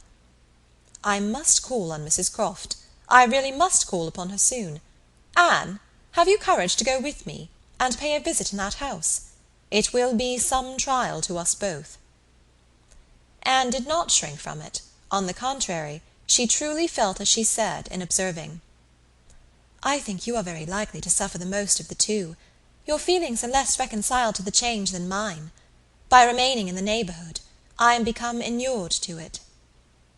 She could have said more on the subject, for she had, in fact, so high an opinion of the Crofts, and considered her father so very fortunate in his tenants, felt the parish to be so sure of a good example, and the poor of the best attention and relief, that however sorry and ashamed for the necessity of the removal, she could not but in conscience feel that they were gone who deserved not to stay, and that Kellynch Hall had passed into better hands than its owners. These convictions must unquestionably have their own pain, and severe was its kind; but they precluded that pain which Lady Russell would suffer in entering the house again, and returning through the well-known apartments. In such moments Anne had no power of saying to herself, "These rooms ought to belong only to us. Oh, how fallen in their destination! How unworthily occupied! An ancient family to be so driven away, strangers filling their place!" No, except when she thought of her mother, and remembered where she had been used to sit and preside. She had no sigh of that description to heave. Mrs Croft always met her with a kindness which gave her the pleasure of fancying herself a favourite, and on the present occasion, receiving her in that house, there was particular attention. The sad accident at Lyme was soon the prevailing topic, and on comparing their latest accounts of the invalid, it appeared that each lady dated her intelligence from the same hour of yestermorn, that Captain Wentworth had been in Kellynch yesterday, the first time since the accident, had brought Anne the last note, which she had not been able to trace the exact steps of, had stayed a few hours and then returned again to Lyme, and without any present intention of quitting it any more. He had inquired after her, she found, particularly, had expressed his hope of Miss Elliot's not being the worse for her exertions, and had spoken of those exertions as great. This was handsome, and gave her more pleasure than almost anything else could have done.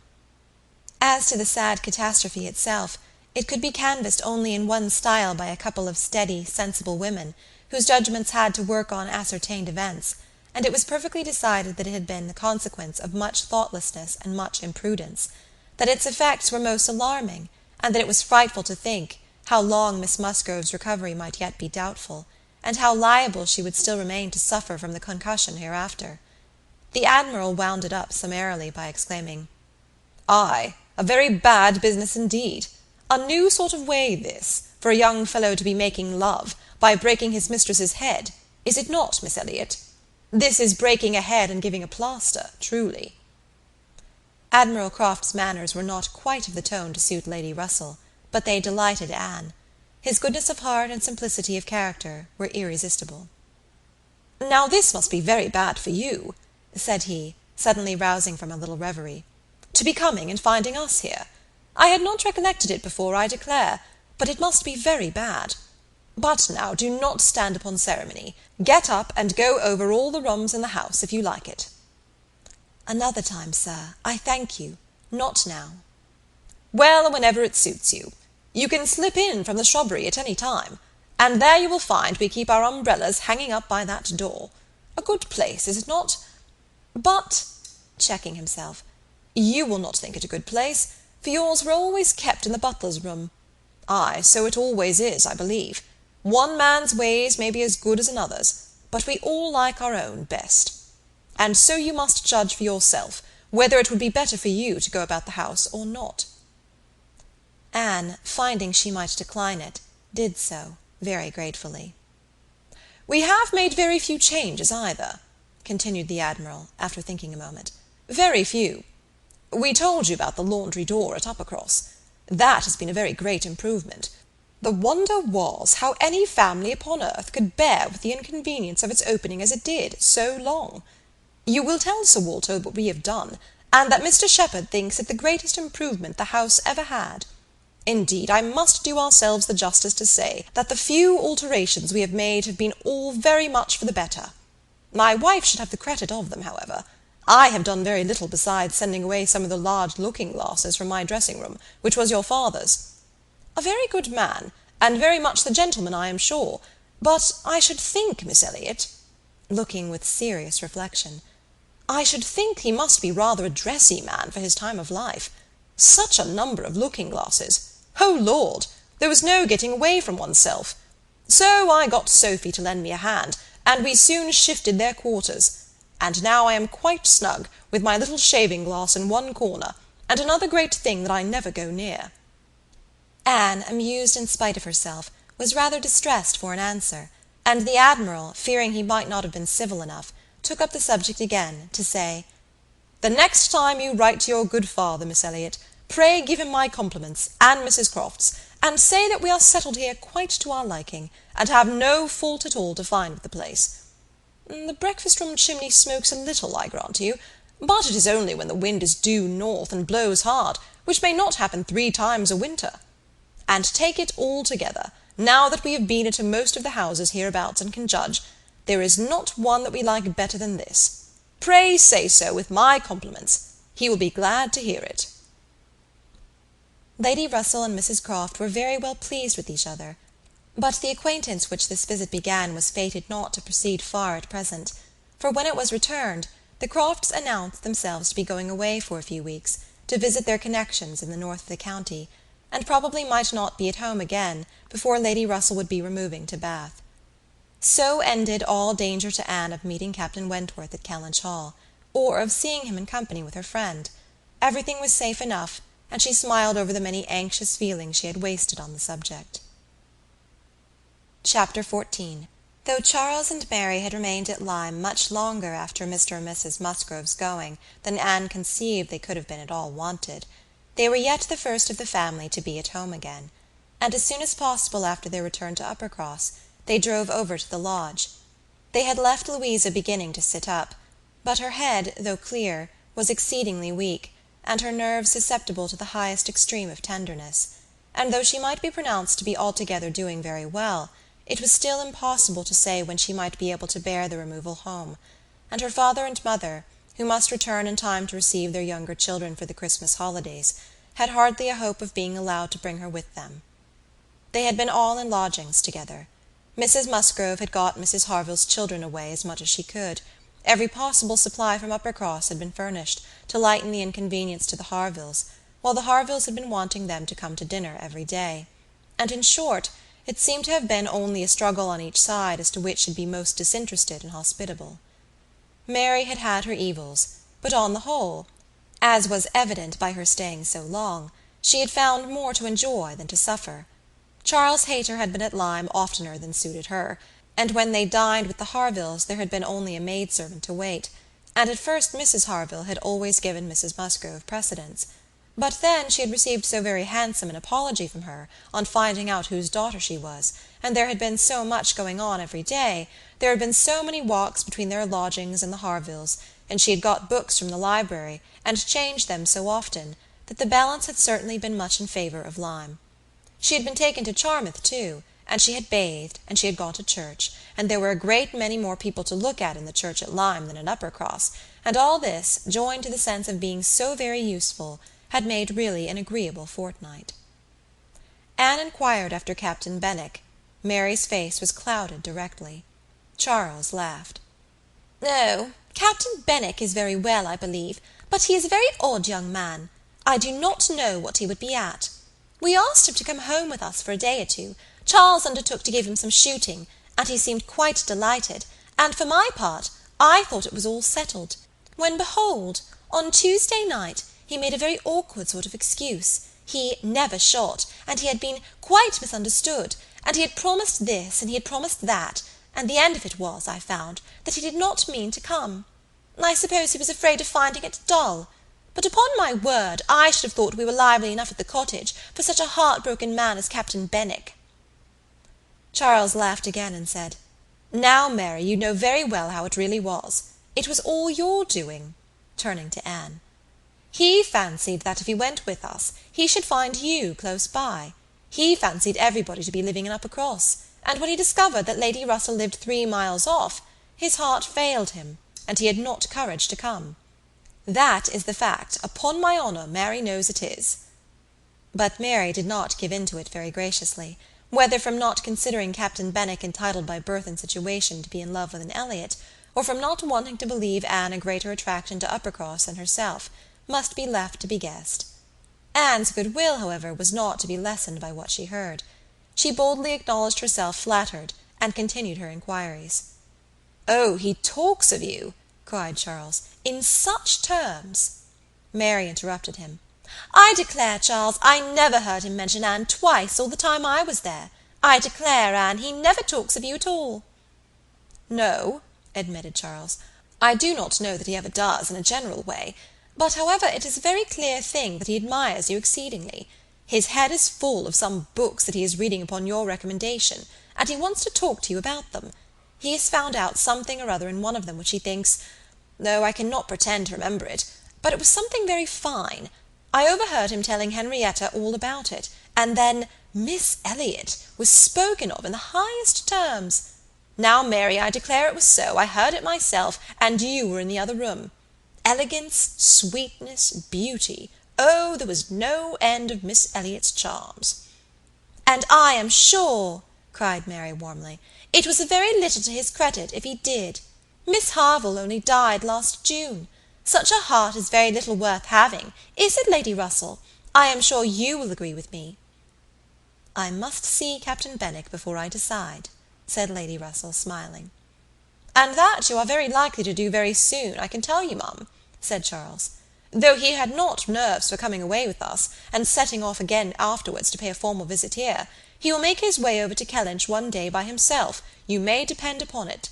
I told him the distance and the road, and I told him of the churches being so very well worth seeing, for as he has a taste for those sort of things, I thought that would be a good excuse, and he listened with all his understanding and soul.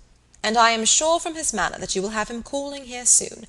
So I give you notice, Lady Russell." "Any acquaintance of Anne's will always be welcome to me," was Lady Russell's kind answer. "Oh, as to being Anne's acquaintance," said Mary, "I think he is rather my acquaintance, for I have been seeing him every day this last fortnight." "Well, as your joint acquaintance, then, I shall be very happy to see Captain Benwick." "You will not find anything very agreeable in him, I assure you, ma'am. He is one of the dullest young men that ever lived. He has walked with me sometimes, from one end of the sands to the other, without saying a word. He is not at all a well-bred young man. I am sure you will not like him." "There we differ, Mary," said Anne. "I think Lady Russell would like him. I think she would be so much pleased with his mind that she would very soon see no deficiency in his manner." "So do I, Anne," said Charles. "I am sure Lady Russell would like him. He is just Lady Russell's sort. Give him a book, and he will read all day long." "Yes, that he will," exclaimed Mary tauntingly. "He will sit poring over his book, and not know when a person speaks to him, or when one drops one's scissors, or anything that happens. Do you think Lady Russell would like that?" Lady Russell could not help laughing. "Upon my word," said she, "I should not have supposed that my opinion of anyone could have admitted of such difference of conjecture, steady and matter-of-fact as I may call myself. I have really a curiosity to see the person who can give occasion to such directly opposite notions. I wish he may be induced to call here, and when he does, Mary, you may depend upon hearing my opinion, but I am determined not to judge him beforehand." "You will not like him, I will answer for it." Lady Russell began talking of something else. Mary spoke with animation of their meeting with, or rather missing, Mr. Elliot so extraordinarily. "He is a man," said Lady Russell, "whom I have no wish to see. His declining to be on cordial terms with the head of this family has left a very strong impression in his disfavour with me." This decision checked Mary's eagerness, and stopped her short in the midst of the Elliot countenance. With regard to Captain Wentworth, though Anne hazarded no inquiries, there was voluntary communication sufficient. His spirits had been greatly recovering lately, as might be expected. As Louisa improved, he had improved, and he was now quite a different creature from what he had been the first week. He had not seen Louisa, and was so extremely fearful of any ill consequence to her from an interview, that he did not press for it at all, and on the contrary, seemed to have a plan of going away for a week or 10 days, till her head was stronger. He had talked of going down to Plymouth for a week, and wanted to persuade Captain Benwick to go with him. But, as Charles maintained to the last, Captain Benwick seemed much more disposed to ride over to Kellynch. There could be no doubt that Lady Russell and Anne were both occasionally thinking of Captain Benwick from this time. Lady Russell could not hear the door-bell without feeling that it might be his herald, nor could Anne return from any stroll of solitary indulgence in her father's grounds, or any visit of charity in the village, without wondering whether she might see him or hear of him. Captain Benwick came not, however. He was either less disposed for it than Charles had imagined, or he was too shy, and after giving him a week's indulgence, Lady Russell determined him to be unworthy of the interest which he had been beginning to excite. The Musgroves came back to receive their happy boys and girls from school, bringing with them Mrs. Harville's little children, to improve the noise of Uppercross, and lessen that of Lyme. Henrietta remained with Louisa, but all the rest of the family were again in their usual quarters. Lady Russell and Anne paid their compliments to them once, when Anne could not but feel that Uppercross was already quite alive again. Though neither Henrietta nor Louisa, nor Charles Hayter, nor Captain Wentworth were there, the room presented as strong a contrast as could be wished to the last state she had seen it in. Immediately surrounding Mrs. Musgrove were the little Harvilles, whom she was sedulously guarding from the tyranny of the 2 children from the cottage, expressly arrived to amuse them. On one side was a table occupied by some chattering girls, cutting up silk and gold paper, and on the other were trestles and trays, bending under the weight of brawn and cold pies, where riotous boys were holding high revel. The whole completed by a roaring Christmas fire, which seemed determined to be heard, in spite of all the noise of the others. Charles and Mary also came in, of course, during their visit, and Mr Musgrove made a point of paying his respects to Lady Russell, and sat down close to her for 10 minutes, talking with a very raised voice, but from the clamour of the children on his knees, generally in vain. It was a fine family peace.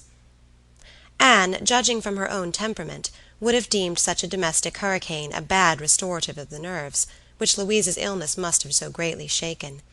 But Mrs Musgrove, who got Anne near her on purpose to thank her most cordially, again and again, for all her attentions to them, concluded a short recapitulation of what she had suffered herself, by observing, with a happy glance round the room, that after all she had gone through, nothing was so likely to do her good as a little quiet cheerfulness at home. Louisa was now recovering apace. Her mother could even think of her being able to join their party at home, before her brothers and sisters went to school again. The Harvilles had promised to come with her and stay at Uppercross whenever she returned. Captain Wentworth was gone, for the present, to see his brother in Shropshire. "I hope I shall remember in the future," said Lady Russell, as soon as they were reseated in the carriage, "not to call at Uppercross in the Christmas holidays." Everybody has their taste in noises as well as in other matters, and sounds are quite innoxious, or most distressing, by their sort rather than their quantity. When Lady Russell not long afterwards was entering Bath on a wet afternoon, and driving through the long course of streets from the old bridge to Camden Place, amidst the dash of other carriages, the heavy rumble of carts and drays, the bawling of newspaper-men, muffin-men and milkmen, and the ceaseless clink of pattens, she made no complaint. No, these were noises which belonged to the winter pleasures. Her spirits rose under their influence, and like Mrs Musgrove, she was feeling, though not saying, that after being long in the country, nothing could be so good for her as a little quiet cheerfulness. Anne did not share these feelings. She persisted in a very determined, though very silent disinclination for Bath, caught the first dim view of the extensive buildings, smoking in rain, without any wish of seeing them better, felt their progress through the streets to be, however disagreeable, yet too rapid, for who would be glad to see her when she arrived? And looked back, with fond regret, to the bustles of Uppercross and the seclusion of Kellynch. Elizabeth's last letter had communicated a piece of news of some interest. Mr Elliot was in Bath. He had called in Camden Place, had called a second time, a third, had been pointedly attentive. If Elizabeth and her father did not deceive themselves, had been taking much pains to seek the acquaintance, and proclaim the value of the connection, as he had formerly taken pains to show neglect. This was very wonderful, if it were true, and Lady Russell was in a state of very agreeable curiosity and perplexity about Mr Elliot, already recanting the sentiment she had so lately expressed to Mary, of his being a man whom she had no wish to see. She had a great wish to see him. If he really sought to reconcile himself like a dutiful branch, he must be forgiven for having dismembered himself from the paternal tree. Anne was not animated to an equal pitch by the circumstance, but she felt that she would rather see Mr Elliot again than not, which was more than she could say for many other persons in Bath. She was put down in Camden Place, and Lady Russell then drove to her own lodgings in Rivers Street. Chapter 15. Sir Walter had taken a very good house in Camden Place, a lofty, dignified situation, such as becomes a man of consequence, and both he and Elizabeth were settled there, much to their satisfaction. Anne entered it with a sinking heart, anticipating an imprisonment of many months, and anxiously saying to herself, "Oh, when shall I leave you again?" A degree of unexpected cordiality, however, in the welcome she received, did her good. Her father and sister were glad to see her, for the sake of showing her the house and furniture, and met her with kindness. Her making a fourth, when they sat down to dinner, was noticed as an advantage. Mrs Clay was very pleasant, and very smiling, but her courtesies and smiles were more matter of course. Anne had always felt that she would pretend what was proper on her arrival, but the complaisance of the others was unlooked for. They were evidently in excellent spirits, and she was soon to listen to the causes. They had no inclination to listen to her. After laying out for some compliments of being deeply regretted in their old neighbourhood, which Anne could not pay, they had only a few faint enquiries to make, before the talk must be all their own. Uppercross excited no interest, Kellynch very little. it was all Bath. They had the pleasure of assuring her that Bath more than answered their expectations in every respect. Their house was undoubtedly the best in Camden Place. Their drawing-rooms had many decided advantages over all the others which they had either seen or heard of, and the superiority was not less in the style of the fitting up or the taste of the furniture. Their acquaintance was exceedingly sought after. Everybody was wanting to visit them. They had drawn back from many introductions, and still were perpetually having cards left by people of whom they knew nothing. Here were funds of enjoyment. Could Anne wonder that her father and sister were happy?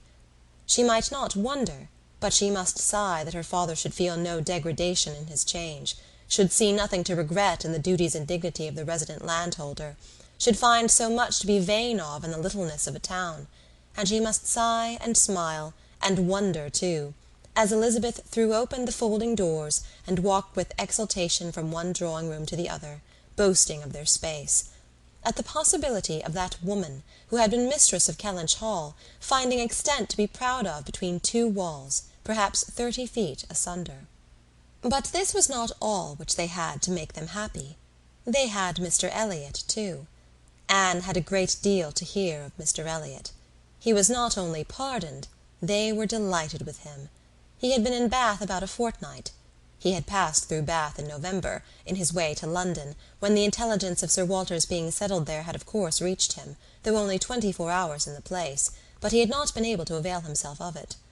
But he had now been a fortnight in Bath, and his first object on arriving had been to leave his card in Camden Place, following it up by such assiduous endeavours to meet, and when they did meet, by such great openness of conduct, such readiness to apologize for the past, such solicitude to be received as a relation again, that their former good understanding was completely re-established.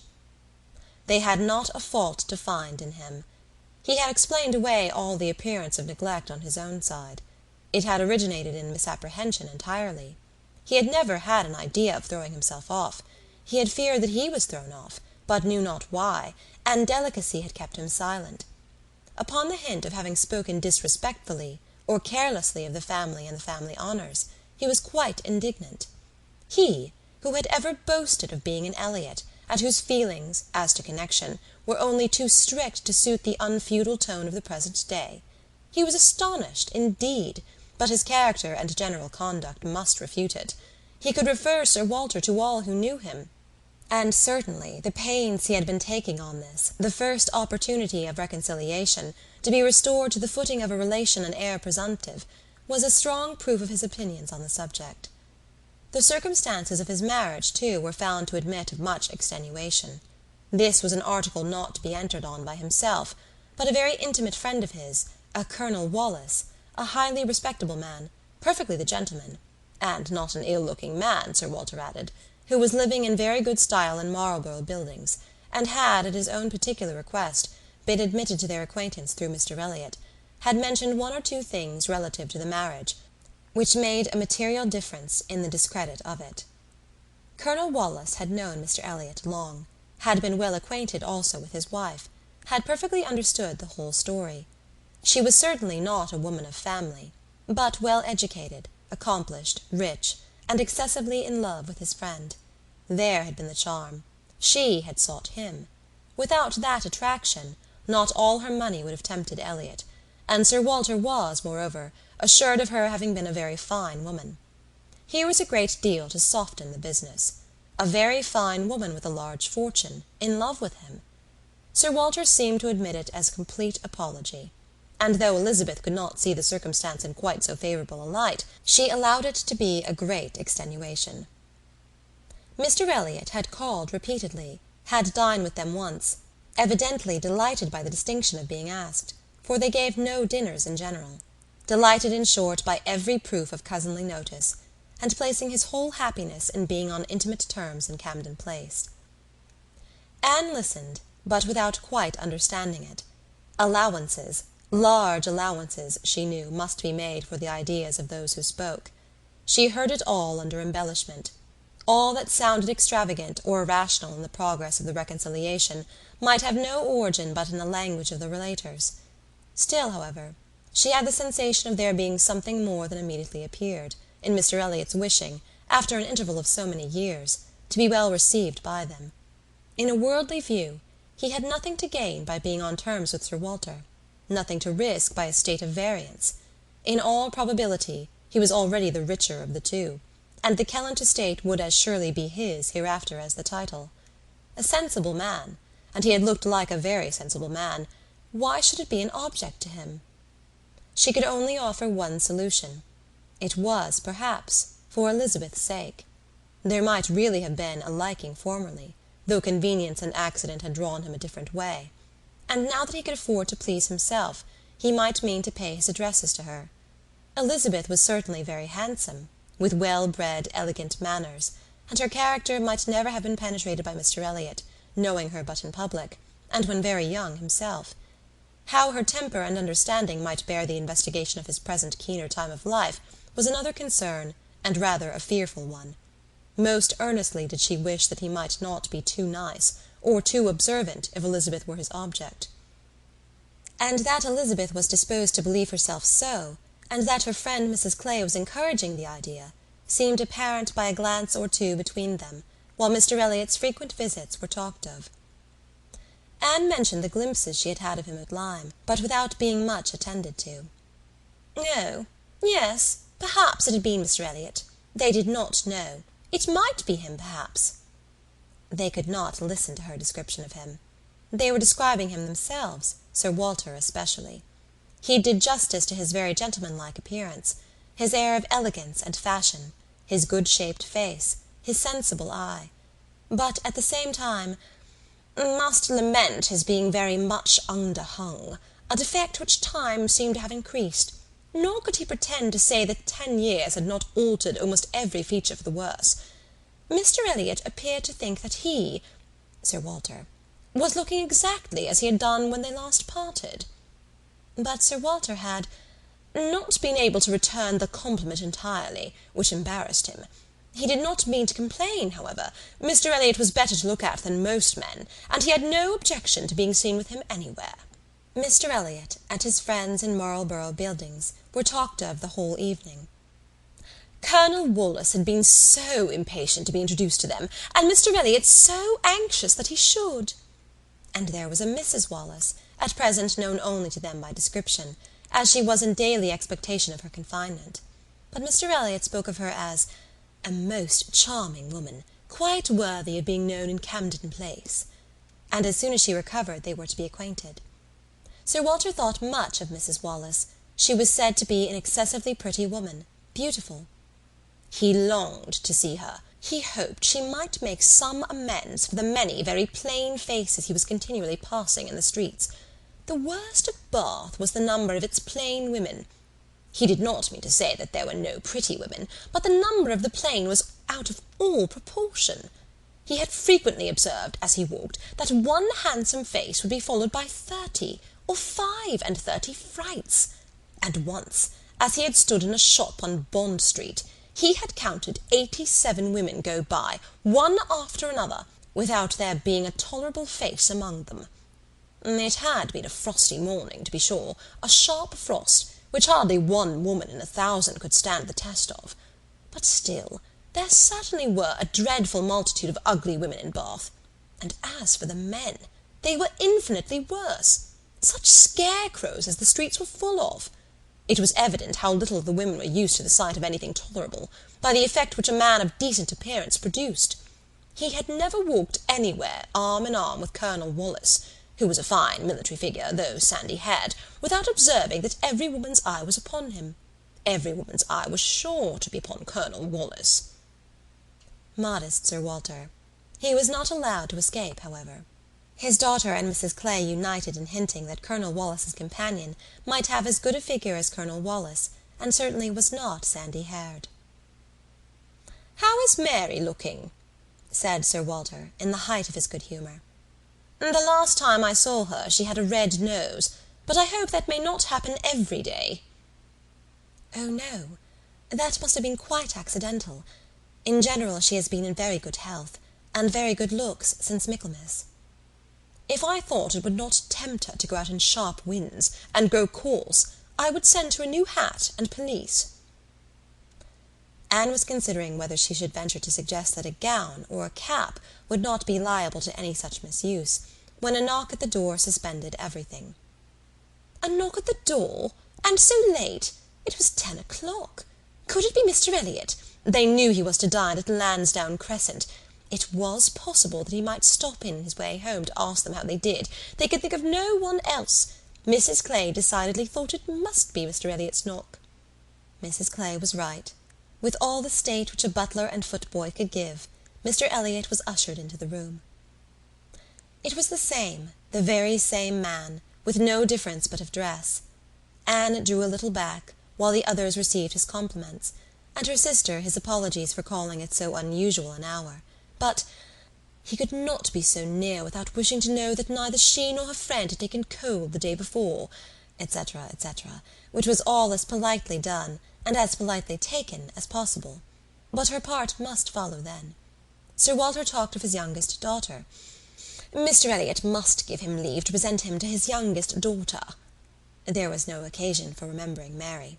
And Anne, smiling and blushing, very becomingly showed to Mr. Elliot the pretty features which he had by no means forgotten, and instantly saw, with amusement, at his little start of surprise, that he had not been at all aware of who she was. He looked completely astonished, but not more astonished than pleased. His eyes brightened, and with the most perfect alacrity he welcomed the relationship, alluded to the past, and entreated to be received as an acquaintance already. He was quite as good-looking as he had appeared at Lyme, his countenance improved by speaking, and his manners were so exactly what they ought to be, so polished, so easy, so particularly agreeable, that she could compare them in excellence to only one person's manners. They were not the same, but they were, perhaps, equally good. He sat down with them, and improved their conversation very much. There could be no doubt of his being a sensible man. 10 minutes were enough to certify that. His tone, his expressions, his choice of subject, his knowing where to stop, it was all the operation of a sensible, discerning mind. As soon as he could, he began to talk to her of Lyme, wanting to compare opinions respecting the place, but especially wanting to speak of the circumstances of their happening to be guests in the same inn at the same time, to give his own route, understand something of hers, and regret that he should have lost such an opportunity of paying his respects to her. She gave him a short account of her party and business at Lyme. His regret increased as he listened. He had spent his whole solitary evening in the room adjoining theirs, had heard voices, mirth continually, thought they must be a most delightful set of people, longed to be with them, but certainly without the smallest suspicion of his possessing the shadow of a right to introduce himself. If he had but asked who the party were, the name of Musgrove would have told him enough. Well, it would serve to cure him of an absurd practice of never asking a question at an inn, which he had adopted, when quite a young man, on the principle of its being very ungenteel to be curious. "The notions of a young man of 1 or 22, said he, "as to what is necessary in manners to make him quite the thing, are more absurd, I believe, than those of any other set of beings in the world. The folly of the means they often employ is only to be equalled by the folly of what they have in view." But he must not be addressing his reflections to Anne alone. He knew it.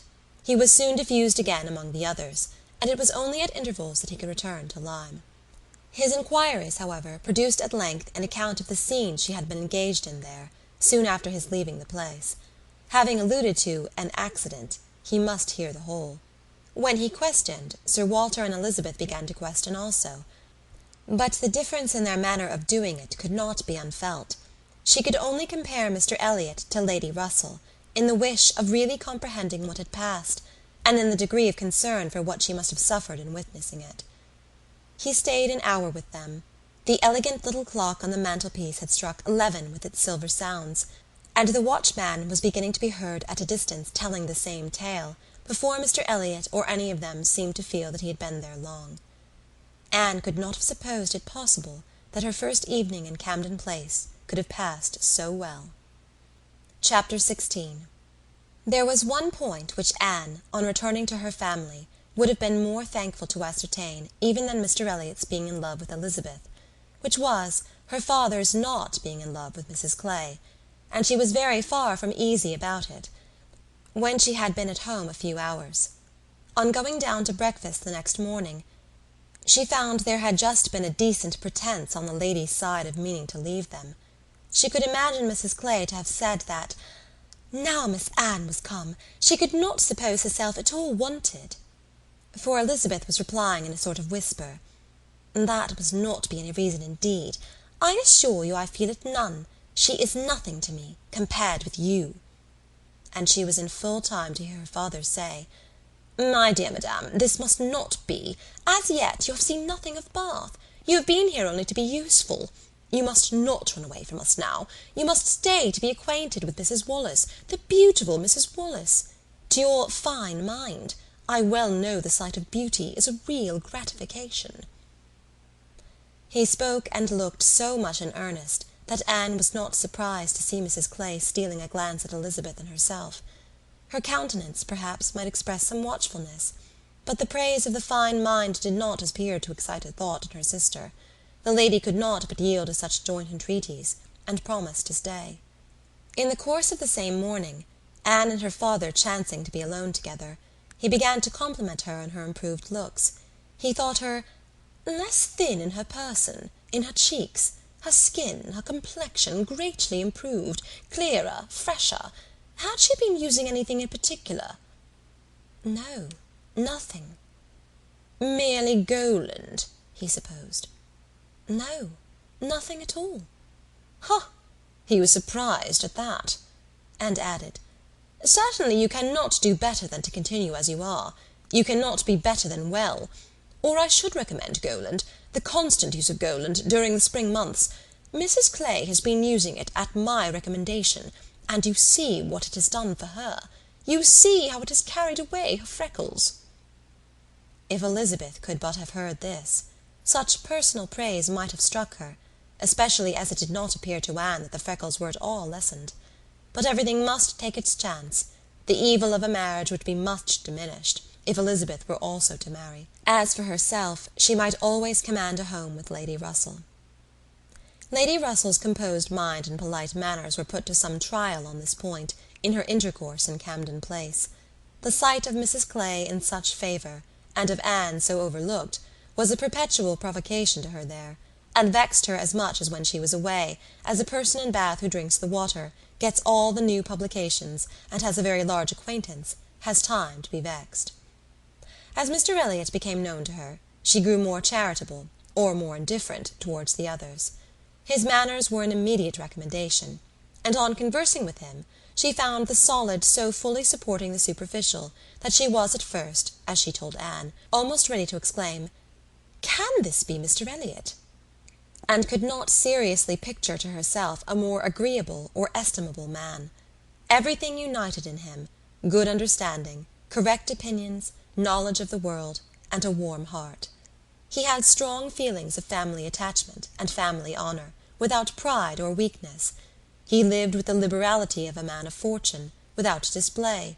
He judged for himself in everything essential, without defying public opinion on any point of worldly decorum. He was steady, observant, moderate, candid, never run away with by spirits or by selfishness, which fancied itself strong feeling, and yet with a sensibility to what was amiable and lovely, and a value for all the felicities of domestic life, which characters of fancied enthusiasm and violent agitation seldom really possess. She was sure that he had not been happy in marriage. Colonel Wallis said it, and Lady Russell saw it, but it had been no unhappiness to sour his mind, nor, she began pretty soon to suspect, to prevent his thinking of a second choice. Her satisfaction in Mr. Elliot outweighed all the plague of Mrs. Clay. It was now some years since Anne had begun to learn that she and her excellent friend could sometimes think differently, and it did not surprise her, therefore, that Lady Russell should see nothing suspicious or inconsistent, nothing to require more motives than appeared, in Mr. Elliot's great desire of a reconciliation. In Lady Russell's view, it was perfectly natural that Mr. Elliot, at a mature time of life, should feel it a most desirable object, and what would very generally recommend him among all sensible people to be on good terms with the head of the family, the simplest process in the world of time upon a head naturally clear, and only erring in the heyday of youth. Anne presumed, however, still to smile about it, and at last to mention Elizabeth. Lady Russell listened and looked, and made only this cautious reply: "Elizabeth, very well. Time will explain." It was a reference to the future which Anne, after a little observation, felt she must submit to. She could determine nothing at present.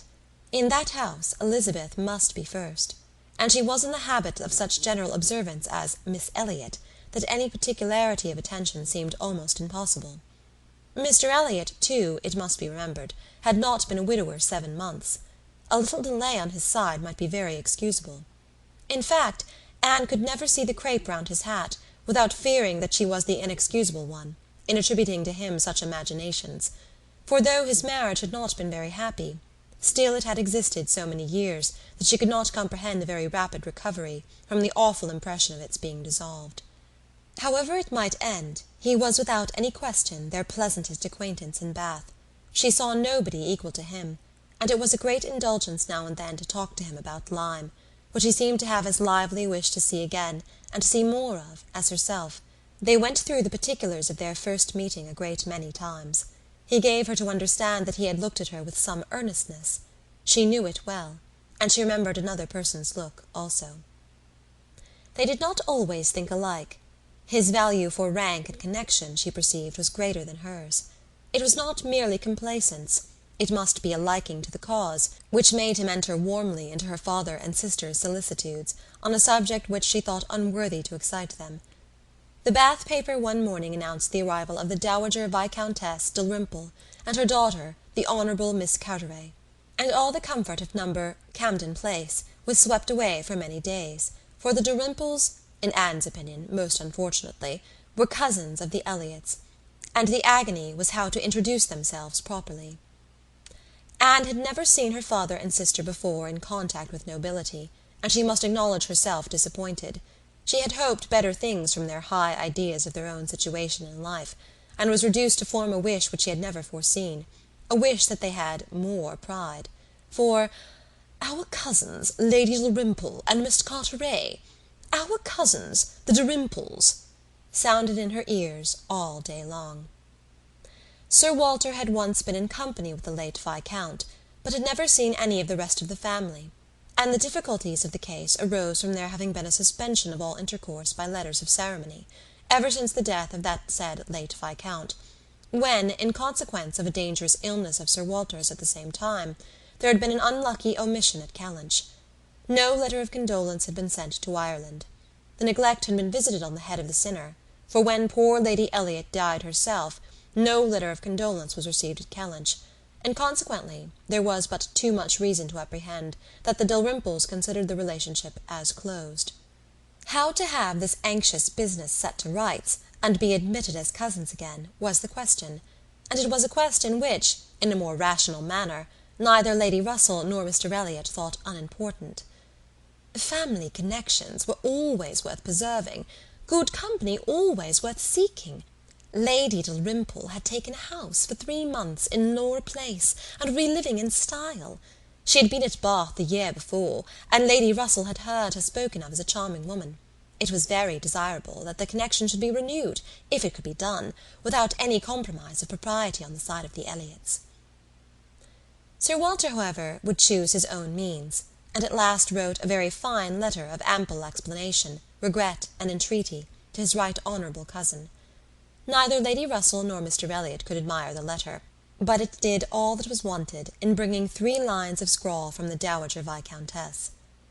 She was very much honoured, and should be happy in their acquaintance. The toils of the business were over, the sweets began. They visited in Laura Place. They had the cards of Dowager Viscountess Dalrymple and the Honourable Miss Carteret, to be arranged wherever they might be most visible, and "our cousins in Laura Place, our cousin, Lady Dalrymple and Miss Carteret," were talked of to everybody.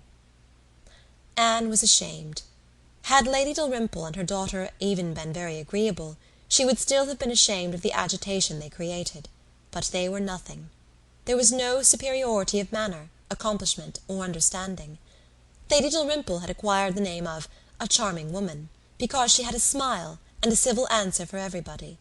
Miss Carteret, with still less to say, was so plain and so awkward that she would never have been tolerated in Camden Place but for her birth. Lady Russell confessed she had expected something better, but yet it was an acquaintance worth having, and when Anne ventured to speak her opinion of them to Mr. Elliot, he agreed to their being nothing in themselves, but still maintained that, as a family connection, as good company, as those who would collect good company around them, they had their value. Anne smiled and said, "My idea of good company, Mr. Elliot, is the company of clever, well-informed people who have a great deal of conversation. That is what I call good company."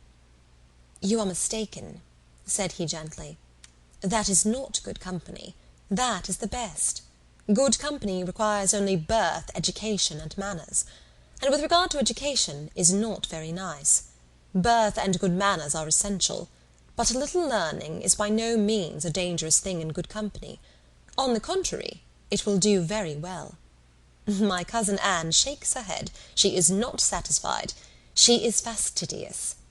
My dear cousin," sitting down by her, "you have a better right to be fastidious than almost any other woman I know, but will it answer?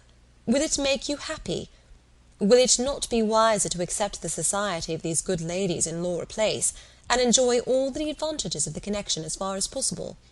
You may depend upon it that they will move in the first set in Bath this winter, and as rank is rank, your being known to be related to them will have its use in fixing your family, our family, let me say, in that degree of consideration which we must all wish for." "Yes," sighed Anne, "we shall indeed be known to be related to them." Then, recollecting herself, and not wishing to be answered, she added, "I certainly do think there has been by far too much trouble taken to procure the acquaintance. I suppose," smiling, "I have more pride than any of you, but I confess it does vex me that we should be so solicitous to have the relationship acknowledged, which we may be very sure is a matter of perfect indifference to them." "Pardon me, dear cousin, you are unjust in your own claims. In London, perhaps, in your present quiet style of living, it might be as you say, but in Bath, Sir Walter Elliot and his family will always be worth knowing, always acceptable as acquaintance." "Well," said Anne, "I certainly am proud, too proud to enjoy a welcome which depends so entirely upon place." "I love your indignation," said he. "It is very natural. But here you are in Bath, and the object is to be established here with all the credit and dignity which ought to belong to Sir Walter Elliot. You talk of being proud. I am called proud, I know, and I shall not wish to believe myself otherwise, for our pride, if investigated, would have the same object, I have no doubt, though the kind may seem a little different. In one point I am sure, my dear cousin," he continued, speaking lower, though there was no one else in the room, "in one point I am sure we must feel alike. We must feel that every addition to your father's society, among his equals or superiors, may be of use in diverting his thoughts from those who are beneath him." He looked, as he spoke, to the seat which Mrs. Clay had been lately occupying, a sufficient explanation of what he particularly meant, and though Anne could not believe in their having the same sort of pride, she was pleased with him for not liking Mrs. Clay, and her conscience admitted that his wishing to promote her father's getting great acquaintance was more than excusable in the view of defeating her. Chapter 17. While Sir Walter and Elizabeth were assiduously pushing their good fortune in Laura Place, Anne was renewing an acquaintance of a very different description. She had called on her former governess, and had heard from her of there being an old schoolfellow in Bath, who had the two strong claims on her attention of past kindness and present suffering. Miss Hamilton, now Mrs. Smith, had shown her kindness in one of those periods of her life when it had been most valuable. Anne had gone unhappy to school, grieving for the loss of a mother whom she had dearly loved, feeling her separation from home, and suffering as a girl of 14, of strong sensibility and not high spirits, must suffer at such a time. And Miss Hamilton, 3 years older than herself, but still from the want of near relations and a settled home, remaining another year at school, had been useful and good to her in a way which had considerably lessened her misery, and could never be remembered with indifference. Miss Hamilton had left school, had married not long afterwards, was said to have married a man of fortune, and this was all that Anne had known of her, till now that their governess's account brought her situation forward in a more decided but very different form. She was a widow, and poor. Her husband had been extravagant, and at his death, about 2 years before, had left his affairs dreadfully involved. She had had difficulties of every sort to contend with, and in addition to these distresses had been afflicted with a severe rheumatic fever, which, finally settling in her legs, had made her for the present a cripple. She had come to Bath on that account, and was now in lodgings near the hot baths, living in a very humble way, unable even to afford herself the comfort of a servant, and of course almost excluded from society. Their mutual friend answered for the satisfaction which a visit from Miss Elliot would give Mrs. Smith, and Anne therefore lost no time in going. She mentioned nothing of what she had heard, or what she intended, at home. It would excite no proper interest there. She only consulted Lady Russell, who entered thoroughly into her sentiments, and was most happy to convey her as near to Mrs. Smith's lodgings in Westgate Buildings as Anne chose to be taken. The visit was paid, their acquaintance re-established, their interest in each other more than rekindled. The first 10 minutes had its awkwardness and its emotion. 12 years were gone since they had parted, and each presented a somewhat different person from what the other had imagined.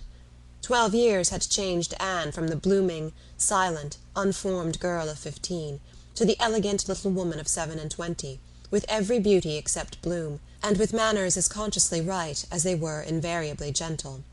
And 12 years had transformed the fine-looking, well-grown Miss Hamilton, in all the glow of health and confidence of superiority, into a poor, infirm, helpless widow, receiving the visit of her former protégé as a favour.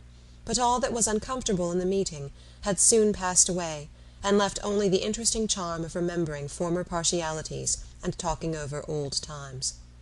Anne found in Mrs. Smith the good sense and agreeable manners which she had almost ventured to depend on, and a disposition to converse and be cheerful beyond her expectation. Neither the dissipations of the past, and she had lived very much in the world, nor the restrictions of the present, neither sickness nor sorrow, seemed to have closed her heart or ruined her spirits.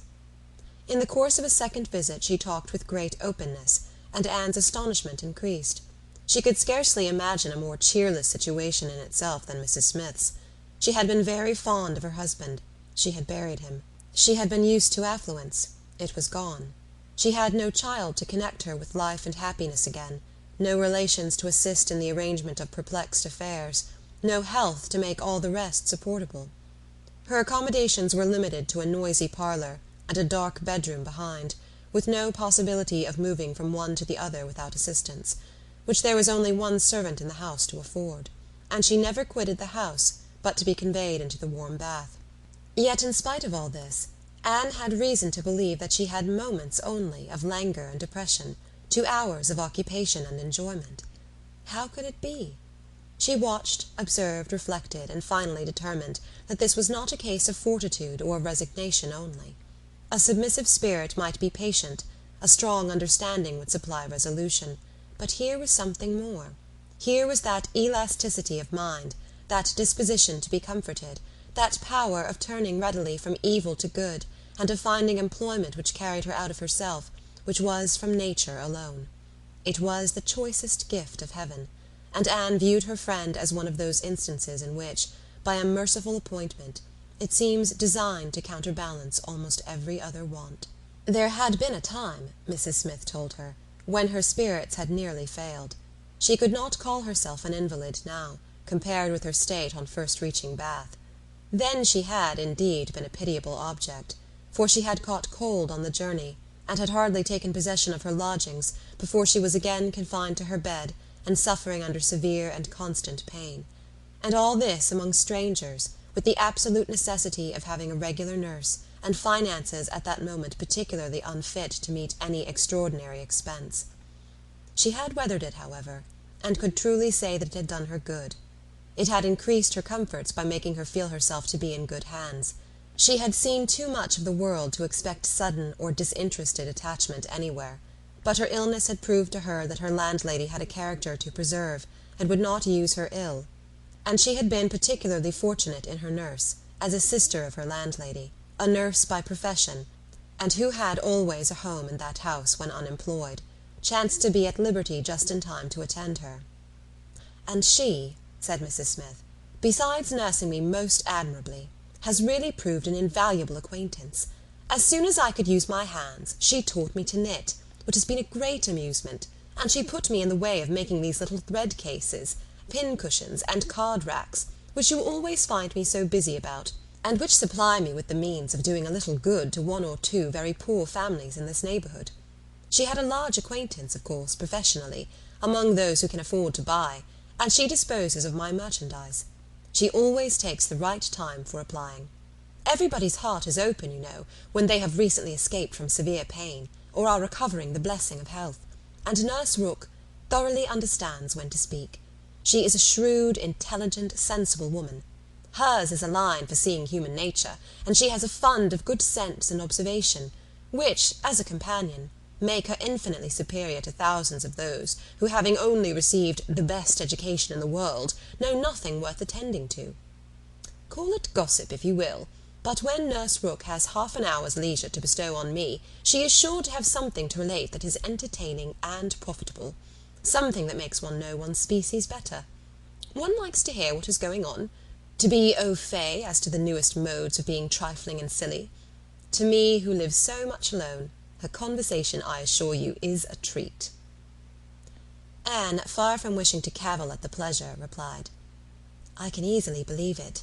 Women of that class have great opportunities, and if they are intelligent, may be well worth listening to. Such varieties of human nature as they are in the habit of witnessing, and it is not merely in its follies that they are well read, for they see it occasionally under every circumstance that can be most interesting or affecting. What instances must pass before them of ardent, disinterested, self-denying attachment, of heroism, fortitude, patience, resignation, of all the conflicts and all the sacrifices that ennoble us most. A sick chamber may often furnish the worth of volumes." "Yes," said Mrs. Smith more doubtingly. "Sometimes it may, though I fear its lessons are not often in the elevated style you describe. Here and there human nature may be great in times of trial, but generally speaking it is its weakness and not its strength that appears in a sick chamber. It is selfishness and impatience rather than generosity and fortitude that one hears of. There is so little real friendship in the world, and unfortunately," speaking low and tremulously, "there are so many who forget to think seriously till it is almost too late." Anne saw the misery of such feelings. The husband had not been what he ought, and the wife had been led among that part of mankind which made her think worse of the world than she hoped it deserved. It was but a passing emotion, however, with Mrs. Smith. She shook it off, and soon added in a different tone, "I do not suppose the situation my friend Mrs. Rooke is in at present will furnish much either to interest or edify me. She is only nursing Mrs. Wallace of Marlborough Buildings, a mere pretty, silly, expensive, fashionable woman, I believe, and of course will have nothing to report but of lace and finery. I mean to make my profit of Mrs. Wallace, however. She has plenty of money, and I intend she shall buy all the high-priced things I have in hand now." Anne had called several times on her friend before the existence of such a person was known in Camden Place. At last it became necessary to speak of her. Sir Walter, Elizabeth, and Mrs. Clay returned one morning from Laura Place, with a sudden invitation from Lady Dalrymple for the same evening, and Anne was already engaged to spend that evening in Westgate Buildings. She was not sorry for the excuse. They were only asked, she was sure, because Lady Dalrymple, being kept at home by a bad cold, was glad to make use of the relationship which had been so pressed on her, and she declined on her own account with great alacrity. She was engaged to spend the evening with an old schoolfellow. They were not much interested in anything relative to Anne, but still there were questions enough asked, to make it understood what this old schoolfellow was, and Elizabeth was disdainful, and Sir Walter severe. "Westgate Buildings," said he, "and who is Miss Anne Elliot to be visiting in Westgate Buildings?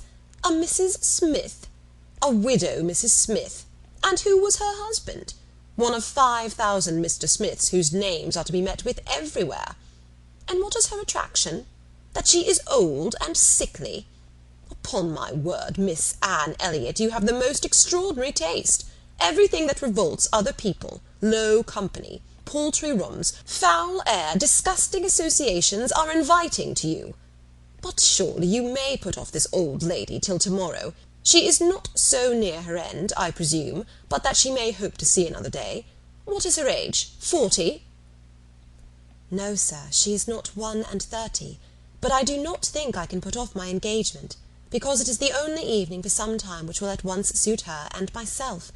She goes into the warm bath to-morrow, and for the rest of the week, you know, we are engaged. But what does Lady Russell think of this acquaintance? Asked Elizabeth. She sees nothing to blame in it, replied Anne. On the contrary, she approves it, and has generally taken me when I have called on Mrs. Smith. Westgate Buildings must have been rather surprised by the appearance of a carriage drawn up near its pavement, observed Sir Walter. Sir Henry Russell's widow, indeed, has no honours to distinguish her arms, but still it is a handsome equipage, and no doubt is well known to convey a Miss Elliot. A widow Mrs. Smith, lodging in Westgate Buildings. A poor widow barely able to live between 30 and 40, a mere Mrs. Smith, an everyday Mrs. Smith, of all people and all names in the world, to be the chosen friend of Miss Anne Elliot, and to be preferred by her to her own family connections among the nobility of England and Ireland. Mrs. Smith! Such a name! Mrs. Clay, who had been present while all this passed, now thought it advisable to leave the room, and Anne could have said much, and did long to say a little in defence of her friends' not very dissimilar claims to theirs, but her sense of personal respect to her father prevented her. She made no reply. She left it to himself to recollect that Mrs. Smith was not the only widow in Bath between 30 and 40, with little to live on, and no surname of dignity. Anne kept her appointment, the others kept theirs, and of course she heard the next morning that they had had a delightful evening.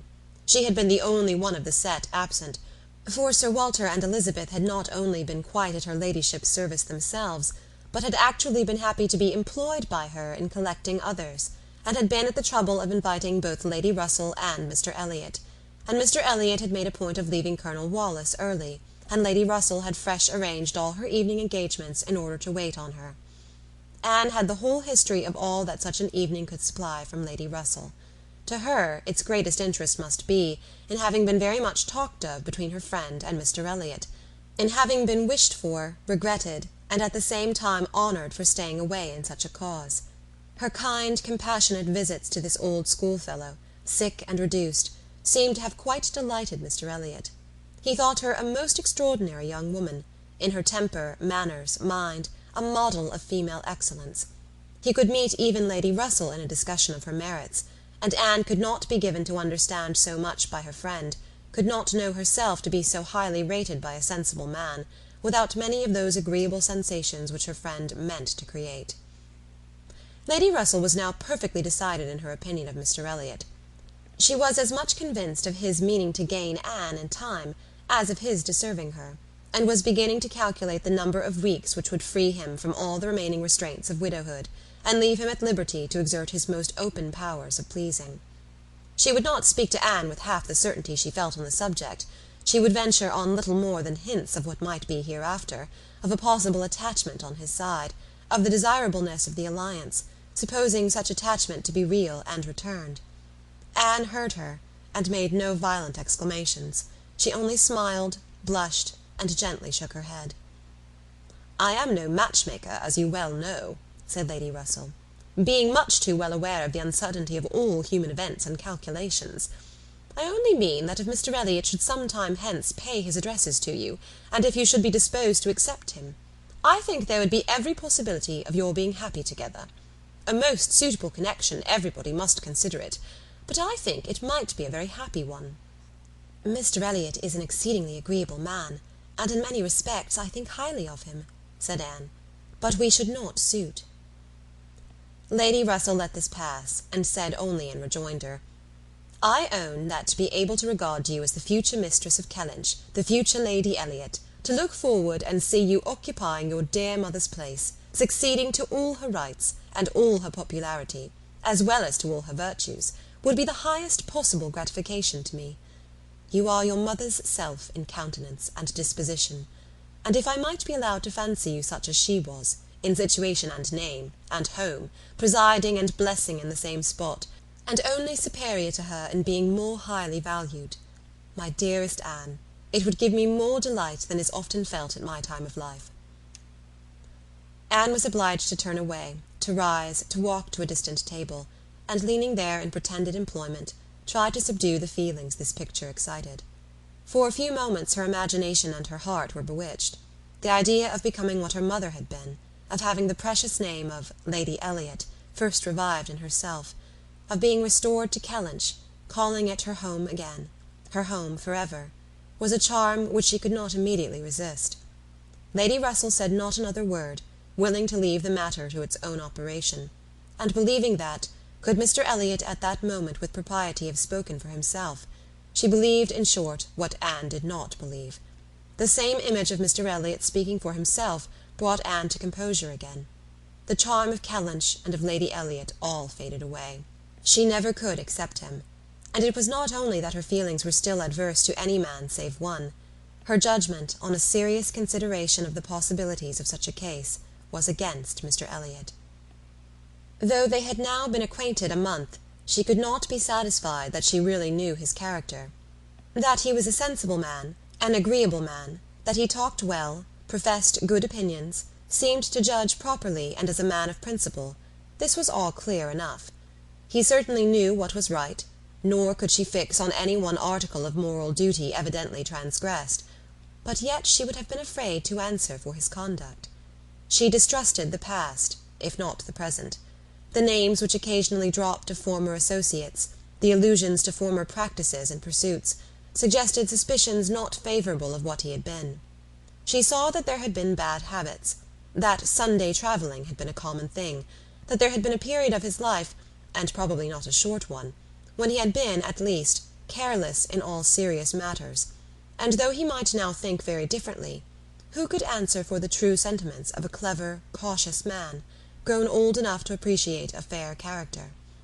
How could it ever be ascertained that his mind was truly cleansed? Mr. Elliot was rational, discreet, polished, but he was not open. There was never any burst of feeling, any warmth of indignation or delight, at the evil or good of others. This, to Anne, was a decided imperfection. Her early impressions were incurable. She prized the frank, the open-hearted, the eager character beyond all others. Warmth and enthusiasm did captivate her still. She felt that she could so much more depend upon the sincerity of those who sometimes looked or said a careless or a hasty thing, than of those whose presence of mind never varied, whose tongue never slipped. Mr. Elliot was too generally agreeable. Various as were the tempers in her father's house, he pleased them all. He endured too well, stood too well with everybody. He had spoken to her with some degree of openness of Mrs. Clay, had appeared completely to see what Mrs. Clay was about, and to hold her in contempt, and yet Mrs. Clay found him as agreeable as anybody. Lady Russell saw either less or more than her young friend, for she saw nothing to excite distrust.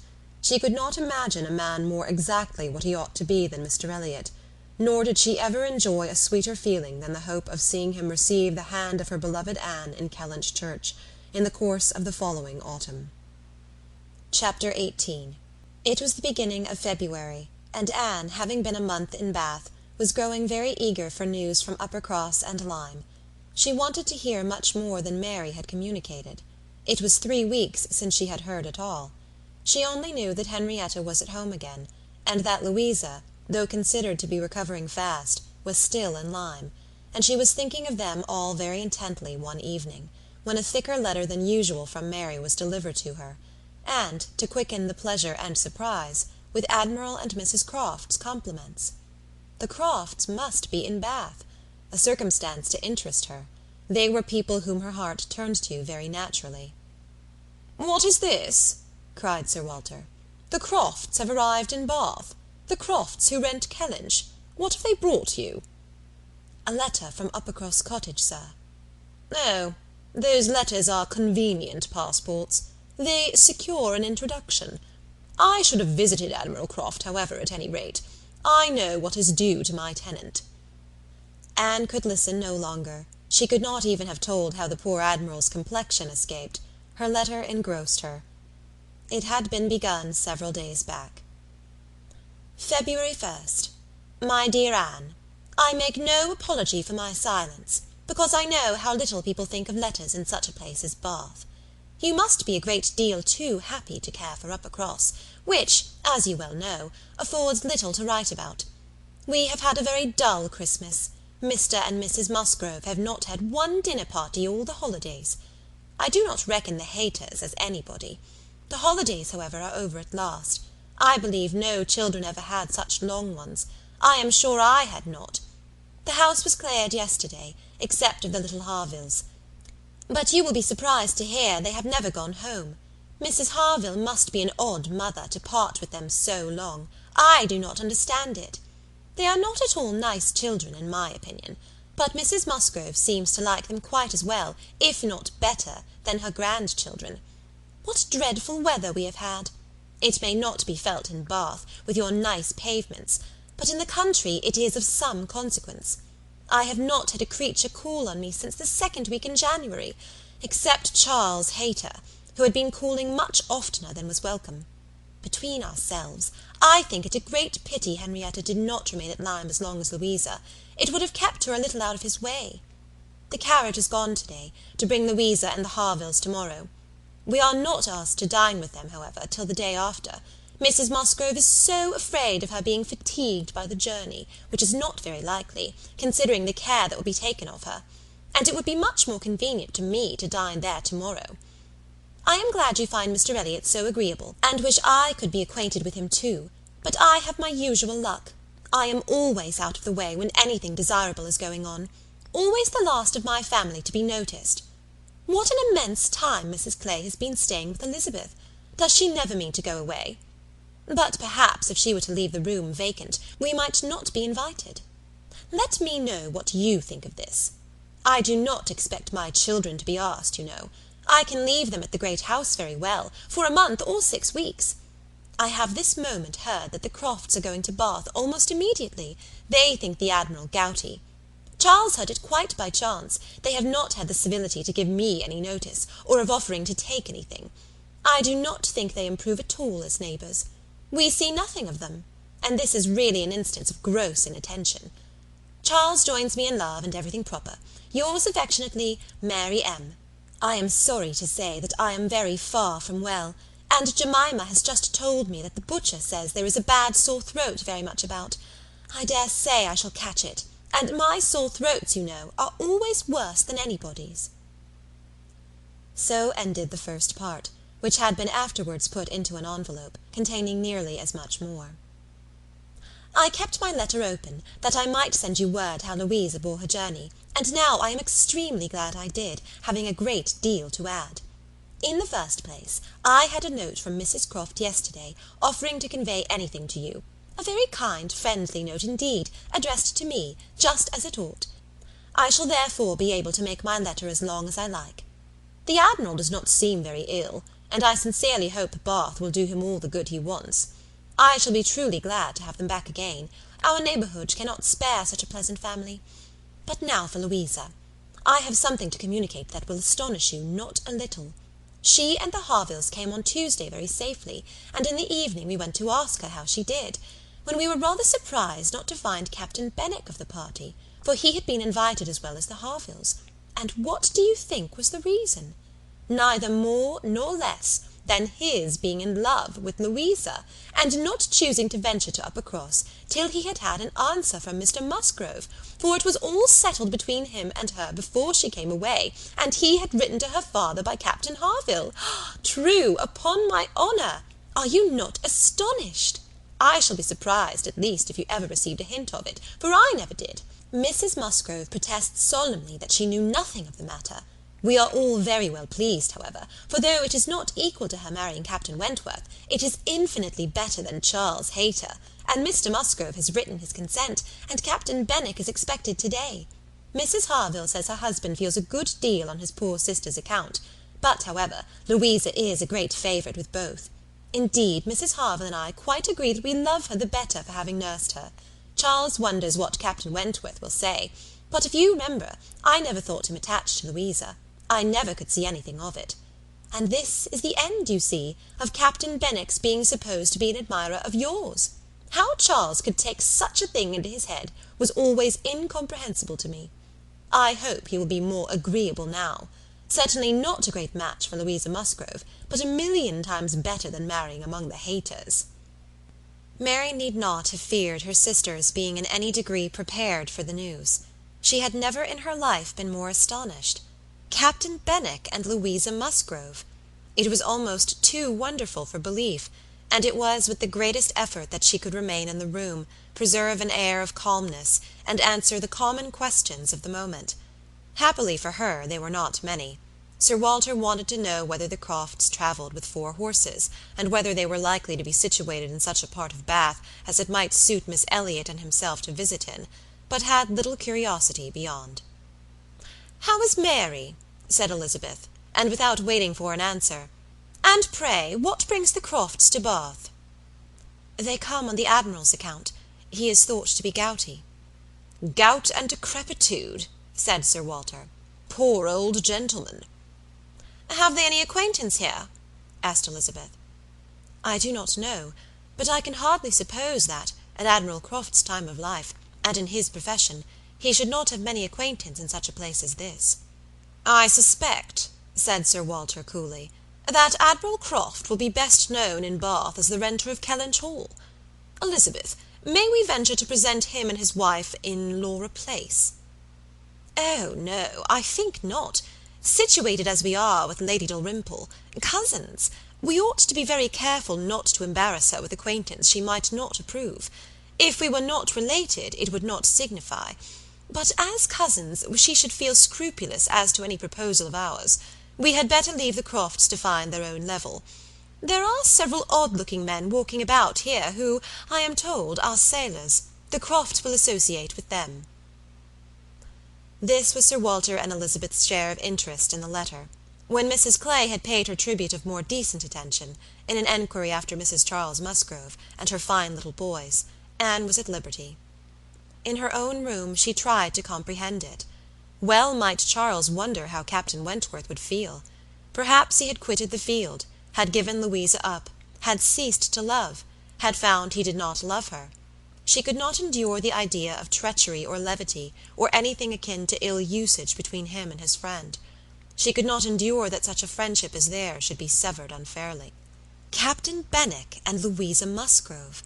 The high-spirited, joyous-talking Louisa Musgrove, and the dejected, thinking, feeling, reading Captain Benwick, seemed each of them everything that would not suit the other. Their minds most dissimilar. Where could have been the attraction? The answer soon presented itself. It had been in situation. They had been thrown together several weeks. They had been living in the same small family party. Since Henrietta's coming away, they must have been depending almost entirely on each other, and Louisa, just recovering from illness, had been in an interesting state, and Captain Benwick was not inconsolable. There was a point which Anne had not been able to avoid suspecting before, and instead of drawing the same conclusion as Mary from the present course of events, they served only to confirm the idea of his having felt some dawning of tenderness toward herself. She did not mean, however, to derive much more from it to gratify her vanity than Mary might have allowed. She was persuaded that any tolerably pleasing young woman who had listened and seemed to feel for him would have received the same compliment. He had an affectionate heart. He must love somebody. She saw no reason against their being happy. Louisa had fine naval fervour to begin with, and they would soon grow more alike. He would gain cheerfulness, and she would learn to be an enthusiast for Scott and Lord Byron. Nay, that was probably learnt already. Of course, they had fallen in love over poetry. The idea of Louisa Musgrove turned into a person of literary taste and sentimental reflection was amusing, but she had no doubt of its being so. The day at Lyme, the fall from the Cobb, might influence her health, her nerves, her courage, her character to the end of her life, as thoroughly as it appeared to have influenced her fate. The conclusion of the whole was, that if the woman who had been sensible of Captain Wentworth's merits could be allowed to prefer another man, there was nothing in the engagement to excite lasting wonder, and if Captain Wentworth lost no friend by it, certainly nothing to be regretted.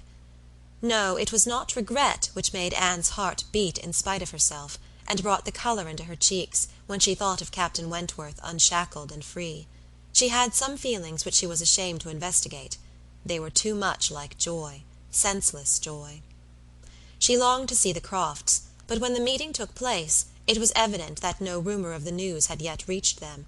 The visit of ceremony was paid and returned, and Louisa Musgrove was mentioned, and Captain Benwick too, without even half a smile. The Crofts had placed themselves in lodgings in Gay Street, perfectly to Sir Walter's satisfaction. He was not at all ashamed of the acquaintance, and did, in fact, think and talk a great deal more about the Admiral than the Admiral ever thought or talked about him. The Crofts knew quite as many people in Bath as they wished for, and considered their intercourse with the Elliots as a mere matter of form, and not in the least likely to afford them any pleasure. They brought with them their country habit of being almost always together. He was ordered to walk to keep off the gout, and Mrs Croft seemed to go shares with him in everything, and to walk for her life to do him good. Anne saw them wherever she went. Lady Russell took her out in her carriage almost every morning, and she never failed to think of them, and never failed to see them. Knowing their feelings as she did, it was a most attractive picture of happiness to her. She always watched them as long as she could, delighted to fancy she understood what they might be talking of, as they walked along in happy independence, or equally delighted to see the Admiral's hearty shake of the hand when he encountered an old friend, and observe their eagerness of conversation when occasionally forming into a little knot of the navy, Mrs Croft looking as intelligent and keen as any of the officers around her. Anne was too much engaged with Lady Russell to be often walking herself, but it so happened that one morning, about a week or 10 days after the Crofts' arrival, it suited her best to leave her friend, or her friend's carriage, in the lower part of the town, and return alone to Camden Place, and in walking up Milsom Street she had the good fortune to meet with the Admiral. He was standing by himself at a print-shop window, with his hands behind him, in earnest contemplation of some print, and she not only might have passed him unseen, but was obliged to touch as well as address him, before she could catch his notice. When he did perceive and acknowledge her, however, it was done with all his usual frankness and good humour. "Ha! Is it you? Thank you, thank you. This is treating me like a friend. Here I am, you see, staring at a picture. I can never get by this shop without stopping. But what a thing here is by way of a boat! Do look at it! Did you ever see the like? What queer fellows your fine painters must be, to think that anybody would venture their lives in such a shapeless old cockle-shell as that! And yet here are two gentlemen stuck up in it, mightily at their ease, and looking about them at the rocks and mountains, as if they were not to be upset the next moment, which they certainly must be. I wonder where that boat was built," laughing heartily. "I would not venture over a horse-pond in it. Well," turning away, "now, where are you bound? Can I go anywhere for you, or with you? Can I be of any use?" "None, I thank you, unless you will give me the pleasure of your company the little way our road lies together. I am going home." "That I will, with all my heart, and father too. Yes, yes, we will have a snug walk together. And I have something to tell you as we go along. There, take my arm. That's right. I do not feel comfortable if I have not a woman there. Lord, what a boat it is!" taking a last look at the picture, as they began to be in motion. "Did you say that you had something to tell me, sir?" "Yes, I have, presently. But here comes a friend, Captain Brigden. I shall only say how do you do as we pass, however. I shall not stop. How do you do? Brigden stares to see anybody with me but my wife. She, poor soul, is tied by the leg. She has a blister on one of her heels as large as a 3-shilling piece. If you look across the street, you will see Admiral Brand coming down, and his brother. Shabby fellows, both of them. I am glad they are not on this side of the way. Sophie cannot bear them. They played me a pitiful trick once, got away with some of my best men. I will tell you the whole story another time. There comes old Sir Archibald Drew and his grandson. Look, he sees us, he kisses his hand to you, he takes you for my wife. Ah, the peace has come too soon for that younker. Poor old Sir Archibald. How do you like Bath, Miss Elliot? It suits us very well. We were always meeting with some old friend or other, the streets full of them every morning, sure to have plenty of chat. And then we get away from them all, and shut ourselves in our lodgings, and draw on our chairs, and are as snug as if we were at Kellynch. Ay, or as we used to be even at North Yarmouth and Deal. We do not like our lodgings here the worse, I can tell you, for putting us in mind of those we first had at North Yarmouth. The wind blows through one of those cupboards just in the same way." When they were got a little further, Anne ventured to press again for what he had to communicate. She hoped when clear of Milsom Street to have her curiosity gratified, but she was still obliged to wait, for the Admiral had made up his mind not to begin till they had gained the greater space and quiet of Belmont, and as she was not really Mrs Croft, she must let him have his own way. As soon as they were fairly ascending Belmont, he began. "Well, now you shall hear something that will surprise you. But first of all, you must tell me the name of the young lady I am going to talk about. That young lady, you know, that we have all been so concerned for. The Miss Musgrove that all this has been happening to. Her Christian name. I always forget her Christian name." Anne had been ashamed to appear to comprehend so soon as she really did, but now she could safely suggest the name of Louisa. Ay, Miss Louisa Musgrove, that is the name. I wish young ladies had not such a number of fine Christian names. I should never be out if they were all Sophies or something of that sort. Well, this Miss Louisa, we all thought, you know, was to marry Frederick. He was courting her week after week. The only wonder was what they could be waiting for, till the business at Lyme came. Then, indeed, it was clear enough they must wait till her brain was set to right. But even then there was something odd in their way of going on. Instead of staying at Lyme, he went off to Plymouth, and then he went off to see Edward. When he came back from Minehead, he was gone down to Edward's, and there he has been ever since. We have seen nothing of him since November. Even Sophie could not understand it. But now the matter has taken the strangest turn of all. For this young lady, the same Miss Musgrove, instead of being to marry Frederick, is to marry James Benwick. You know James Benwick." "A little. I am a little acquainted with Captain Benwick." "Well, she is to marry him. Nay, most likely they are married already, for I do not know what they should wait for." "I thought Captain Benwick a very pleasing young man," said Anne, "and I understand that he bears an excellent character." "Oh, yes, there is not a word to be said against James Benwick. He is only a commander, it is true, made last summer, and these are bad times for getting on, but he has not another fault that I know of. An excellent, good-hearted fellow, I assure you. A very active, zealous officer, too, which is more than you would think for, perhaps, for that soft sort of manner does not do him justice." "Indeed, you are mistaken there, sir. I should never augur want of spirit from Captain Benwick's manners. I thought them particularly pleasing, and I will answer for it they would generally please." Well, ladies are the best judges, but James Benwick is rather too piano for me, and though very likely it is all our partiality, Sophie and I cannot help thinking Frederick's manners better than his. There is something about Frederick more to our taste. Anne was caught.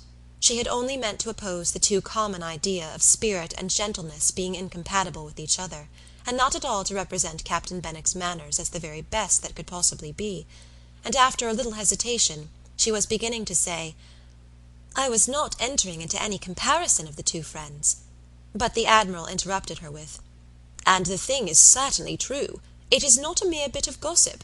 We have it from Frederick himself. His sister had a letter from him yesterday, in which he tells us of it, and he had just had it in a letter from Harville, written upon the spot from Uppercross. I fancy they are all at Uppercross."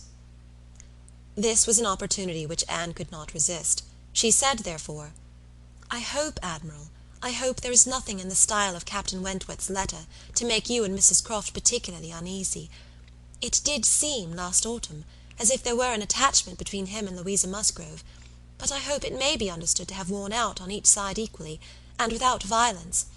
I hope his letter did not breathe the spirit of an ill-used man." "Not at all, not at all. There is not an oath or a murmur from beginning to end." Anne looked down to hide her smile. No, Frederick is not a man to whine and complain. He has too much spirit for that. If the girl likes another man better, it is very fit she should have him." "Certainly, but what I mean is, that I hope there is nothing in Captain Wentworth's manner of writing to make you suppose he thinks himself ill-used by his friend, which might appear, you know, without its being absolutely said. I should be very sorry that such a friendship as has subsisted between him and Captain Benwick should be destroyed, or even wounded, by a circumstance of this sort." Yes, yes, I understand you. But there is nothing at all of that nature in the letter. He does not give the least fling at Benwick, does not so much as say, I wonder at it, I have a reason of my own for wondering at it. No, you would not guess from his way of writing that he had ever thought of this Miss What's-her-name for himself. He very handsomely hopes they will be very happy together, and there is nothing very unforgiving in that, I think. Anne did not receive the perfect conviction which the Admiral meant to convey, but it would have been useless to press the enquiry farther. She therefore satisfied herself with commonplace remarks or quiet attention, and the Admiral had it all his own way. Poor Frederick, said he at last. Now he must begin all over again with somebody else. I think we must get him to Bath. Sophie must write and beg him to come to Bath. Here are pretty girls enough, I am sure. It would be of no use to go to Uppercross again, for that other Miss Musgrove, I find, is bespoke by her cousin, the young parson. Do not you think, Miss Elliot, we had better try to get him to Bath? Chapter 19. While Admiral Croft was taking this walk with Anne, and expressing his wish of getting Captain Wentworth to Bath, Captain Wentworth was already on his way thither. Before Mrs. Croft had written, he was arrived, and the very next time Anne walked out, she saw him. Mr. Elliot was attending his two cousins and Mrs. Clay. They were in Milsom Street. It began to rain, not much, but enough to make shelter desirable for women, and quite enough to make it very desirable for Miss Elliot to have the advantage of being conveyed home in Lady Dalrymple's carriage, which was seen waiting at a little distance. She, Anne, and Mrs. Clay, therefore, turned into Mollyns, while Mr. Elliot stepped to Lady Dalrymple to request her assistance.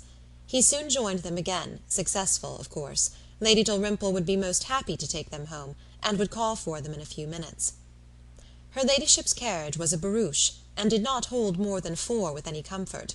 Miss Carteret was with her mother, consequently it was not reasonable to expect accommodation for all the 3 Camden Place ladies. There could be no doubt as to Miss Elliot. Whoever suffered inconvenience, she must suffer none, but it occupied a little time to settle the point of civility between the other 2. The rain was a mere trifle, and Anne was most sincere in preferring a walk with Mr. Elliot. But the rain was also a mere trifle to Mrs. Clay. She would hardly allow it even to drop at all, and her boots were so thick, much thicker than Miss Anne's, and in short her civility rendered her quite as anxious to be left to walk with Mr. Elliot as Anne could be, and it was discussed between them with a generosity so polite and so determined that the others were obliged to settle it for them, Miss Elliot maintaining that Mrs. Clay had a little cold already, and Mr. Elliot deciding on appeal that his cousin Anne's boots were rather the thickest. It was fixed accordingly that Mrs. Clay should be of the party in the carriage, and they had just reached this point when Anne, as she sat near the window, descried, most decidedly and distinctly, Captain Wentworth walking down the street. Her start was perceptible only to herself, but she instantly felt that she was the greatest simpleton in the world, the most unaccountable and absurd. For a few minutes she saw nothing before her. It was all confusion. She was lost, and when she had scolded back her senses, she found the others still waiting for the carriage, and Mr. Elliot, always obliging, just setting off for Union Street on a commission of Mrs. Clay's.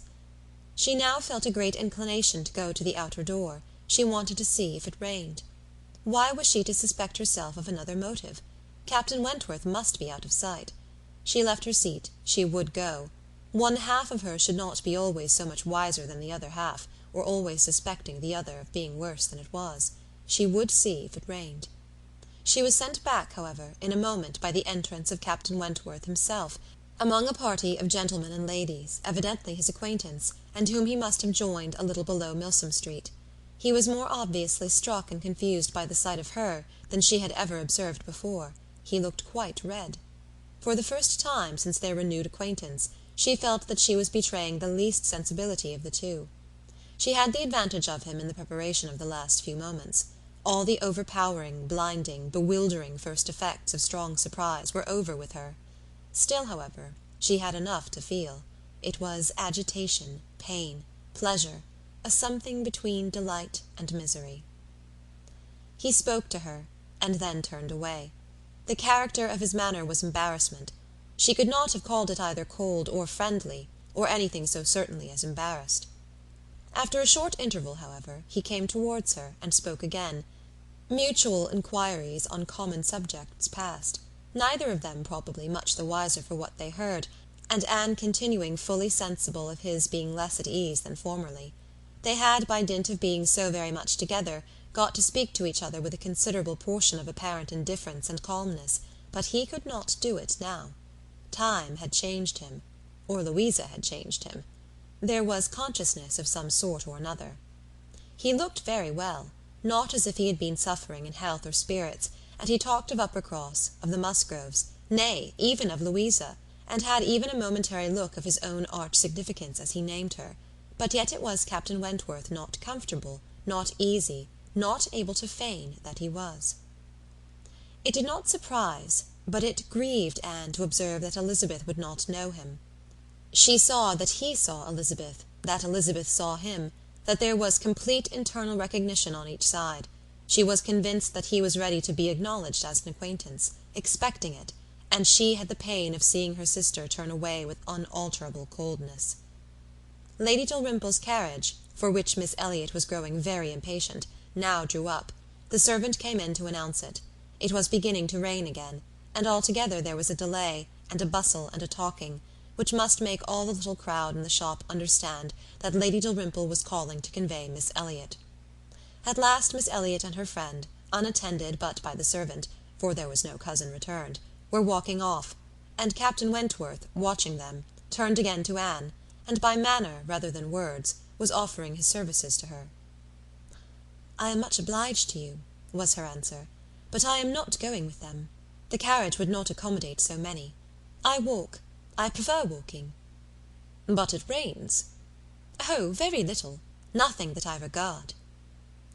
After a moment's pause, he said, "Though I came only yesterday, I have equipped myself properly for Bath already, you see," pointing to a new umbrella. "I wish you would make use of it, if you are determined to walk, though I think it would be more prudent to let me get you a chair." She was very much obliged to him, but declined it all, repeating her conviction that the rain would come to nothing at present, and adding, "I am only waiting for Mr. Elliot. He will be here in a moment, I am sure." She had hardly spoken the words when Mr. Elliot walked in. Captain Wentworth recollected him perfectly. There was no difference between him and the man who had stood on the steps at Lyme, admiring Anne as she passed, except in the air and look and manner of the privileged relation and friend. He came in with eagerness, appeared to see and think only of her, apologized for his stay, was grieved to have kept her waiting, and anxious to get her away without further loss of time, and before the rain increased. And in another moment they walked off together, her arm under his, a gentle and embarrassed glance, and a "Good morning to you," being all that she had time for, as she passed away. As soon as they were out of sight, the ladies of Captain Wentworth's party began talking of them. "Mr. Elliot does not dislike his cousin, I fancy." "Oh, no, that is clear enough. One can guess what will happen there. He is always with them. Half lives in the family, I believe. What a very good-looking man." "Yes, and Miss Atkinson, who dined with him once at the Wallaces, says he is the most agreeable man she ever was in company with. She is pretty, I think, Anne Elliot. Very pretty, when one comes to look at her. It is not the fashion to say so, but I confess I admire her more than her sister." "Oh, so do I." "And so do I. No comparison. But the men are all wild after Miss Elliot. Anne is too delicate for them." Anne would have been particularly obliged to her cousin if he would have walked by her side all the way to Camden Place, without saying a word. She had never found it so difficult to listen to him, though nothing could exceed his solicitude and care, and though his subjects were principally such as were wont to be always interesting. Praise, warm, just, and discriminating, of Lady Russell, and insinuations highly rational against Mrs. Clay. But just now she could think only of Captain Wentworth. She could not understand his present feelings, whether he were really suffering much from disappointment or not, and till that point were settled, she could not be quite herself. She hoped to be wise and reasonable in time, but alas, alas, she must confess to herself that she was not wise yet. Another circumstance very essential for her to know was how long he meant to be in Bath. He had not mentioned it, or she could not recollect it. He might be only passing through. But it was more probable that he should be come to stay. In that case, so liable as everybody was to meet everybody in Bath, Lady Russell would, in all likelihood, see him somewhere. Would she recollect him? How would it all be? She had already been obliged to tell Lady Russell that Louisa Musgrove was to marry Captain Benwick. It had cost her something to encounter Lady Russell's surprise, and now, if she were by chance to be thrown into company with Captain Wentworth, her imperfect knowledge of the matter might add another shade of prejudice against him. The following morning Anne was out with her friend, and for the first hour, in an incessant and fearful sort of watch for him in vain. But at last, in returning down Pulteney Street, she distinguished him on the right-hand pavement, at such a distance as to have him in view of the greater part of the street. There were many other men about him, many groups walking the same way, but there was no mistaking him. She looked instinctively at Lady Russell, but not from any mad idea of her recognizing him so soon as she did herself. No, it was not to be supposed that Lady Russell would perceive him till they were nearly opposite. She looked at her, however, from time to time, anxiously, and when the moment approached which must point him out, though not daring to look again, for her own countenance she knew was unfit to be seen, she was yet perfectly conscious of Lady Russell's eyes being turned exactly in the direction for him, of her being, in short, intently observing him. She could thoroughly comprehend the sort of fascination he must possess over Lady Russell's mind, the difficulty it must be for her to withdraw her eyes, the astonishment she must be feeling that 8 or 9 years should have passed over him, and in foreign climes and in active service too, without robbing him of one personal grace. At last Lady Russell drew back her head. Now, how would she speak of him? "You will wonder," said she, "what has been fixing my eye so long, but I was looking after some window curtains, which Lady Alicia and Mrs. Frankland were telling me of last night.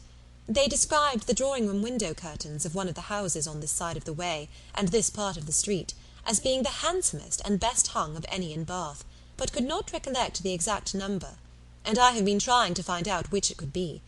But I confess I can see no curtains hereabouts that answer their description." Anne sighed and blushed and smiled, in pity and disdain, either at her friend or herself. The part which provoked her most was that, in all this waste of forethought and caution, she should have lost the right moment for seeing whether he saw them. A day or two passed without producing anything. The theatre or the rooms, where he was most likely to be, were not fashionable enough for the Elliots, whose evening amusements were solely in the elegant stupidity of private parties, in which they were getting more and more engaged, and Anne, wearied of such a state of stagnation, sick of knowing nothing, and fancying herself stronger because her strength was not tried, was quite impatient for the concert evening.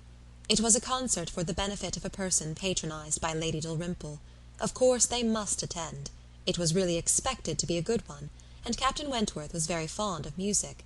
If she could only have a few minutes' conversation with him again, she fancied she should be satisfied, and as to the power of addressing him, she felt all over courage if the opportunity occurred. Elizabeth had turned from him, Lady Russell overlooked him, her nerves were strengthened by these circumstances, she felt that she owed him attention. She had once partly promised Mrs. Smith to spend the evening with her, but in a short hurried call she excused herself and put it off, with the more decided promise of a longer visit on the morrow. Mrs. Smith gave a most good-humoured acquiescence. "By all means," said she, "only tell me all about it when you do come. Who is your party?" Anne named them all. Mrs. Smith made no reply, but when she was leaving her, said, and with an expression half serious, half arch, "Well, I heartily wish your concert may answer, and do not fail me tomorrow if you can come, for I begin to have a foreboding that I may not have many more visits from you." Anne was startled and confused, but after standing in a moment's suspense, was obliged, and not sorry to be obliged, to hurry away. Chapter 20. Sir Walter, his 2 daughters, and Mrs. Clay were the earliest of all their party at the rooms in the evening, and as Lady Dalrymple must be waited for, they took their station by one of the fires in the octagon room. But hardly were they so settled, when the door opened again, and Captain Wentworth walked in alone. Anne was the nearest to him, and making yet a little advance, she instantly spoke. He was preparing only to bow and pass on, but her gentle "How do you do?" brought him out of the straight line to stand near her, and make inquiries in return, in spite of the formidable father and sister in the background. Their being in the background was a support to Anne. She knew nothing of their looks, and felt equal to everything which she believed right to be done. While they were speaking, a whispering between her father and Elizabeth caught her ear. She could not distinguish, but she must guess the subject, and on Captain Wentworth's making a distant bow, she comprehended that her father had judged so well as to give him that simple acknowledgment of acquaintance, and she was just in time by a side glance to see a slight curtsy from Elizabeth herself. This, though late and reluctant and ungracious, was yet better than nothing, and her spirits improved. After talking, however, of the weather, and Bath, and the concert, their conversation began to flag, and so little was said at last that she was expecting him to go every moment. But he did not. He seemed in no hurry to leave her, and presently, with renewed spirit, with a little smile, a little glow, he said, "I have hardly seen you since our day at Lyme. I am afraid you must have suffered from the shock, and the more from its not overpowering you at the time." She assured him that she had not. "It was a frightful hour," said he, "a frightful day." And he passed his hand across his eyes, as if the remembrance were still too painful, but in a moment, half smiling again, added, "The day has produced some effects, however, has had some consequences which must be considered as the very reverse of frightful. When you had the presence of mind to suggest that Benwick would be the properest person to fetch a surgeon, you could have little idea of his being eventually one of those most concerned in her recovery." "Certainly I could have none. But it appears, I should hope it would be a very happy match. There are on both sides good principles and good temper." "Yes," said he, looking not exactly forward, "but there, I think, ends the resemblance. With all my soul I wish them happy, and rejoice over every circumstance in favour of it. They have no difficulties to contend with at home, no opposition, no caprice, no delays. The Musgroves are behaving like themselves, most honourably and kindly, only anxious with true parental hearts to promote their daughter's comfort. All this is much, very much in favour of their happiness, more than perhaps—" He stopped. A sudden recollection seemed to occur, and to give him some taste of that emotion which was reddening Anne's cheeks, and fixing her eyes on the ground. After clearing his throat, however, he proceeded thus, "I confess that I do think there is a disparity, too great a disparity, and in a point no less essential than mind. I regard Louisa Musgrove as a very amiable, sweet-tempered girl, and not deficient in understanding, but Benwick is something more. He is a clever man, a reading man, and I confess that I do consider his attaching himself to her with some surprise. Had it been the effect of gratitude, had he learnt to love her, because he believed her to be preferring him, it would have been another thing. But I have no reason to suppose it so. It seems, on the contrary, to have been a perfectly spontaneous, untaught feeling on his side, and this surprises me. A man like him, in his situation, with a heart pierced, wounded, almost broken. Fanny Harville was a very superior creature, and his attachment to her was indeed attachment. A man does not recover from such devotion of the heart to such a woman. He ought not. He does not." Either from the consciousness, however, that his friend had recovered, or from other consciousness, he went no farther, and Anne, who, in spite of the agitated voice in which the latter part had been uttered, and in spite of all the various noises of the room, the almost ceaseless slam of the door, and ceaseless buzz of persons walking through, had distinguished every word, was struck, gratified, confused, and beginning to breathe very quick, and feel 100 things in a moment. It was impossible for her to enter on such a subject, and yet, after a pause, feeling the necessity of speaking, and having not the smallest wish for total change, she only deviated so far as to say, "You were a good while at Lyme, I think." "About a fortnight. I could not leave it till Louisa's doing well was quite ascertained. I had been too deeply concerned in the mischief to be soon at peace. It had been my doing, solely mine. She would not have been obstinate, if I had not been weak. The country round Lyme is very fine. I walked and rode a good deal, and the more I saw, the more I found to admire." "I should very much like to see Lyme again," said Anne. "Indeed! I should not have supposed that you could have found anything in Lyme to inspire such a feeling. The horror and distress you were involved in, the stretch of mind, the wear of spirits. I should have thought your last impressions of Lyme must have been strong disgust." "The last hours were certainly very painful," replied Anne. "But when pain is over, The remembrance of it often becomes a pleasure. One does not love a place the less for having suffered in it, unless it has been all suffering, nothing but suffering, which was by no means the case at Lyme. We were only in anxiety and distress during the last 2 hours, and previously there had been a great deal of enjoyment, so much novelty and beauty. I have travelled so little that every fresh place would be interesting to me, but there is real beauty in Lyme, and in short, with a faint blush at some recollections, altogether my impressions of the place are very agreeable. As she ceased, the entrance door opened again, and the very party appeared for whom they were waiting. "Lady Dalrymple! Lady Dalrymple!" was the rejoicing sound, and with all the eagerness compatible with anxious elegance, Sir Walter and his 2 ladies stepped forward to meet her. Lady Dalrymple and Miss Carteret, escorted by Mr. Elliot and Colonel Wallis, who had happened to arrive nearly at the same instant, advanced into the room. The others joined them, and it was a group in which Anne found herself also necessarily included. She was divided from Captain Wentworth. Their interesting, almost too interesting conversation must be broken up for a time, but slight was the penance compared with the happiness which brought it on. She had learnt, in the last 10 minutes, more of his feelings towards Louisa, more of all his feelings than she had dared to think of, and she gave herself up to the demands of the party, to the needful civilities of the moment, with exquisite, though agitated sensations. She was in good humour with all. She had received ideas which disposed her to be courteous and kind to all, and to pity every one, as being less happy than herself. The delightful emotions were a little subdued, when, on stepping back from the group, to be joined again by Captain Wentworth, she saw that he was gone. She was just in time to see him turn into the concert-room. He was gone, he had disappeared, she felt a moment's regret. But they should meet again. He would look for her, he would find her out before the evening were over, and at present, perhaps, it was as well to be asunder. She was in need of a little interval for recollection. Upon Lady Russell's appearance soon afterwards, the whole party was collected, and all that remained was to marshal themselves, and proceed into the concert-room, and be of all the consequence in their power, draw as many eyes, excite as many whispers, and disturb as many people as they could. Very, very happy were both Elizabeth and Anne Elliot as they walked in.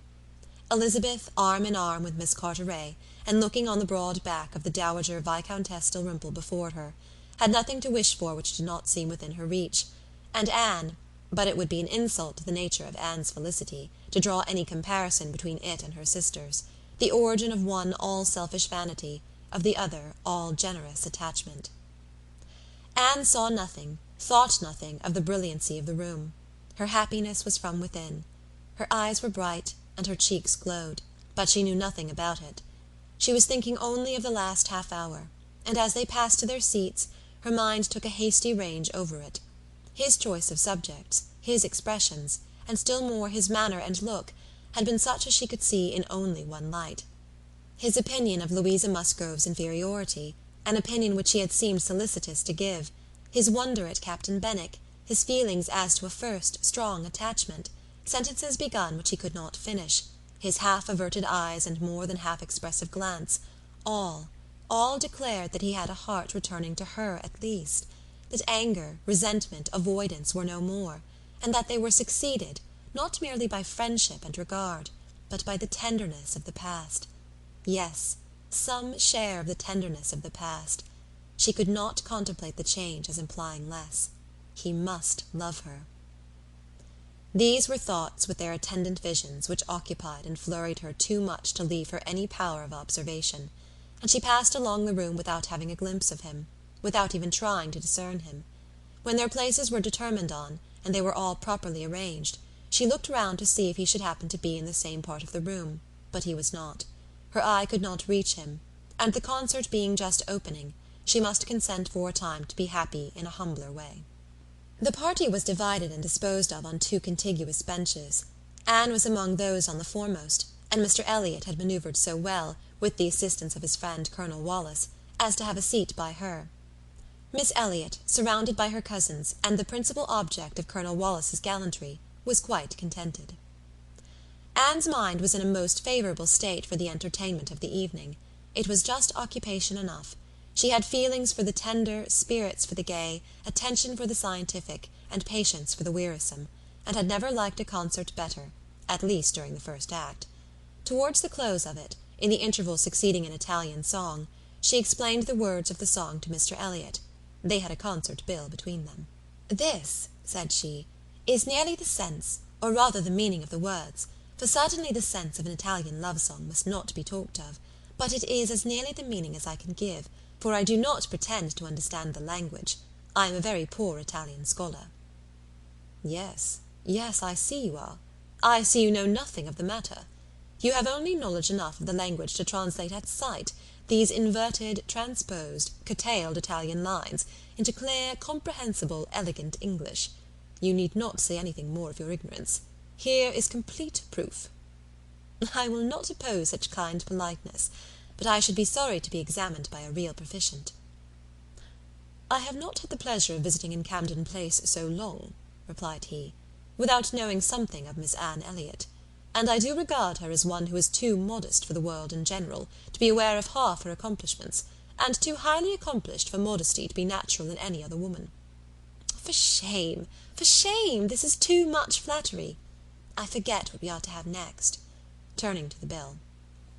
"Perhaps," said Mr. Elliot, speaking low, "I have had a longer acquaintance with your character than you are aware of." "Indeed? How so? You can have been acquainted with it only since I came to Bath, excepting as you might hear me previously spoken of in my own family." "I knew you by report long before you came to Bath. I had heard you described by those who knew you intimately. I have been acquainted with you by character many years. Your person, your disposition, accomplishments, manner, they were all present to me." Mr. Elliot was not disappointed in the interest he hoped to raise. No one can withstand the charm of such a mystery. To have been described long ago to a recent acquaintance, by nameless people, is irresistible, and Anne was all curiosity. She wondered, she questioned him eagerly, but in vain. He delighted in being asked, but he would not tell. No, no, some time or other, perhaps, but not now. He would mention no names now, but such, he could assure her, had been the fact. He had many years ago received such a description of Miss Anne Elliot as had inspired him with the highest idea of her merit, and excited the warmest curiosity to know her. Anne could think of no one so likely to have spoken with partiality of her many years ago as the Mr. Wentworth of Monkford, Captain Wentworth's brother. He might have been in Mr. Elliot's company, but she had not courage to ask the question. "The name of Anne Elliot," said he, "has long had an interesting sound to me. Very long has it possessed a charm over my fancy, and, if I dared, I would breathe my wishes that the name might never change." Such, she believed, were his words, but scarcely had she received their sound, than her attention was caught by other sounds immediately behind her, which rendered everything else trivial. Her father and Lady Dalrymple were speaking. "A well-looking man," said Sir Walter, "a very well-looking man." "A very fine young man indeed," said Lady Dalrymple. "More air than one often sees in Bath. Irish, I dare say." "No, I know just his name. A bowing acquaintance. Wentworth, Captain Wentworth of the Navy.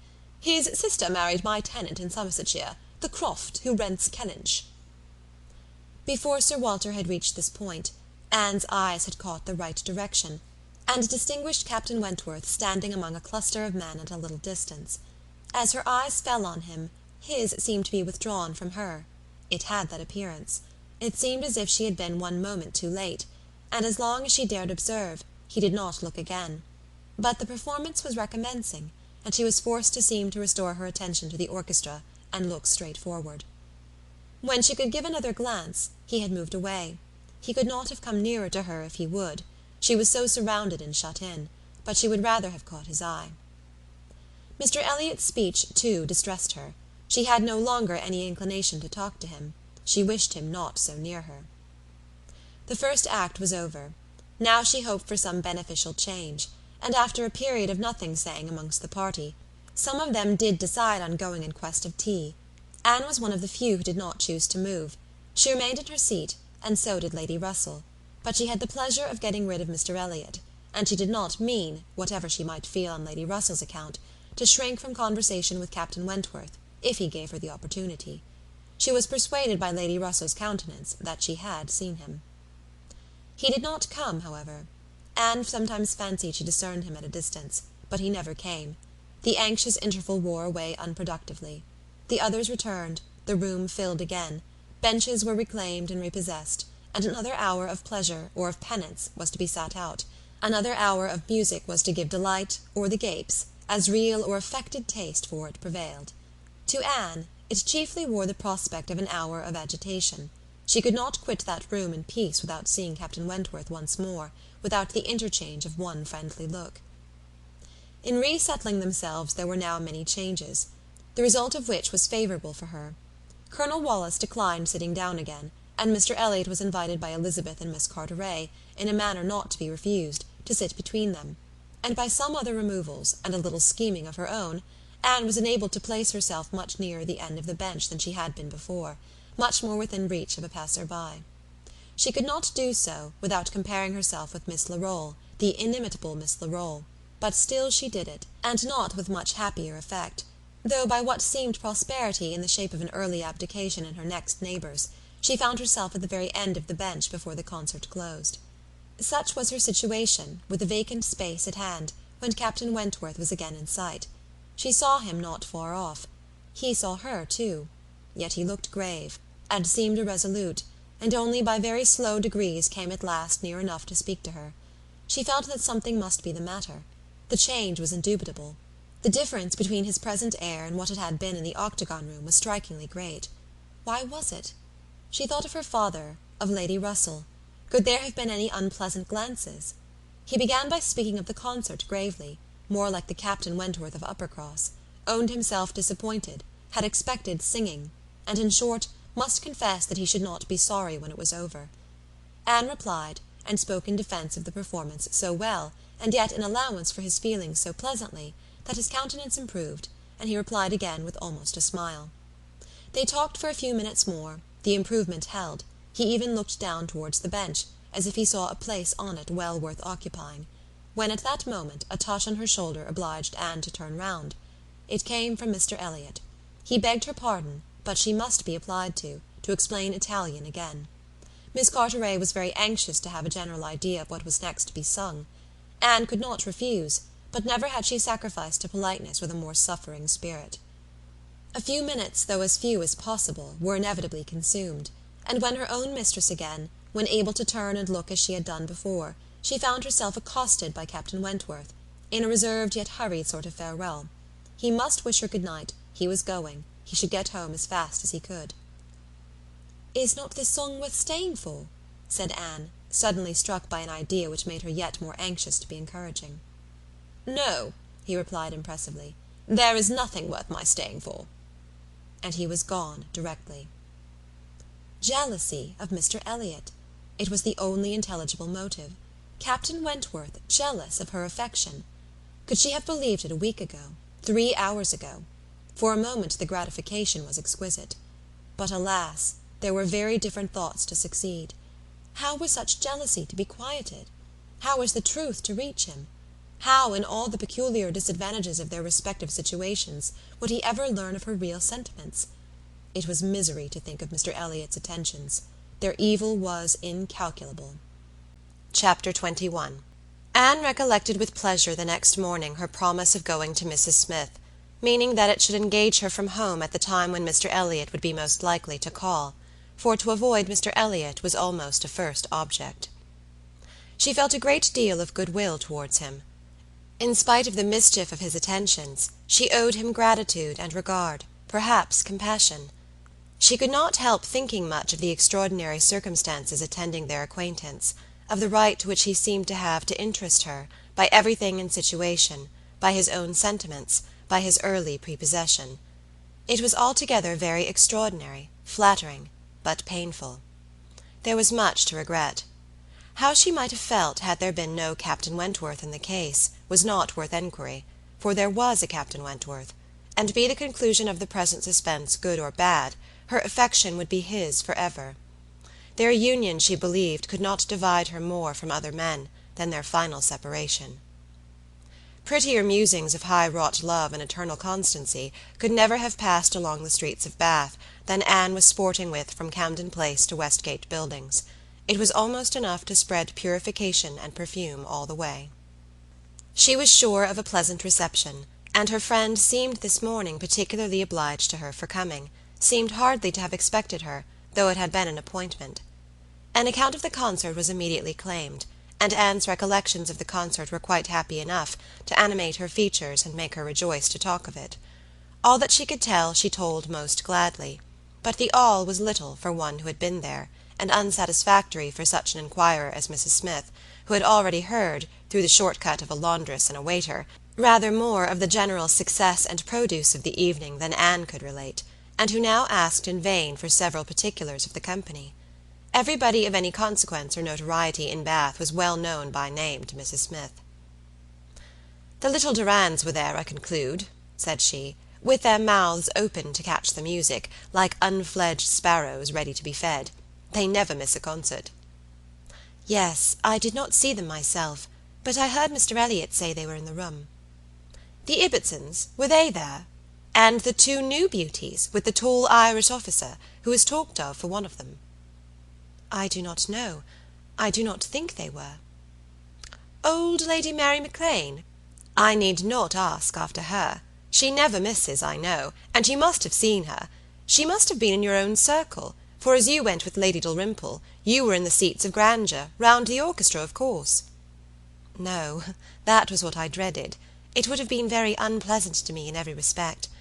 But happily Lady Dalrymple always chooses to be farther off, and we were exceedingly well placed. That is, for hearing. I must not say for seeing, because I appear to have seen very little."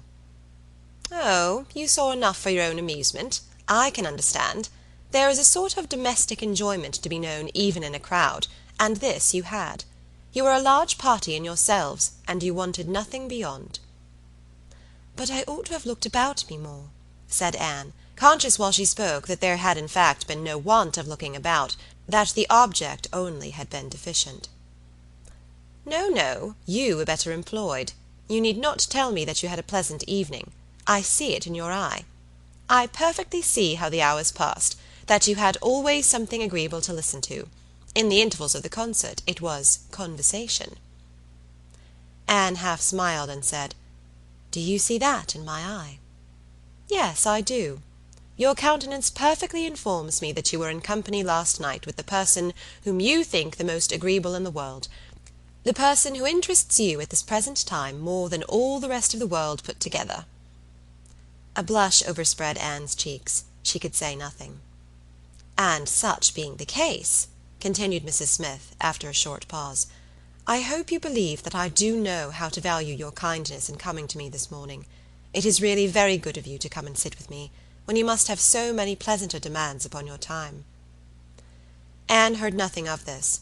She was still in the astonishment and confusion excited by her friend's penetration, unable to imagine how any report of Captain Wentworth could have reached her. After another short silence, "Pray," said Mrs. Smith, "is Mr. Elliot aware of your acquaintance with me? Does he know that I am in Bath?" "Mr. Elliot?" repeated Anne, looking up surprised. A moment's reflection showed her the mistake she had been under. She caught it instantaneously, and recovering her courage with the feeling of safety, she soon added more composedly, "Are you acquainted with Mr. Elliot?" "I have been a good deal acquainted with him," replied Mrs. Smith gravely, "but it seems worn out now. It is a great while since we met." "I was not at all aware of this. You never mentioned it before. Had I known it, I would have had the pleasure of talking to him about you." "To confess the truth," said Mrs. Smith, assuming her usual air of cheerfulness, "that is exactly the pleasure I want you to have. I want you to talk about me to Mr. Elliot. I want your interest with him. He can be of essential service to me, and if you would have the goodness, my dear Miss Elliot, to make it an object to yourself, of course it is done." "I should be extremely happy. I hope you cannot doubt my willingness to be of even the slightest use to you," replied Anne. "But I suspect that you are considering me as having a higher claim on Mr. Elliot, a greater right to influence him, than is really the case. I am sure you have, somehow or other, imbibed such a notion. You must consider me only as Mr. Elliot's relation. If in that light there is anything which you suppose his cousin might fairly ask of him, I beg you would not hesitate to employ me." Mrs. Smith gave her a penetrating glance, and then, smiling, said, "I have been a little premature, I perceive. I beg your pardon. I ought to have waited for official information. But now, my dear Miss Elliot, as an old friend, do give me a hint as to when I may speak. Next week? To be sure, by next week I may be allowed to think it all settled, and build my own selfish schemes on Mr. Elliot's good fortune." "No," replied Anne, "nor next week, nor next, nor next. I assure you that nothing of the sort you are thinking of will be settled any week. I am not going to marry Mr. Elliot. I should like to know why you imagine I am." Mrs. Smith looked at her again, looked earnestly, smiled, shook her head, and exclaimed, "Now how I do wish I understood you! How I do wish I knew what you were at! I have a great idea that you do not design to be cruel, when the right moment occurs. Till it does come, you know, we women never mean to have anybody. It is a thing of course among us, that every man is refused till he offers. But why should you be cruel? Let me plead for my present friend I cannot call him, but for my former friend. Where can you look for a more suitable match? Where could you expect a more gentlemanlike, agreeable man? Let me recommend Mr. Elliot. I am sure you hear nothing but good of him from Colonel Wallis, and who can know better than Colonel Wallis?" "My dear Mrs. Smith, Mr. Elliot's wife has not been dead much above half a year. He ought not to be supposed to be paying his addresses to any one." "Oh, if these are your only objections," cried Mrs. Smith archly, "Mr. Elliot is safe, and I shall give myself no more trouble about him. Do not forget me when you are married, that's all. Let him know me to be a friend of yours, and then he will think little of the trouble required, which it is very natural for him now, with so many affairs and engagements of his own, to avoid and get rid of as he can. Very natural, perhaps. 99 out of 100 would do the same. Of course he cannot be aware of the importance to me. Well, my dear Miss Elliot, I hope and trust you will be very happy. Mr. Elliot has sense to understand the value of such a woman. Your peace will not be shipwrecked as mine has been. You are safe in all worldly matters, and safe in his character. He will not be led astray. He will not be misled by others to his ruin." "No," said Anne, "I can readily believe all that of my cousin. He seems to have a calm, decided temper, not at all open to dangerous impressions. I consider him with great respect. I have no reason, from anything that has fallen within my observation, to do otherwise. But I have not known him long, and he is not a man, I think, to be known intimately soon. Will not this manner of speaking of him, Mrs. Smith, convince you that he is nothing to me? Surely this must be calm enough. And upon my word, he is nothing to me. Should he ever propose to me, which I have very little reason to imagine he has any thought of doing, I shall not accept him. I assure you I shall not. I assure you, Mr. Elliot had not the share which you have been supposing, in whatever pleasure the concert of last night might afford. Not Mr. Elliot. It is not Mr. Elliot that—" She stopped, regretting with a deep blush that she had implied so much, but less would hardly have been sufficient. Mrs. Smith would hardly have believed so soon in Mr. Elliot's failure, but from the perception of there being a somebody else. As it was, she instantly submitted, and with all the semblance of seeing nothing beyond, and Anne, eager to escape farther notice, was impatient to know why Mrs. Smith should have fancied she was to marry Mr. Elliot, where she could have received the idea, or from whom she could have heard it. "Do tell me how it first came into your head." "It first came into my head," replied Mrs. Smith, "upon finding how much you were together, and feeling it to be the most probable thing in the world to be wished for by everybody belonging to either of you. And you may depend upon it that all your acquaintance have disposed of you in the same way, but I never heard it spoken of till 2 days ago." "And has it indeed been spoken of?" "Did you observe the woman who opened the door to you when you called yesterday?" "No. Was it not Mrs. Speed, as usual, or the maid? I observed no one in particular." "It was my friend, Mrs. Rook, Nurse Rook, who, by the by, had a great curiosity to see you, and was delighted to be in the way to let you in. She came away from Marlborough Buildings only on Sunday, and she it was who told me you were to marry Mr. Elliot. She had had it from Mrs. Wallis herself, which did not seem bad authority. She sat an hour with me on Monday evening, and gave me the whole history." "The whole history?" repeated Anne, laughing. "She could not make a very long history, I think, of one such little article of unfounded news." Mrs. Smith said nothing. But," continued Anne presently, "though there is no truth in my having this claim on Mr. Elliot, I should be extremely happy to be of use to you in any way that I could. Shall I mention to him your being in Bath? Shall I take any message?" "No, I thank you. No, certainly not. In the warmth of the moment, and under a mistaken impression, I might perhaps have endeavoured to interest you in some circumstances, but not now. No, I thank you, I have nothing to trouble you with." "I think you spoke of having known Mr. Elliot many years." "I did." "Not before he was married, I suppose?" "Yes, he was not married when I knew him first." "And were you much acquainted?" "Intimately." "Indeed? Then do tell me what he was at that time of life. I have a great curiosity to know what Mr. Elliot was as a very young man. Was he at all such as he appears now?" "I have not seen Mr. Elliot these 3 years," was Mrs. Smith's answer, given so gravely that it was impossible to pursue the subject farther, and Anne felt that she had gained nothing but an increase of curiosity. They were both silent, Mrs. Smith very thoughtful. At last, "I beg your pardon, my dear Miss Elliot," she cried, in her natural tone of cordiality. "I beg your pardon for the short answers I have been giving you, but I have been uncertain what I ought to do. I have been doubting and considering as to what I ought to tell you. There were many things to be taken into the account. One hates to be officious, to be giving bad impressions, making mischief. Even the smooth surface of family union seems worth preserving, though there may be nothing durable beneath. However, I have determined. I think I am right. I think you ought to be made acquainted with Mr. Elliot's real character. Though I fully believe that, at present, you have not the smallest intention of accepting him, there is no saying what may happen. You might, some time or other, be differently affected towards him. Hear the truth, therefore, now, while you are unprejudiced. Mr. Elliot is a man without heart or conscience, a designing, wary, cold-blooded being, who thinks only of himself, whom for his own interest or ease would be guilty of any cruelty, or any treachery, that could be perpetrated without risk of his general character. He has no feeling for others. Those whom he has been the chief cause of leading into ruin, he can neglect and desert without the smallest compunction. He is totally beyond the reach of any sentiment of justice or compassion. Oh, he is black at heart, hollow and black."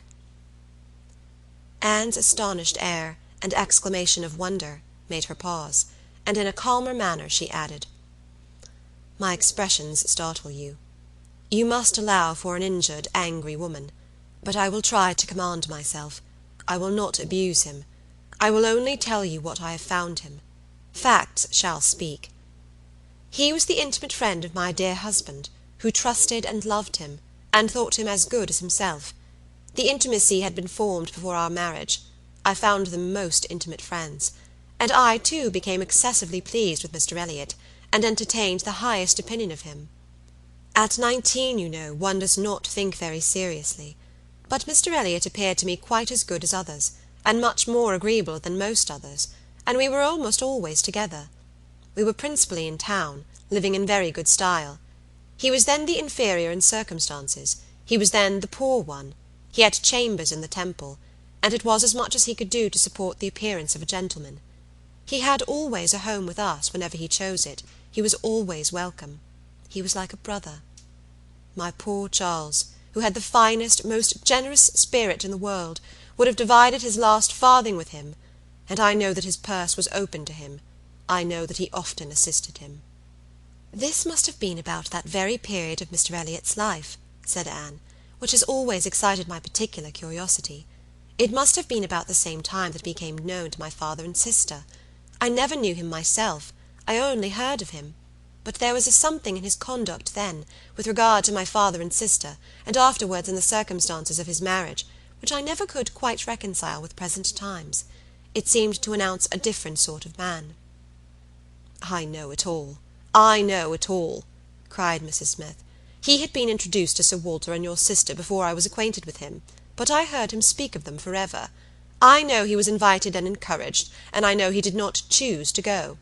I can satisfy you, perhaps, on points which you would little expect, and as to his marriage, I knew all about it at the time. I was privy to all the fors and againsts. I was the friend to whom he confided his hopes and plans, and though I did not know his wife previously, her inferior situation in society, indeed, rendered that impossible, yet I knew her all her life afterwards, or at least till within the last 2 years of her life, and can answer any question you may wish to put." "Nay," said Anne, "I have no particular inquiry to make about her. I have always understood they were not a happy couple. But I should like to know why, at that time of his life, he should slight my father's acquaintance as he did. My father was certainly disposed to take very kind and proper notice of him.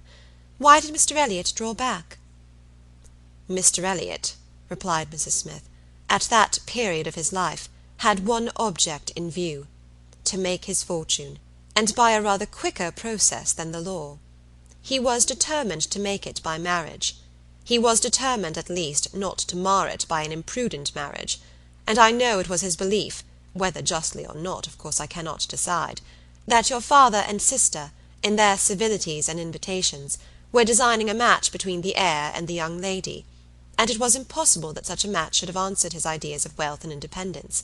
That was his motive for drawing back, I can assure you. He told me the whole story. He had no concealments with me. It was curious that, having just left you behind me in Bath, my first and principal acquaintance on marrying should be your cousin, and that, through him, I should be constantly hearing of your father and sister. He described one Miss Elliot, and I thought very affectionately of the other." "Perhaps," cried Anne, struck by a sudden idea, "you sometimes spoke of me to Mr. Elliot." "To be sure I did, very often. I used to boast of my own Anne Elliot, and vouch for your being a very different creature from—" She checked herself just in time. "This accounts for something which Mr. Elliot said last night," cried Anne. "This explains it. I found he had been used to hear of me. I could not comprehend how. What wild imaginations one forms where dear self is concerned! How sure to be mistaken! But I beg your pardon, I have interrupted you. Mr. Elliot married, then, completely for money. The circumstances probably which first opened your eyes to his character." Mrs. Smith hesitated a little here. "Oh, those things are too common. When one lives in the world, a man or woman's marrying for money is too common to strike one as it ought. I was very young, and associated only with the young, and we were a thoughtless, gay set, without any strict rules of conduct. We lived for enjoyment. I think differently now. Time and sickness and sorrow have given me other notions. But at that period I must own I saw nothing reprehensible in what Mr. Elliot was doing. To do the best for himself passed as a duty." "But was not she a very low woman?" "Yes, which I objected to, but he would not regard. Money, money was all that he wanted. Her father was a grazier, her grandfather had been a butcher, but that was all nothing. She was a fine woman, had had a decent education, was brought forward by some cousins, thrown by chance into Mr. Elliot's company, and fell in love with him.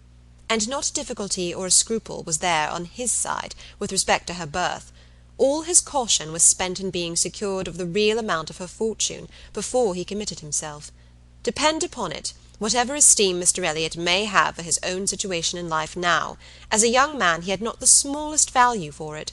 His chance for the Kellynch estate was something, but all the honour of the family he held as cheap as dirt. I have often heard him declare that if baronetcies were saleable, anybody should have his for £50, arms and motto, name and livery included. But I will not pretend to repeat half that I used to hear him say on that subject.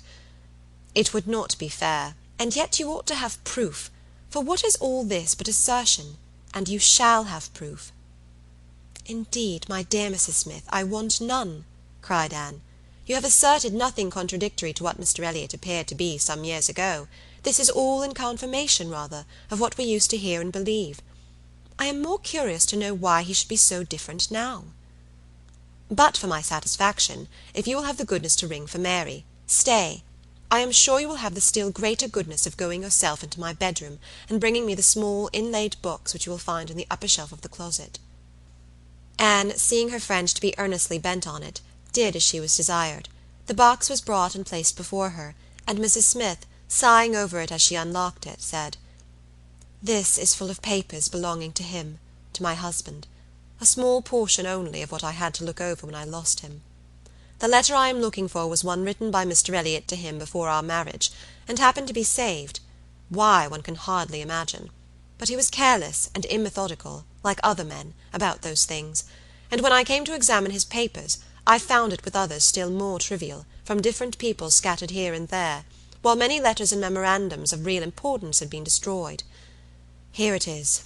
I would not burn it, because, being even then very little satisfied with Mr. Elliot, I was determined to preserve every document of former intimacy. I have now another motive for being glad that I can produce it.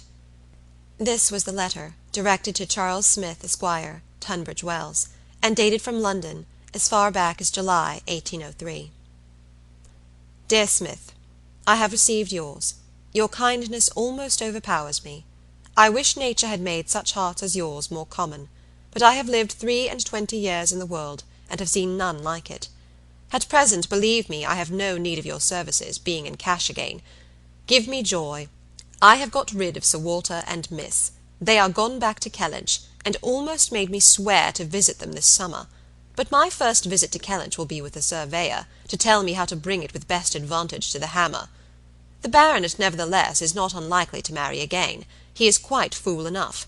If he does, however, they will leave me in peace, which may be a decent equivalent for the reversion. He is worse than last year. I wish I had any name but Elliot. I am sick of it. The name of Walter I can drop, thank God, and I desire you will never insult me with my second W again, meaning, for the rest of my life, to be only yours truly, William Elliot. Such a letter could not be read without putting Anne in a glow, and Mrs. Smith, observing the high colour in her face, said, "The language, I know, is highly disrespectful.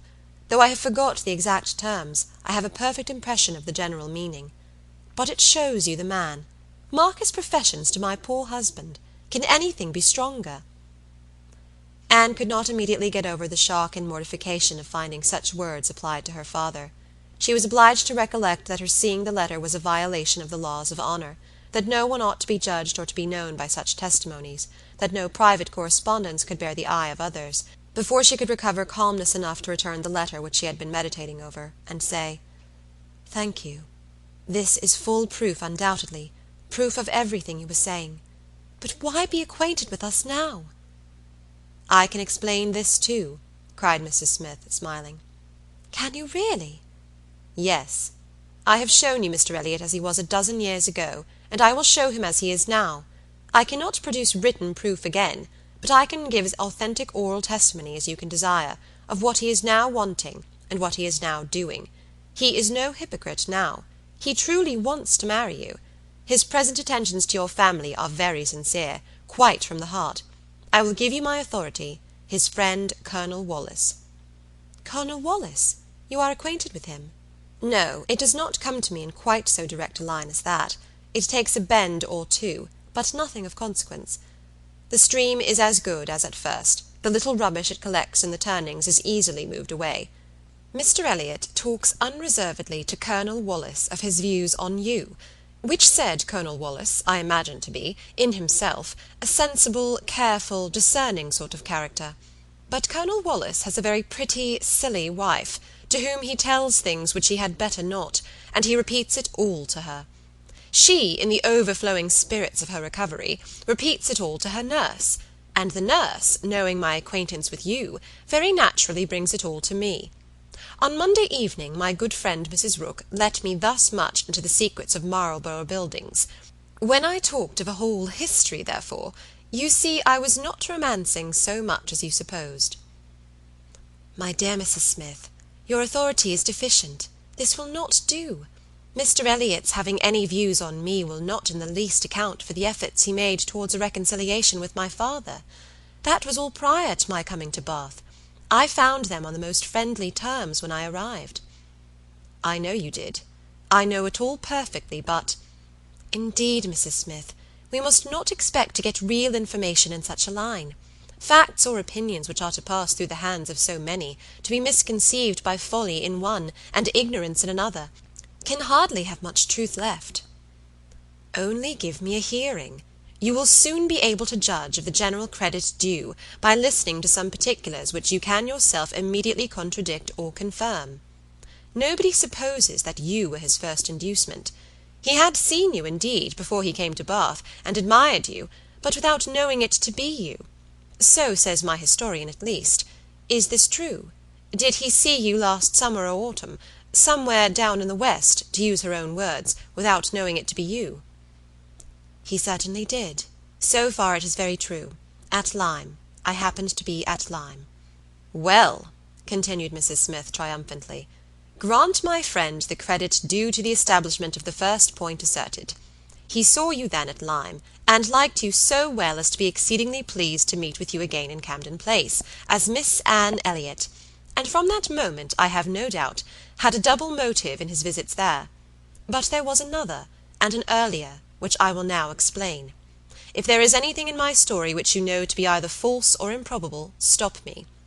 My account states that your sister's friend, the lady now staying with you, whom I have heard you mention, came to Bath with Miss Elliot and Sir Walter as long ago as September, in short, when they first came themselves, and has been staying there ever since, that she is a clever, insinuating, handsome woman, poor and plausible, and altogether such in situation and manner as to give a general idea among Sir Walter's acquaintance of her meaning to be Lady Elliot, and as general a surprise that Miss Elliot should be apparently blind to the danger."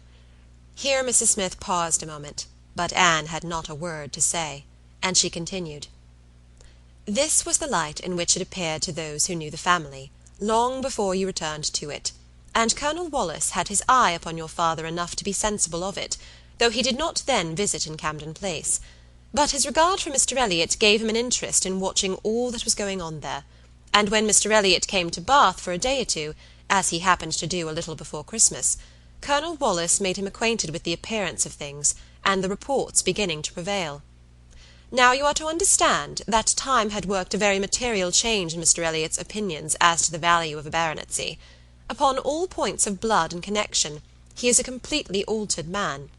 Having long had as much money as he could spend, nothing to wish for on the side of avarice or indulgence, he has been gradually learning to pin his happiness upon the consequence he is heir to. I thought it coming on before our acquaintance ceased, but it is now a confirmed feeling. He cannot bear the idea of not being Sir William. You may guess, therefore, that the news he heard from his friend could not be very agreeable, and you may guess what it produced, the resolution of coming back to Bath as soon as possible, and of fixing himself here for a time, with the view of renewing his former acquaintance, and recovering such a footing in the family as might give him the means of ascertaining the degree of his danger, and of circumventing the lady if he found it material. This was agreed upon between the two friends as the only thing to be done, and Colonel Wallis was to assist in every way that he could. He was to be introduced, and Mrs. Wallis was to be introduced, and everybody was to be introduced. Mr. Elliot came back accordingly, and on application was forgiven, as you know, and readmitted into the family, and there it was his constant object, and his only object, till your arrival added another motive, to watch Sir Elliot and Mrs. Clay. He omitted no opportunity of being with them, threw himself in their way, called at all hours. But I need not be particular on this subject. You can imagine what an artful man would do, and with this guide, perhaps, may recollect what you have seen him do." "Yes," said Anne, "you tell me nothing which does not accord with what I have known, or could imagine. There is always something offensive in the details of cunning. The manoeuvres of selfishness and duplicity must ever be revolting, but I have heard nothing which really surprises me. I know those who would be shocked by such a representation of Mr. Elliot, who would have difficulty in believing it, but I have never been satisfied. I have always wanted some other motive for his conduct than appeared. I should like to know his present opinion as to the probability of the event he has been in dread of, whether he considers the danger to be lessening or not." "Lessening, I understand," replied Mrs. Smith. "He thinks Mrs. Clay afraid of him, aware that he sees through her, and not daring to proceed as she might do in his absence. But since he must be absent some time or other, I do not perceive how he can ever be secure while she holds her present influence. Mrs. Wallis has an amusing idea, as nurse tells me, that it is to be put into the marriage articles when you and Mr. Elliot marry, that your father is not to marry Mrs. Clay. A scheme worthy of Mrs. Wallis's understanding by all accounts, but my sensible nurse Rooke sees the absurdity of it. "Why, to be sure, mum," said she, It would not prevent his marrying anybody else.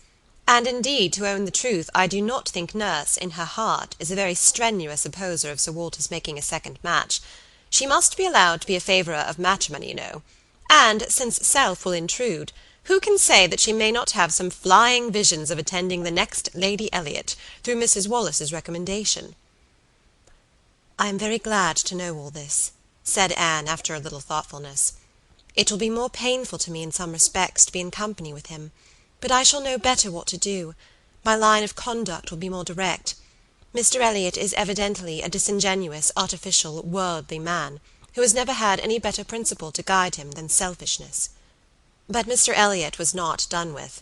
Mrs. Smith had been carried away from her first direction, and Anne had forgotten, in the interest of her own family concerns, how much had been originally implied against him, but her attention was now called to the explanation of those first hints, and she listened to a recital which, if it did not perfectly justify the unqualified bitterness of Mrs. Smith, proved him to have been very unfeeling in his conduct towards her, very deficient both in justice and compassion.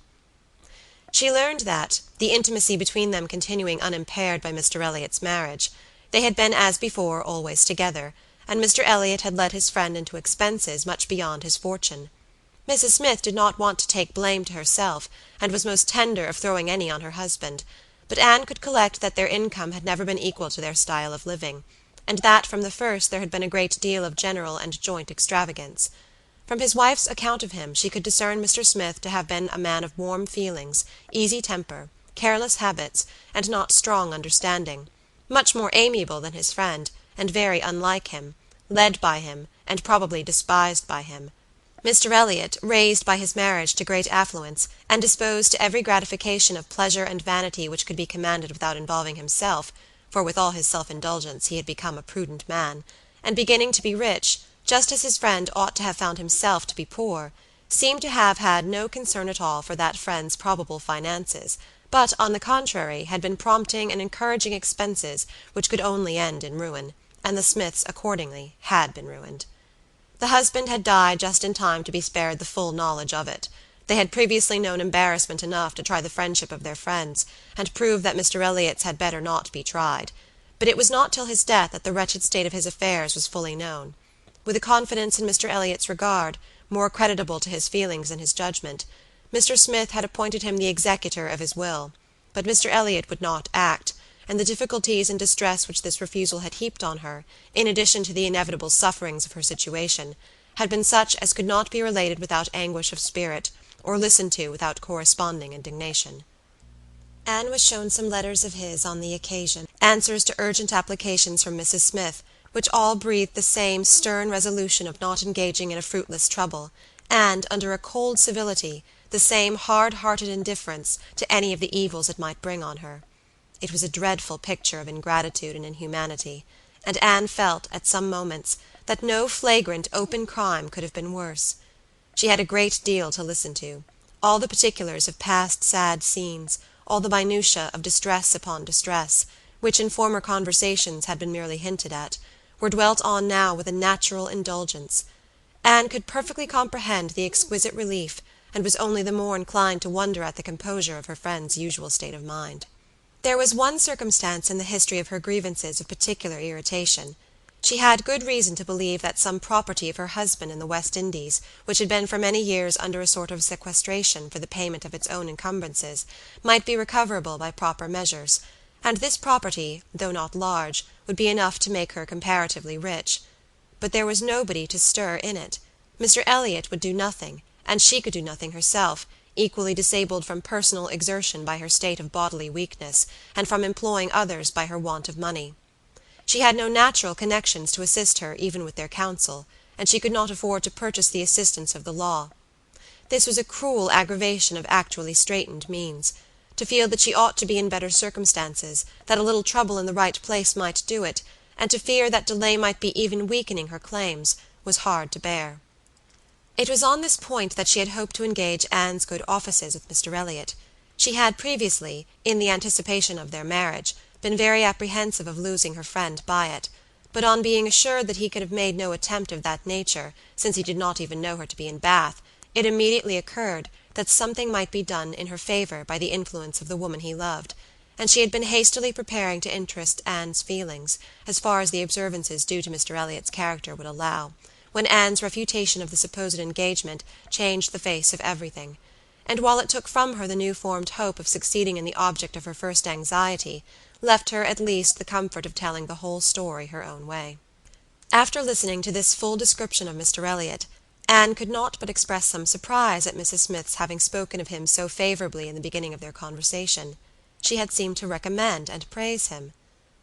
"My dear," was Mrs. Smith's reply, "there was nothing else to be done. I considered your marrying him as certain, though he might not yet have made the offer, and I could no more speak the truth of him than if he had been your husband. My heart bled for you, as I talked of happiness. And yet he is sensible, he is agreeable, and with such a woman as you, it was not absolutely hopeless.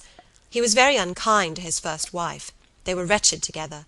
But she was too ignorant and giddy for respect, and he had never loved her. I was willing to hope that you must fare better."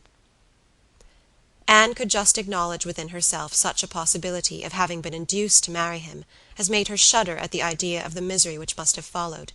It was just possible that she might have been persuaded by Lady Russell, and under such a supposition, which would have been most miserable, when time had disclosed all, too late. It was very desirable that Lady Russell should be no longer deceived, and one of the concluding arrangements of this important conference, which carried them through the greater part of the morning, was that Anne had full liberty to communicate to her friend everything relative to Mrs. Smith in which his conduct was involved. Chapter 22. Anne went home to think over all that she had heard. In one point, her feelings were relieved by this knowledge of Mr. Elliot. There was no longer anything of tenderness due to him. He stood as opposed to Captain Wentworth, in all his own unwelcome obtrusiveness, and the evil of his attentions last night, the irremediable mischief he might have done, was considered with sensations unqualified, unperplexed. Pity for him was all over. But this was the only point of relief. In every other respect, in looking around her or penetrating forward, she saw more to distrust and to apprehend. She was concerned for the disappointment and pain Lady Russell would be feeling, for the mortification which must be hanging over her father and sister, and had all the distress of foreseeing many evils, without knowing how to avert any one of them. She was most thankful for her own knowledge of him. She had never considered herself as entitled to reward for not slighting an old friend like Mrs. Smith, but here was a reward indeed springing from it. Mrs. Smith had been able to tell her what no one else could have done. Could the knowledge have been extended through her family? But this was a vain idea. She must talk to Lady Russell, tell her, consult with her, wait the event with as much composure as possible, and after all, her greatest want of composure would be in that quarter of the mind which could not be opened to Lady Russell, in that flow of anxieties and fears which must be all to herself. She found, on reaching home, that she had, as she intended, escaped seeing Mr. Elliot. They had called and paid them a long morning visit, but hardly had she congratulated herself and felt safe when she heard that he was coming again in the evening. "I had not the smallest intention of asking him," said Elizabeth, with affected carelessness, "but he gave so many hints, so Mrs. Clay says, at least." "Indeed, I do say it. I never saw anybody in my life spell harder for an invitation. Poor man! I was really in pain for him, for your hard-hearted sister, Miss Anne, seems bent on cruelty." "Oh," cried Elizabeth, "I have been rather too much used to the game to be soon overcome by a gentleman's hints. However, when I found how excessively he was regretting that he should miss my father this morning, I gave way immediately, for I would never really omit an opportunity of bringing him and Sir Walter together. They appear to so much advantage in company with each other, each behaving so pleasantly, Mr. Elliot looking up with so much respect." "Quite delightful," cried Mrs. Clay, not daring, however, to turn her eyes towards Anne. "Exactly like father and son. Dear Miss Elliot, may I not say father and son?" "Oh, I lay no embargo on anybody's words, if you will have such ideas. But upon my word, I am scarcely sensible of his attentions being beyond those of other men." "My dear Miss Elliot!" exclaimed Mrs. Clay, lifting her hands and eyes, and sinking all the rest of her astonishment in a convenient silence. "Well, my dear Penelope, you need not be so alarmed about him. I did invite him, you know. I sent him away with smiles. When I found he was really going to his friends at Thornbury Park for the whole day to-morrow, I had compassion on him." Anne admired the good acting of the friend, in being able to show such pleasure as she did, in the expectation and in the actual arrival of the very person whose presence must really be interfering with her prime object. It was impossible but that Mrs. Clay must hate the sight of Mr. Elliot, and yet she could assume a most obliging, placid look, and appear quite satisfied with the curtailed licence of devoting herself only half as much to Sir Walter as she would have done otherwise. To Anne herself it was most distressing to see Mr. Elliot enter the room, and quite painful to have him approach and speak to her. She had been used before to feel that he could not be always quite sincere, but now she saw insincerity in everything. His attentive deference to her father, contrasted with his former language, was odious, and when she thought of his cruel conduct towards Mrs. Smith, she could hardly bear the sight of his present smiles and mildness, or the sound of his artificial good sentiments. She meant to avoid any such alteration of manners as might provoke a remonstrance on his side. It was a great object to her to escape all enquiry or éclat, but it was her intention to be as decidedly cool to him as might be compatible with their relationship, and to retrace, as quietly as she could, the few steps of unnecessary intimacy she had been gradually led along. She was accordingly more guarded, and more cool, than she had been the night before. He wanted to animate her curiosity again as to how and where he could have heard her formerly praised, wanted very much to be gratified by more solicitation, but the charm was broken. He found that the heat and animation of a public room was necessary to kindle his modest cousin's vanity. He found, at least, that it was not to be done now, by any of those attempts which he could hazard among the too commanding claims of the others. He little surmised that it was a subject acting now exactly against his interest, bringing immediately to her thoughts all those parts of his conduct which were least excusable. She had some satisfaction in finding that he was really going out of Bath the next morning, going early, and that he would be gone the greater part of 2 days. He was invited again to Camden Place the very evening of his return, but from Thursday to Saturday evening his absence was certain. It was bad enough that a Mrs. Clay should be always before her, but that a deeper hypocrite should be added to their party seemed the destruction of everything like peace and comfort. It was so humiliating to reflect on the constant deception practised on her father and Elizabeth, to consider the various sources of mortification preparing for them. Mrs. Clay's selfishness was not so complicated nor so revolting as his, and Anne would have compounded for the marriage at once, with all its evils, to be clear of Mr. Elliot's subtleties in endeavouring to prevent it. On Friday morning she meant to go very early to Lady Russell, and accomplish the necessary communication, and she would have gone directly after breakfast, but that Mrs. Clay was also going out on some obliging purpose of saving her sister trouble, which determined her to wait till she might be safe from such a companion. She saw Mrs. Clay fairly off, therefore, before she began to talk of spending the morning in Rivers Street. "Very well," said Elizabeth. "I have nothing to send but my love. No, you may as well take back that tiresome book she would lend me, and pretend I have read it through. I really cannot be plaguing myself forever with all the new poems and states of the nation that come out. Lady Russell quite bores one with her new publications. You need not tell her so, but I thought her dress hideous the other night. I used to think she had some taste in dress, but I was ashamed of her at the concert. Something so formal and arranged in her air, and she sits so upright. My best love, of course." "And mine," added Sir Walter. "Kindest regards. And you may say that I mean to call upon her very soon. Make a civil message, but I shall only leave my card. Morning visits are never fair by women at her time of life, who make themselves up so little. If she would only wear rouge, she would not be afraid of being seen. But last time I called, I observed the blinds were let down immediately." While her father spoke, there was a knock at the door. Who could it be? Anne, remembering the preconcerted visits at all hours of Mr. Elliot, would have expected him, but for his known engagement 7 miles off.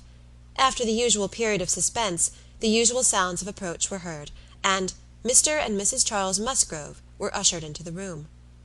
Surprise was the strongest emotion raised by their appearance, but Anne was really glad to see them, and the others were not so sorry but that they could put on a decent air of welcome, and as soon as it became clear that these, their nearest relations, were not arrived with any views of accommodation in that house, Sir Walter and Elizabeth were able to rise in cordiality, and do the honours of it very well. They were come to Bath for a few days with Mrs. Musgrove, and were at the White Hart. So much was pretty soon understood, but till Sir Walter and Elizabeth were walking Mary into the other drawing-room, and regaling themselves with her admiration, Anne could not draw upon Charles's brain for a regular history of their coming, or an explanation of some smiling hints of particular business, which had been ostentatiously dropped by Mary, as well as of some apparent confusion as to whom their party consisted of. She then found that it consisted of Mrs. Musgrove, Henrietta, and Captain Harville, beside their two selves. He gave her a very plain, intelligible account of the whole, a narration in which she saw a great deal of most characteristic proceeding. The scheme had received its first impulse by Captain Harville's wanting to come to Bath on business. He had begun to talk of it a week ago, and by way of doing something, as shooting was over, Charles had proposed coming with him, and Mrs. Harville had seemed to like the idea of it very much, as an advantage to her husband, but Mary could not bear to be left, and had made herself so unhappy about it, that for a day or two everything seemed to be in suspense, or at an end. But then, it had been taken up by his father and mother. His mother had some old friends in Bath whom she wished to see. It was thought a good opportunity for Henrietta to come, and buy wedding clothes for herself and her sister. And, in short, it ended in being his mother's party, that everything might be comfortable and easy to Captain Harville, and he and Mary were included in it by way of general convenience. They had arrived late the night before. Mrs. Harville, her children, and Captain Benwick remained with Mr. Musgrove and Louisa at Uppercross. Anne's only surprise was, that affairs should be in forwardness enough for Henrietta's wedding clothes to be talked of. She had imagined such difficulties of fortune to exist there as must prevent the marriage from being near at hand, but she learned from Charles that, very recently, since Mary's last letter to herself, Charles Hayter had been applied to by a friend to hold a living for a youth who could not possibly claim it under many years, and that on the strength of his present income, with almost a certainty of something more permanent long before the term in question, the two families had consented to the young people's wishes, and that their marriage was likely to take place in a few months, quite as soon as Louisa's. "And a very good living it was," Charles added, "only 25 miles from Uppercross, and in a very fine country, fine part of Dorsetshire, in the centre of some of the best preserves in the kingdom, surrounded by 3 great proprietors, each more careful and jealous than the other, and to 2 of the 3 at least Charles Hayter might get a special recommendation. Not that he will value it as he ought," he observed. "Charles is too cool about sporting. That's the worst of him." "I am extremely glad indeed," cried Anne, "particularly glad that this should happen, and that of 2 sisters, who both deserve equally well, and who have always been such good friends. The pleasant prospect of one should not be dimming those of the other, that they should be so equal in their prosperity and comfort. I hope your father and mother are quite happy with regard to both." "Oh, yes. My father would be well pleased if the gentleman were richer, but he has no other fault to find. Money, you know, coming down with money, 2 daughters at once, it cannot be a very agreeable operation, and it straightens him as to many things. However, I do not mean to say that they have not a right to it. It is very fit that they should have daughters' shares, and I am sure he has always been a very kind, liberal father to me. Mary does not above half like Henrietta's match. She never did, you know. But she does not do him justice, nor think enough about Winthrop. I cannot make her attend to the value of the property. It is a very fair match as times go, and I have liked Charles Hayter all my life, and I shall not leave off now." "Such excellent parents as Mr. and Mrs. Musgrove," exclaimed Anne, "should be happy in their children's marriages. They do everything to confer happiness, I am sure. What a blessing to young people to be in such hands! Your father and mother seem so totally free from all those ambitious feelings which have led to so much misconduct and misery, both in young and old. I hope you think Louisa perfectly recovered now?" He answered rather hesitatingly, "Yes, I believe I do. Very much recovered. But she is altered. There is no running or jumping about, no laughing or dancing. It is quite different. If one happens only to shut the door a little hard, she starts and wriggles like a young dab chick in the water. And Benwick sits at her elbow, reading verses, or whispering to her, all day long." Anne could not help laughing. "That cannot be much to your taste, I know," said she, "but I do believe him to be an excellent young man." "To be sure he is. Nobody doubts it. And I hope you do not think I am so illiberal as to want every man to have the same objects and pleasures as myself. I have a great value for Benwick, and when one can but get him to talk, he has plenty to say. His reading has done him no harm, for he has fought as well as read. He is a brave fellow. I got more acquainted with him last Monday than ever I did before. We had a famous set-to at rat-hunting all the morning in my father's great barns, and he played his part so well that I have liked him the better ever since." Here they were interrupted by the absolute necessity of Charles's following the others to admire mirrors and china.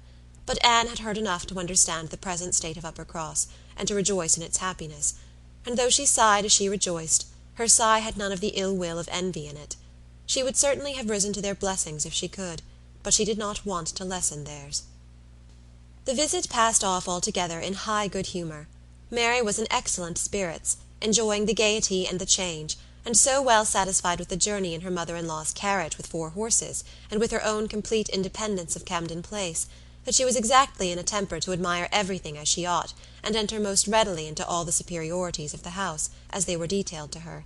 She had no demands on her father or sister, and her consequence was just enough increased by their handsome drawing-rooms. Elizabeth was, for a short time, suffering a good deal. She felt that Mrs. Musgrove and all her party ought to be asked to dine with them, but she could not bear to have the difference of style, the reduction of servants, which a dinner must betray, witnessed by those who had been always so inferior to the Elliots of Kellynch. It was a struggle between propriety and vanity, but vanity got the better, and then Elizabeth was happy again. These were her internal persuasions. "Old-fashioned notions, country hospitality. We do not profess to give dinners. Few people in Bath do. Lady Alicia never does. Did not even ask her own sister's family, though they were here a month. And I dare say it would be very inconvenient to Mrs. Musgrove, put her quite out of her way. I am sure she would rather not come. She cannot feel easy with us. I will ask them all for an evening. That will be much better. That will be a novelty and a treat. They have not seen 2 such drawing-rooms before. They will be delighted to come tomorrow evening. It shall be a regular party. Small, but most elegant." And this satisfied Elizabeth, and when the invitation was given to the 2 present, and promised for the absent, Mary was as completely satisfied.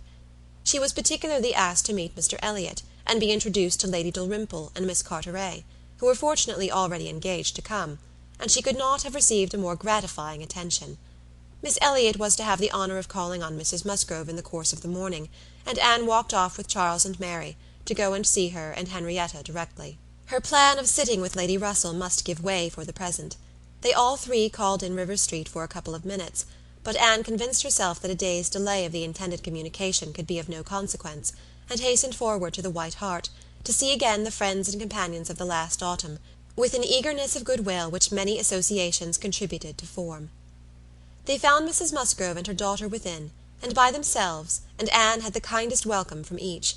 Henrietta was exactly in that state of recently improved views, of fresh-formed happiness, which made her full of regard and interest for everybody she had ever liked before at all, and Mrs. Musgrove's real affection had been won by her usefulness when they were in distress. It was a heartiness, and a warmth, and a sincerity, which Anne delighted in the more, from the sad want of such blessings at home. She was entreated to give them as much of her time as possible, invited for every day and all day long, or rather claimed as part of the family, and in return she naturally fell into her wonted ways of attention and assistance, and on Charles's leaving them together, was listening to Mrs. Musgrove's history of Louisa, and to Henrietta's of herself, giving opinions on business, and recommendations to shops, with intervals of every help which Mary required, from altering her ribbon to settling her accounts, from finding her keys and assorting her trinkets, to trying to convince her that she was not ill-used by anybody, which Mary, well amused as she generally was, in her station at a window overlooking the entrance to the pump-room, could not but have her moments of imagining.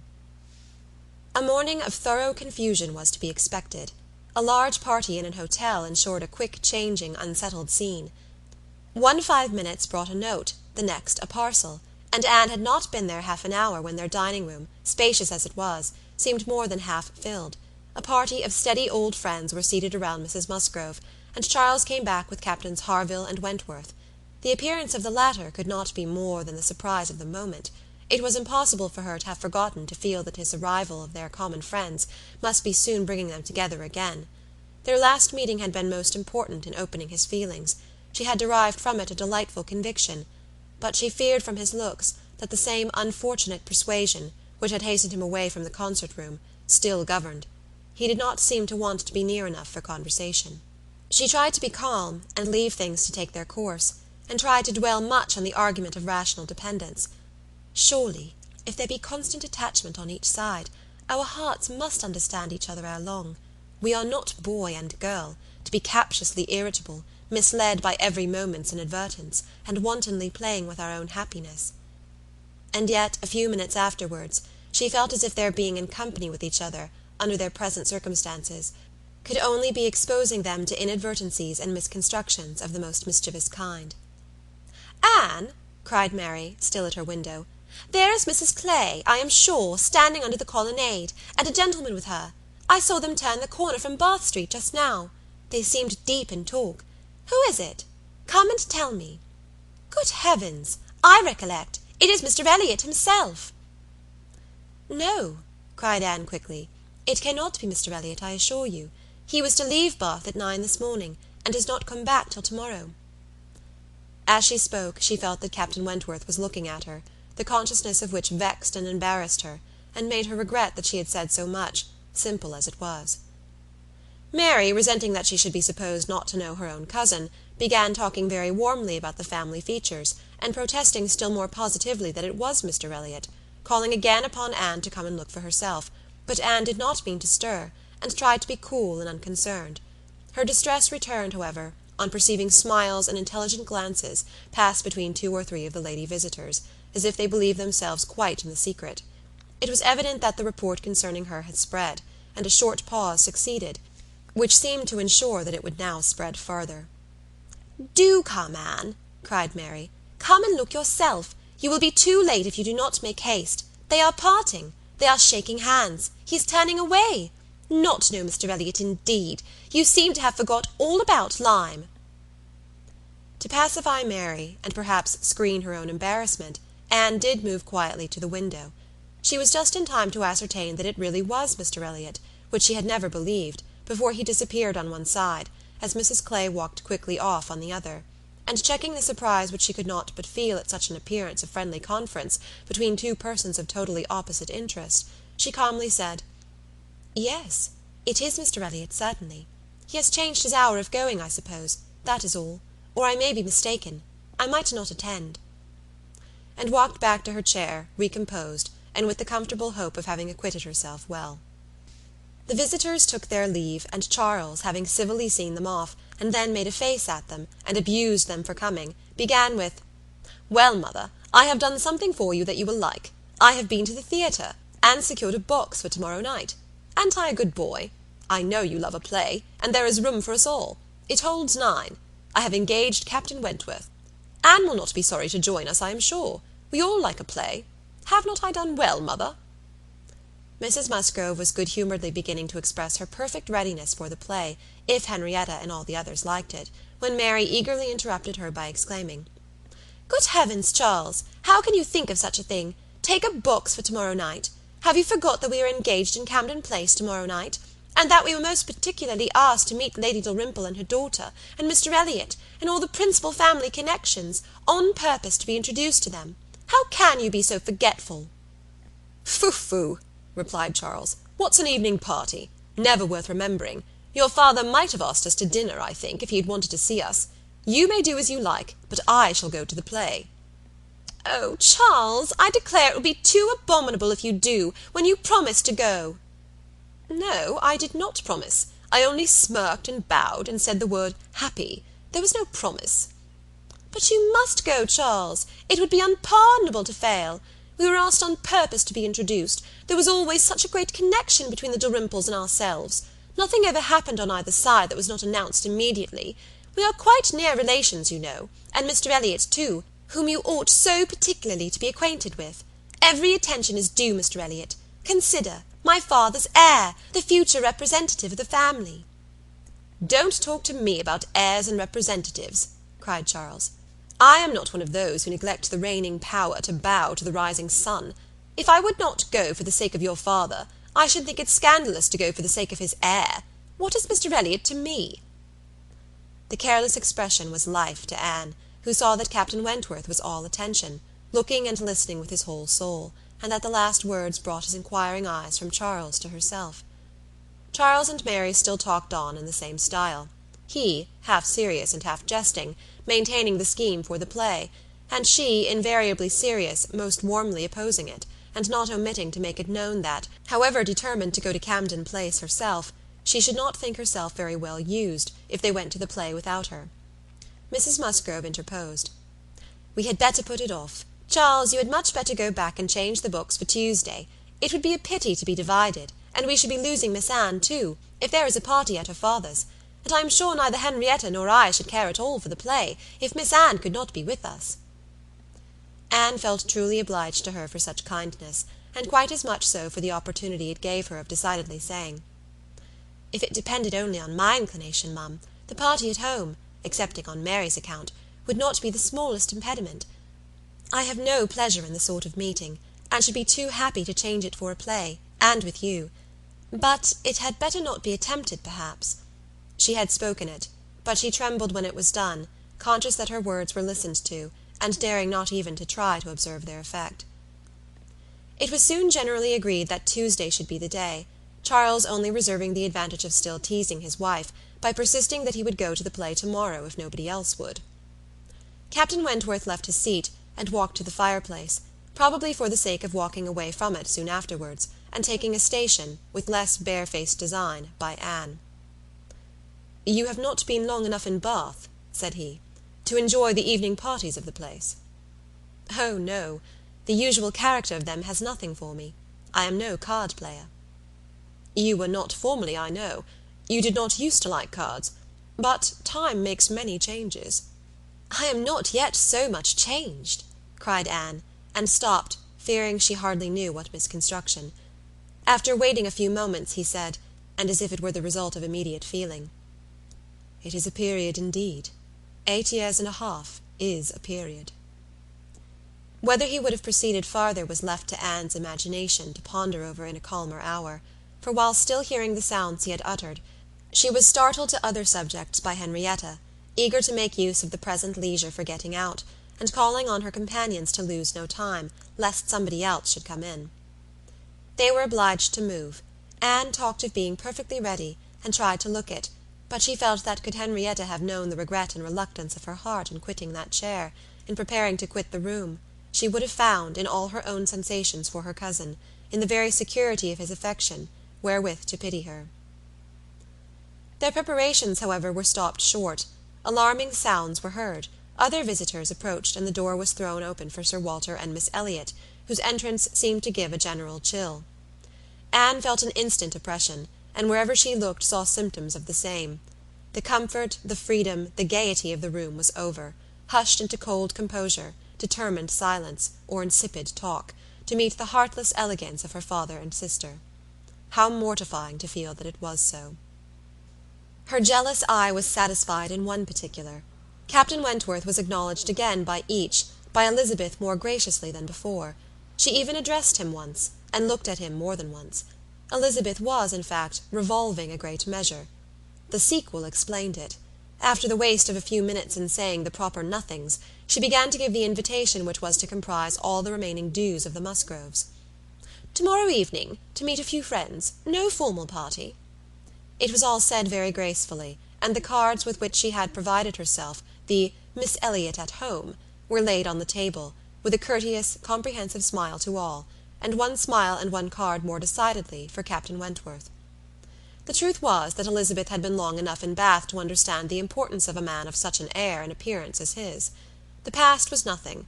The present was that Captain Wentworth would move about well in her drawing-room. The card was pointedly given, and Sir Walter and Elizabeth rose and disappeared. The interruption had been short, though severe, and ease and animation returned to most of those they left as the door shut them out, but not to Anne. She could think only of the invitation she had with such astonishment witnessed, and of the manner in which it had been received, a manner of doubtful meaning, of surprise rather than gratification, of polite acknowledgment rather than acceptance. She knew him, she saw disdain in his eye, and could not venture to believe that he had determined to accept such an offering, as an atonement for all the insolence of the past. Her spirits sank. He held the card in his hand after they were gone, as if deeply considering it. "Only think of Elizabeth's including everybody," whispered Mary very audibly. "I do not wonder Captain Wentworth is delighted. You see he cannot put the card out of his hand." Anne caught his eye, saw his cheeks glow, and his mouth form itself into a momentary expression of contempt, and turned away, that she might neither see nor hear more to vex her. The party separated. The gentlemen had their own pursuits, the ladies proceeded on their business, and they met no more while Anne belonged to them. She was earnestly begged to return and dine, and give them all the rest of the day, but her spirits had been so long exerted that at present she felt unequal to more, and fit only for home, where she might be sure of being as silent as she chose. Promising to be with them the whole of the following morning, therefore, she closed the fatigues of the present by a toilsome walk to Camden Place, there to spend the evening chiefly in listening to the busy arrangements of Elizabeth and Mrs. Clay for the morrow's party, the frequent enumeration of the persons invited, and the continually improving detail of all the embellishments which were to make it the most completely elegant of its kind in Bath, while harassing herself with the never-ending question of whether Captain Wentworth would come or not. They were reckoning him as certain, but with her it was a gnawing solicitude never appeased for 5 minutes together. She generally thought he would come, because she generally thought he ought, but it was a case which she should not so shape into any positive act of duty or discretion, as inevitably to defy the suggestions of very opposite feelings. She only roused herself from the broodings of this restless agitation, to let Mrs. Clay know that she had been seen with Mr. Elliot 3 hours after his being supposed to be out of Bath, for having watched in vain for some intimation of the interview from the lady herself, she determined to mention it, and it seemed to her there was guilt in Mrs. Clay's face as she listened. It was transient, cleared away in an instant, but Anne could imagine she read there the consciousness of having, by some complication of mutual trick, or some overbearing authority of his, been obliged to attend, perhaps for half an hour, to his lectures and restrictions on her designs on Sir Walter.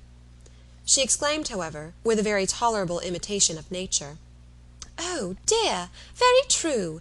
Only think, Miss Elliot, to my great surprise I met with Mr. Elliot in Bath Street. I was never more astonished. He turned back and walked with me to the pump-yard. He had been prevented setting off for Thornbury, but I really forget by what, for I was in a hurry, and could not much attend, and I can only answer for his being determined not to be delayed in his return. He wanted to know how early he might be admitted tomorrow. He was full of tomorrow, and it is very evident that I have been full of it too, ever since I entered the house, and learnt the extension of your plan, and all that had happened, or my seeing him could never have gone so entirely out of my head." Chapter 23. 1 day only had passed since Anne's conversation with Mrs. Smith, but a keener interest had succeeded, and she was now so little touched by Mr. Elliot's conduct, except by its effects in one quarter, that it became a matter of course the next morning still to defer her explanatory visit in Rivers Street. She had promised to be with the Musgroves from breakfast to dinner.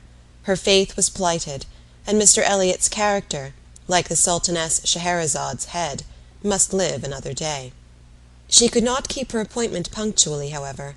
The weather was unfavourable, and she had grieved over the rain on her friend's account, and felt it very much on her own, before she was able to attempt the walk.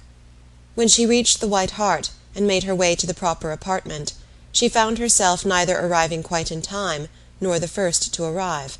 The party before her were Mrs. Musgrove talking to Mrs. Croft, and Captain Harville to Captain Wentworth, and she immediately heard that Mary and Henrietta, too impatient to wait, had gone out the moment it had cleared, but would be back again soon, and that the strictest injunctions had been left with Mrs. Musgrove to keep her there till they returned.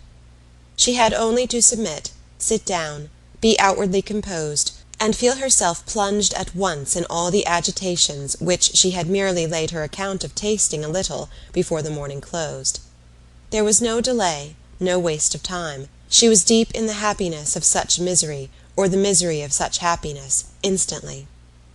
2 minutes after her entering the room, Captain Wentworth said, "We will write the letter we were talking of, Harville, now, if you will give me materials." Materials were at hand, on a separate table. He went to it, and nearly turning his back to them all, was engrossed by writing. Mrs. Musgrove was giving Mrs. Croft the history of her eldest daughter's engagement, and just in that inconvenient tone of voice which was perfectly audible while it pretended to be a whisper. Anne felt that she did not belong to the conversation, and yet, as Captain Harville seemed thoughtful and not disposed to talk, she could not avoid hearing many undesirable particulars, such as How Mr. Musgrove and my brother Hayter had met again and again to talk it over, what my brother Hayter had said one day, and what Mr. Musgrove had proposed the next, and what had occurred to my sister Hayter, and what the young people had wished, and what I said at first I never could consent to, but was afterwards persuaded to think might do very well. And a great deal in the same style of open-hearted communication, minutiae which, even with every advantage of taste and delicacy, which good Mrs. Musgrove could not give, could be properly interesting only to the principals. Mrs. Croft was attending with great good humour, and whenever she spoke at all, it was very sensibly. Anne hoped the gentlemen might each be too much self-occupied to hear. "And so, mum, all these things considered," said Mrs. Musgrove in her powerful whisper, "though we could have wished it different, yet altogether we did not think it fair to stand out any longer, for Charles Hayter was quite wild about it, and Henrietta was pretty near as bad, and so we thought they had better marry at once, and make the best of it, as many others have done before them. At any rate, said I, it will be better than a long engagement." "That is precisely what I was going to observe," cried Mrs. Croft. "I would rather have young people settle on a small income at once, and have to struggle with a few difficulties together, than be involved in a long engagement. I always think that no mutual—" "Oh, dear Mrs. Croft," cried Mrs. Musgrove, unable to let her finish her speech, "there is nothing I so abominate for young people as a long engagement. It is what I always protested against from my children. It is all very well, I used to say, for young people to be engaged, if there is a certainty of their being able to marry in 6 months, or even in 12, but a long engagement—" "Yes, dear mum," said Mrs. Croft, "or an uncertain engagement, an engagement which may be long. To begin without knowing that at such a time there will be the means of marrying, I hold to be very unsafe and unwise, and what I think all parents should prevent as far as they can." Anne found an unexpected interest here. She felt its application to herself, felt it in a nervous thrill all over her, and at the same moment that her eyes instinctively glanced toward the distant table, Captain Wentworth's pen ceased to move, his head was raised, pausing, listening, and he turned round the next instant to give a look, one quick, conscious look, at her.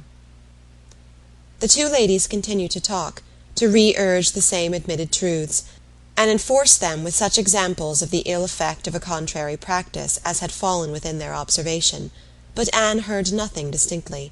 It was only a buzz of words in her ear, and her mind was in confusion. Captain Harville, who had in truth been hearing none of it, now left his seat and moved to a window, and Anne, seeming to watch him, though it was from thorough absence of mind, became gradually sensible that he was inviting her to join him where he stood. He looked at her with a smile, and a little motion of the head, which expressed, "Come to me, I have something to say," and the unaffected, easy kindness of manner which denoted the feelings of an older acquaintance than he really was, strongly enforced the invitation. She roused herself and went to him. The window at which he stood was at the other end of the room from where the two ladies were sitting, and though nearer to Captain Wentworth's table, not very near. As she joined him, Captain Harville's countenance reassumed the serious, thoughtful expression which seemed its natural character. "Look here," said he, unfolding a parcel in his hand, and displaying a small miniature painting. "Do you know who that is?" "Certainly, Captain Benwick." "Yes, and you may guess who it is for. But," in a deep tone, "it was not done for her. Miss Elliot, do you remember our walking together at Lyme and grieving for him? I little thought then. But no matter. This was drawn at the Cape. He met with a clever young German artist at the Cape, and in compliance with a promise to my poor sister, sat to him, and was bringing it home for her, and I have now the charge of getting it properly set for another. It was a commission to me. But who else was there to employ? I hope I can allow for him. I am not sorry indeed to make it over to another. He undertakes it," looking towards Captain Wentworth. "He is writing about it now." And with a quivering lip he wound up the whole by adding, "Poor Fanny! She would not have forgotten him so soon." "No," replied Anne in a low, feeling voice. "That I can easily believe." "It was not in her nature. She doted on him." "It would not be the nature of any woman who truly loved." Captain Harville smiled, as much as to say, Do you claim that for your sex? And she answered the question, smiling also. Yes, we certainly do not forget you as soon as you forget us. It is perhaps our fate rather than our merit. We cannot help ourselves. We live at home, quiet, confined, and our feelings prey upon us. You are forced on exertion. You have always a profession, pursuits, business of some sort or other, to take you back into the world immediately, and continual occupation and change soon weaken impressions. Granting your assertion that the world does all this so soon for men, which, however, I do not think I shall grant, it does not apply to Benwick. He has not been forced upon any exertion. The peace turned him on shore at the very moment, and he has been living with us, in our little family circle ever since. True, said Anne, very true. I did not recollect. But what shall we say now, Captain Harville? If the change be not from outward circumstances, it must be from within. It must be nature, man's nature, which has done the business for Captain Benwick. No, no, it is not man's nature. I will not allow it to be more man's nature than woman's to be inconstant and forget those they do love, or have loved. I believe the reverse. I believe in a true analogy between our bodily frames and our mental, and that as our bodies are the strongest, so are our feelings, capable of bearing most rough usage and riding out the heaviest weather. Your feelings may be the strongest, replied Anne, but the same spirit of analogy will authorize me to assert that ours are the most tender. Man is more robust than woman, but he is not longer lived, which exactly explains my view of the nature of their attachments. Nay, it would be too hard upon you if it were otherwise. You have difficulties and privations and dangers enough to struggle with. You are always labouring and toiling, exposed to every risk and hardship. Your home, country, friends, all quitted. Neither time, nor health, nor life to be called your own. It would be hard indeed, with a faltering voice, if woman's feelings were to be added to all this. We shall never agree upon this question, Captain Harville was beginning to say, when a slight noise called their attention to Captain Wentworth's hitherto perfectly quiet division of the room. It was nothing more than that his pen had fallen down, but Anne was startled at finding him nearer than she had supposed, and half inclined to suspect that the pen had fallen because he had been occupied by them, striving to catch sounds, which yet she did not think he could have caught. "Have you finished your letter?" said Captain Harville. "Not quite. A few lines more. I shall have done in 5 minutes." "There is no hurry on my side. I am only ready whenever you are. I am in very good anchorage here," smiling at Anne. "Well supplied and want for nothing. No hurry for a signal at all. Well, Miss Elliot," lowering his voice, "as I was saying, we shall never agree, I suppose, upon this point. No man and woman would, probably. But let me observe that all histories are against you, all stories, prose and verse. If I had such a memory as Benwick, I could bring you 50 quotations in a moment on my side of the argument, and I do not think I ever opened a book in my life which had not something to say upon woman's inconstancy. Songs and proverbs all talk of woman's fickleness. But perhaps you will say these were all written by men." "Perhaps I shall. Yes, yes, if you please, no reference to examples in books. Men have had every advantage of us in telling their own story. Education has been theirs in so much higher a degree. The pen has been in their hands. I will not allow books to prove anything." "But how shall we prove anything?" "We never shall. We never can expect to prove anything upon such a point. It is a difference of opinion which does not admit of proof. We each begin, probably, with a little bias towards our own sex, and upon that bias build every circumstance in favour of it, which has occurred within our own circle, many of which circumstances, perhaps those very cases which strike us the most, may be precisely such as cannot be brought forward without betraying a confidence, or in some respect saying what should not be said." "Ah," cried Captain Harville, in a tone of strong feeling, "if I could but make you comprehend what a man suffers when he takes a last look at his wife and children, and watches the boat that he has sent them off in, as long as it is in sight, and then turns away and says, 'God knows whether we ever meet again.' And then, if I could convey to you the glow of his soul when he does see them again, when coming back after a 12 months' absence, perhaps, and obliged to put into another port, he calculates how soon it be possible to get them there, pretending to deceive himself and saying, they cannot be here till such a day, but all the while hoping for them 12 hours sooner, and seeing them arrive at last, as if heaven had given them wings, by many hours sooner still. If I could explain to you all this, and all that a man can bear and do, and glories to do, for the sake of these treasures of his existence. I speak, you know, only of such men as have hearts," pressing his own with emotion. "Oh," cried Anne eagerly, "I hope I do justice to all that is felt by you, and by those who resemble you. God forbid that I should undervalue the warm and faithful feelings of any of my fellow creatures. I should deserve utter contempt if I dared to suppose that true attachment and constancy were known only by women. No, I believe you capable of everything great and good in your married lives. I believe you equal to every important exertion, to every domestic forbearance, so long as, if I may be allowed the expression, so long as you have an object. I mean while the woman you love lives, and lives for you. All the privilege I claim for my own sex, it is not a very enviable one, you need not covet it, is that of loving longest, when existence or when hope is gone." She could not immediately have uttered another sentence. Her heart was too full, her breath too much oppressed. "You are a good soul," cried Captain Harville, putting his hand on her arm quite affectionately. "There is no quarrelling with you. And when I think of Benwick, my tongue is tied." Their attention was called towards the others. Mrs. Croft was taking leave. "Here, Frederick, you and I part company, I believe," said she. "I am going home, and you have an engagement with your friend. Tonight we may have the pleasure of all meeting again at your party," turning to Anne. "We had your sister's card yesterday, and I understood Frederick had a card too, though I did not see it. And you are disengaged, Frederick, are you not, as well as ourselves?" Captain Wentworth was folding up a letter in great haste, and either could not or would not answer fully. "Yes," said he, "very true. Here we separate, but Harville and I shall soon be after you.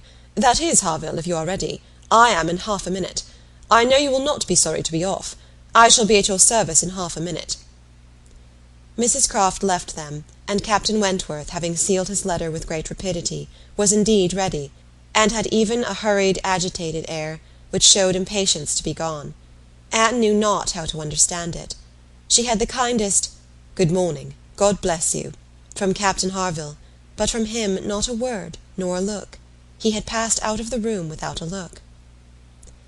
She had only time, however, to move closer to the table where he had been writing, when footsteps were heard returning. The door opened. It was himself. He begged their pardon, but he had forgotten his gloves, and instantly crossing the room to the writing-table, he drew out a letter from under the scattered paper, placed it before Anne, with eyes of glowing entreaty fixed on her for a time, and hastily collecting his gloves, was again out of the room, almost before Mrs. Musgrove was aware of his being in it, the work of an instant. The revolution which one instant had made in Anne was almost beyond expression. The letter, with a direction hardly legible, to Miss A.E., was evidently the one which he had been folding so hastily. While supposed to be writing only to Captain Benwick, he had been also addressing her. On the contents of that letter depended all which this world could do for her. Anything was possible, anything might be defied rather than suspense. Mrs. Musgrove had little arrangements of her own at her own table. To their protection she must trust, and sinking into the chair which he had occupied, succeeding to the very spot where he had leaned and written, her eyes devoured the following words. "I can listen no longer in silence. I must speak to you by such means as are within my reach. You pierce my soul. I am half agony, half hope. Tell me not that I am too late, that such precious feelings are gone forever. I offer myself to you again with a heart even more your own than when you almost broke it 8 years and a half ago. Dare not say that man forgets sooner than woman, that his love has an earlier death. I have loved none but you. Unjust I may have been, weak and resentful I have been, but never inconstant. You alone have brought me to Bath. For you alone I think and plan. Have you not seen this? Can you fail to have understood my wishes? I had not waited even these 10 days, could I have read your feelings, as I think you must have penetrated mine. I can hardly write. I am every instant hearing something which overpowers me. You sink your voice, but I can distinguish the tones of that voice when they would be lost on others. Too good, too excellent creature, you do us justice indeed. You do believe that there is true attachment and constancy among men. Believe it to be most fervent, most undeviating, in F.W. I must go, uncertain of my fate, but I shall return hither, or follow your party as soon as possible. A word, a look, will be enough to decide whether I enter your father's house this evening, or never. Such a letter was not to be soon recovered from. Half an hour's solitude and reflection might have tranquillized her, but the 10 minutes only which now passed before she was interrupted, with all the restraints of her situation, could do nothing towards tranquillity. Every moment rather brought fresh agitation. It was overpowering happiness. And before she was beyond the first stage of full sensation, Charles, Mary, and Henrietta all came in. The absolute necessity of seeming like herself produced then an immediate struggle, but after a while she could do no more. She began not to understand a word they said, and was obliged to plead indisposition and excuse herself. They could then see that she looked very ill, were shocked and concerned, and would not stir without her for the world. This was dreadful. Would they only have gone away and left her in the quiet possession of that room, it would have been her cure. But to have them all standing or waiting around her was distracting, and in desperation she said she would go home. "By all means, my dear," cried Mrs. Musgrove, "go home directly, and take care of yourself, that you may be fit for the evening. I wish Sarah was here to doctor you, but I am no doctor myself. Charles, ring and order a chair. She must not walk." But the chair would never do. Worse than all, to lose the possibility of speaking 2 words to Captain Wentworth in the course of her quiet, solitary progress up the town, and she felt almost certain of meeting him, could not be borne. The chair was earnestly protested against, and Mrs. Musgrove, who thought only of one sort of illness, having assured herself with some anxiety that there had been no fall in the case, that Anne had not at any time lately slipped down and got a blow on her head, that she was perfectly convinced of having had no fall, could part with her cheerfully, and depend on finding her better at night. Anxious to omit no possible precaution, Anne struggled and said, "I am afraid, mum, that it is not perfectly understood. Pray be so good as to mention to the other gentlemen that we hope to see your whole party this evening. I am afraid there had been some mistake, and I wish you particularly to assure Captain Harville and Captain Wentworth that we hope to see them both." "Oh, my dear, it is quite understood. I give you my word. Captain Harville has no thought but of going." "Do you think so? But I am afraid, and I should be so very sorry. Will you promise me to mention it, when you see them again? You will see them both this morning, I dare say. Do promise me." "To be sure I will, if you wish it.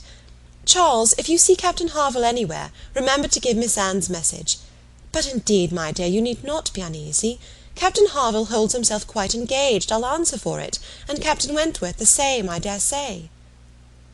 Anne could do no more, but her heart prophesied some mischance to damp the perfection of her felicity. It could not be very lasting, however. Even if he did not come to Camden Place himself, it would be in her power to send an intelligible sentence by Captain Harville. Another momentary vexation occurred. Charles, in his real concern and good nature, would go home with her. There was no preventing him. This was almost cruel, but she could not be long ungrateful. He was sacrificing an engagement at a gunsmith's to be of use to her, and she set off with him, with no feeling but gratitude apparent. They were on Union Street, when a quicker step behind, a something of familiar sound, gave her 2 moments' preparation for the sight of Captain Wentworth. He joined them, but, as if irresolute whether to join or pass on, he said nothing, only looked. Anne could command herself enough to receive that look, and not repulsively. The cheeks which had been pale now glowed, and the movements which had hesitated were decided. He walked by her side.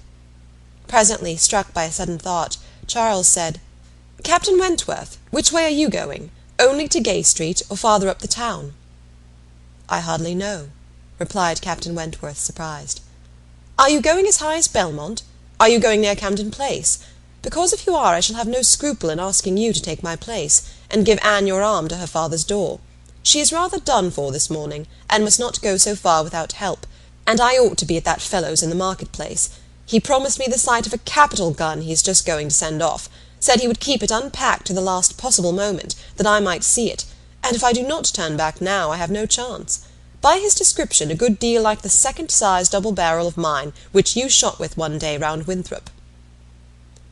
There could not be an objection. There could be only the most proper alacrity, a most obliging compliance for public view, and smiles reined in and spirits dancing in private rapture. In half a minute Charles was at the bottom of Union Street again, and the other two proceeding together, and soon words enough had passed between them to decide their direction towards the comparatively quiet and retired gravel walk, where the power of conversation would make the present hour a blessing indeed, and prepare it for all the immortality which the happiest recollections of their own future lives could bestow. There they exchanged again those feelings and those promises which had once before seemed to secure everything, but which had been followed by so many, many years of division and estrangement. There they returned again into the past, more exquisitely happy, perhaps, in their reunion, than when it had been first projected, more tender, more tried, more fixed in a knowledge of each other's character, truth, and attachment, more equal to act, more justified in acting. And there, as they slowly paced the gradual ascent, heedless of every group around them, seeing neither sauntering politicians, bustling housekeepers, flirting girls, nor nursery-maids and children, they could indulge in those retrospections and acknowledgments, and especially in those explanations of what had directly preceded the present moment, which were so poignant and so ceaseless in interest. All the little variations of the last week were gone through, and of yesterday and today there could scarcely be an end. She had not mistaken him.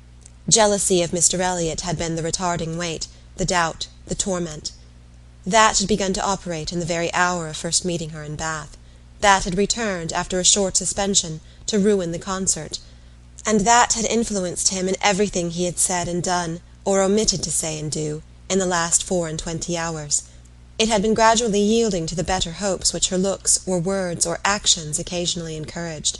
It had been vanquished at last by those sentiments and those tones which had reached him while she talked with Captain Harville, and under the irresistible governance of which he had seized a sheet of paper and poured out his feelings. Of what he had then written, nothing was to be retracted or qualified. He persisted in having loved none but her. She had never been supplanted. He never even believed himself to see her equal. Thus much indeed he was obliged to acknowledge, that he had been constant unconsciously, nay, unintentionally, that he had meant to forget her, and believed it to be done. He had imagined himself indifferent, when he had only been angry, and he had been unjust to her merits, because he had been a sufferer from them. Her character was now fixed on his mind as perfection itself, maintaining the loveliest medium of fortitude and gentleness, but he was obliged to acknowledge that only at Uppercross had he learnt to do her justice, and only at Lyme had he begun to understand himself. At Lyme he had received lessons of more than one sort. The passing admiration of Mr. Elliot had at least roused him, and the scenes on the Cobb and at Captain Harville's had fixed her superiority. In his preceding attempts to attach himself to Louisa Musgrove, the attempts of angry pride, he protested that he had forever felt it to be impossible, that he had not cared, could not care, for Louisa, though till that day, till the leisure for reflection which followed it, he had not understood the perfect excellence of the mind with which Louisa's could so ill bear a comparison, or the perfect unrivalled hold it possessed over his own. There he had learnt to distinguish between the steadiness of principle and the obstinacy of self-will, between the darings of heedlessness and the resolution of a collected mind. There he had seen everything to exalt in his estimation the woman he had lost, and there begun to deplore the pride, the folly, the madness of resentment, which had kept him from trying to regain her when thrown in his way. From that period his penance had become severe. He had no sooner been free from the horror and remorse attending the first few days of Louisa's accident, no sooner begun to feel himself alive again, than he had begun to feel himself, though alive, not at liberty.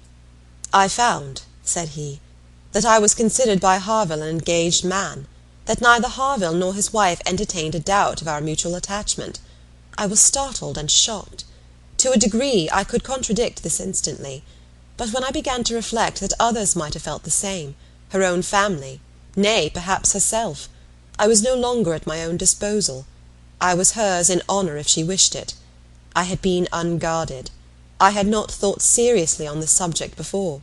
I had not considered that my excessive intimacy must have its dangers of ill consequence in many ways, and that I had no right to be trying whether I could attach myself to either of the girls, at the risk of raising even an unpleasant report, were there no other ill effects. I had been grossly wrong, and must abide the consequences. He found too late, in short, that he had entangled himself, and that precisely as he became fully satisfied of his not caring for Louisa at all, he must regard himself as bound to her, if her sentiments for him were what the Harvilles supposed. It determined him to leave Lyme, and await her complete recovery elsewhere. He would gladly weaken, by any fair means, whatever feelings or speculations concerning him might exist, and he went therefore to his brother's, meaning after a while to return to Kellynch, and act as circumstances might require. "I was 6 weeks with Edward," said he, "and saw him happy. I could have no other pleasure. I deserved none. He inquired after you very particularly, asked even if you were personally altered, little suspecting that to my eye you could never alter." Anne smiled and let it pass. It was too pleasing a blunder for a reproach. It is something for a woman to be assured, in her 28th year, that she has not lost one charm of earlier youth, but the value of such homage was inexpressibly increased to Anne, by comparing it with former words, and feeling it to be the result, not the cause, of a revival of his warm attachment. He had remained in Shropshire, lamenting the blindness of his own pride, and the blunders of his own calculations, till at once released from Louisa by the astonishing and felicitous intelligence of her engagement with Benwick. "Here," said he, "ended the worst of my state, for now I could at least put myself in the way of happiness. I could exert myself. I could do something. But to be waiting so long in inaction, and waiting only for evil, had been dreadful. Within the first 5 minutes I said, 'I will be at Bath on Wednesday,' and I was. Was it unpardonable to think it worth my while to come, and to arrive with some degree of hope? You were single. It was possible that you might retain the feelings of the past as I did, and one encouragement happened to be mine. I could never doubt that you would be loved and sought by others, but I knew to a certainty that you had refused one man at least, of better pretensions than myself, and I could not help often saying, 'Was this for me?'" Their first meeting in Milsom Street afforded much to be said, but the concert still more. That evening seemed to be made up of exquisite moments. The moment of her stepping forward in the octagon room to speak to him, the moment of Mr. Elliot's appearing and tearing her away, and 1 or 2 subsequent moments, marked by returning hope or increasing despondency, were dwelt on with energy. "To see you," cried he, "in the midst of those who could not be my well-wishers, to see your cousin close by you, conversing and smiling, and feel all the horrible eligibilities and proprieties of the match, to consider it as the certain wish of every being who could hope to influence you, even if your own feelings were reluctant or indifferent, to consider what powerful supports would be his. Was it not enough to make the fool of me when I appeared? How could I look on without agony? Was not the very sight of the friend who sat behind you, was not the recollection of what had been, the knowledge of her influence, the indelible, immovable impression of what Persuasion had once done, was it not all against me?" "You should have distinguished," replied Anne. "You should not have suspected me now. The case is so different, and my age is so different. If I was wrong in yielding to Persuasion once, remember that it was to Persuasion exerted on the side of safety, not of risk. When I yielded, I thought it was to duty, but no duty could be called in aid here. In marrying a man indifferent to me, all risk would have been incurred, and all duty violated." "Perhaps I ought to have reasoned thus," he replied, "but I could not. I could not derive benefit from the late knowledge I had acquired of your character. I could not bring it into play. It was overwhelmed, buried, lost in those earlier feelings which I had been smarting under year after year. I could think of you only as one who had yielded, who had given me up, who had been influenced by anyone rather than by me. I saw you as the very person who had guided you in that year of misery. I had no reason to believe her of less authority now. The force of habit was to be added. "I should have thought," said Anne, "that my manner to yourself might have spared you much or all of this." No, no. Your manner might be only the ease which your engagement to another man would give. I left you in this belief, and yet I was determined to see you again. My spirits rallied with the morning, and I felt that I had still a motive for remaining here." At last Anne was at home again, and happier than anyone in that house could have conceived. All the surprise and suspense, and every other painful part of the morning dissipated by this conversation, she re-entered the house so happy as to be obliged to find an alloy in some momentary apprehensions of its being impossible to last. An interval of meditation, serious and grateful, was the best corrective of everything dangerous in such high-wrought felicity, and she went to her room, and grew steadfast and fearless in the thankfulness of her enjoyment. The evening came, the drawing-rooms were lighted up, the company assembled. It was but a card-party, it was but a mixture of those who had never met before, and those who met too often, a commonplace business, too numerous for intimacy, too small for variety, but Anne had never found an evening shorter. Glowing and lovely in sensibility and happiness, and more generally admired than she thought about or cared for, she had cheerful or forbearing feelings for every creature about her. Mr. Elliot was there. She avoided, but she could pity him. The Wallaces, she had amusement in understanding them. Lady Dalrymple and Miss Carteret, they would soon be innoxious cousins to her. She cared not for Mrs. Clay, and had nothing to blush for in the public manners of her father and sister. With the Musgroves there was the happy chat of perfect ease, with Captain Harville, the kind-hearted intercourse of brother and sister, with Lady Russell, attempts at conversation, which a delicious consciousness cut short, with Admiral and Mrs. Croft, everything of peculiar cordiality and fervent interest, which the same consciousness sought to conceal, and with Captain Wentworth, some moments of communications continually occurring, and always the hope of more, and always the knowledge of his being there. It was in one of these short meetings, each apparently occupied in admiring a fine display of greenhouse plants, that she said, "I have been thinking over the past, and trying impartially to judge of the right and wrong, I mean with regard to myself, and I must believe that I was right, much as I suffered from it, that I was perfectly right in being guided by the friend whom you will love better than you do now. To me she was in the place of a parent. Do not mistake me, however. I am not saying that she did not err in her advice. It was perhaps one of those cases in which advice is good or bad only as the event decides, and for myself, I certainly never should, in any circumstance of tolerable similarity, give such advice. But I mean that I was right in submitting to her, and that if I had done otherwise, I should have suffered more in continuing the engagement than I did even in giving it up, because I should have suffered in my conscience. I have now, as far as such a sentiment is allowable in human nature, nothing to reproach myself with, and if I mistake not, a strong sense of duty is no bad part of a woman's portion." He looked at her, looked at Lady Russell, and looking again at her, replied, as if in cool deliberation, "Not yet, but there are hopes of her being forgiven in time. I trust to being in charity with her soon. But I too have been thinking over the past, and a question has suggested itself, whether there may not have been one person more my enemy even than that lady. My own self. Tell me if, when I returned to England in the year 8, with a few £1,000, and was posted into the Laconia, if I had then written to you, would you have answered my letter? Would you, in short, have renewed the engagement then?" "Would I?" was all her answer, but the accent was decisive enough. "Good God!" he cried, "you would! It is not that I did not think of it, or desire it, as what could alone crown all my other success, but I was proud, too proud to ask again. I did not understand you. I shut my eyes, and would not understand you, or do you justice. This is a recollection which ought to make me forgive everyone sooner than myself. 6 years of separation and suffering might have been spared. It is a sort of pain, too, which is new to me. I have been used to the gratification of believing myself to earn every blessing that I enjoyed. I have valued myself on honourable toils and just rewards. Like other great men under reverses," he added with a smile, "I must endeavour to subdue my mind to my fortune. I must learn to brook being happier than I deserve." Chapter 24. Who can be in doubt of what followed?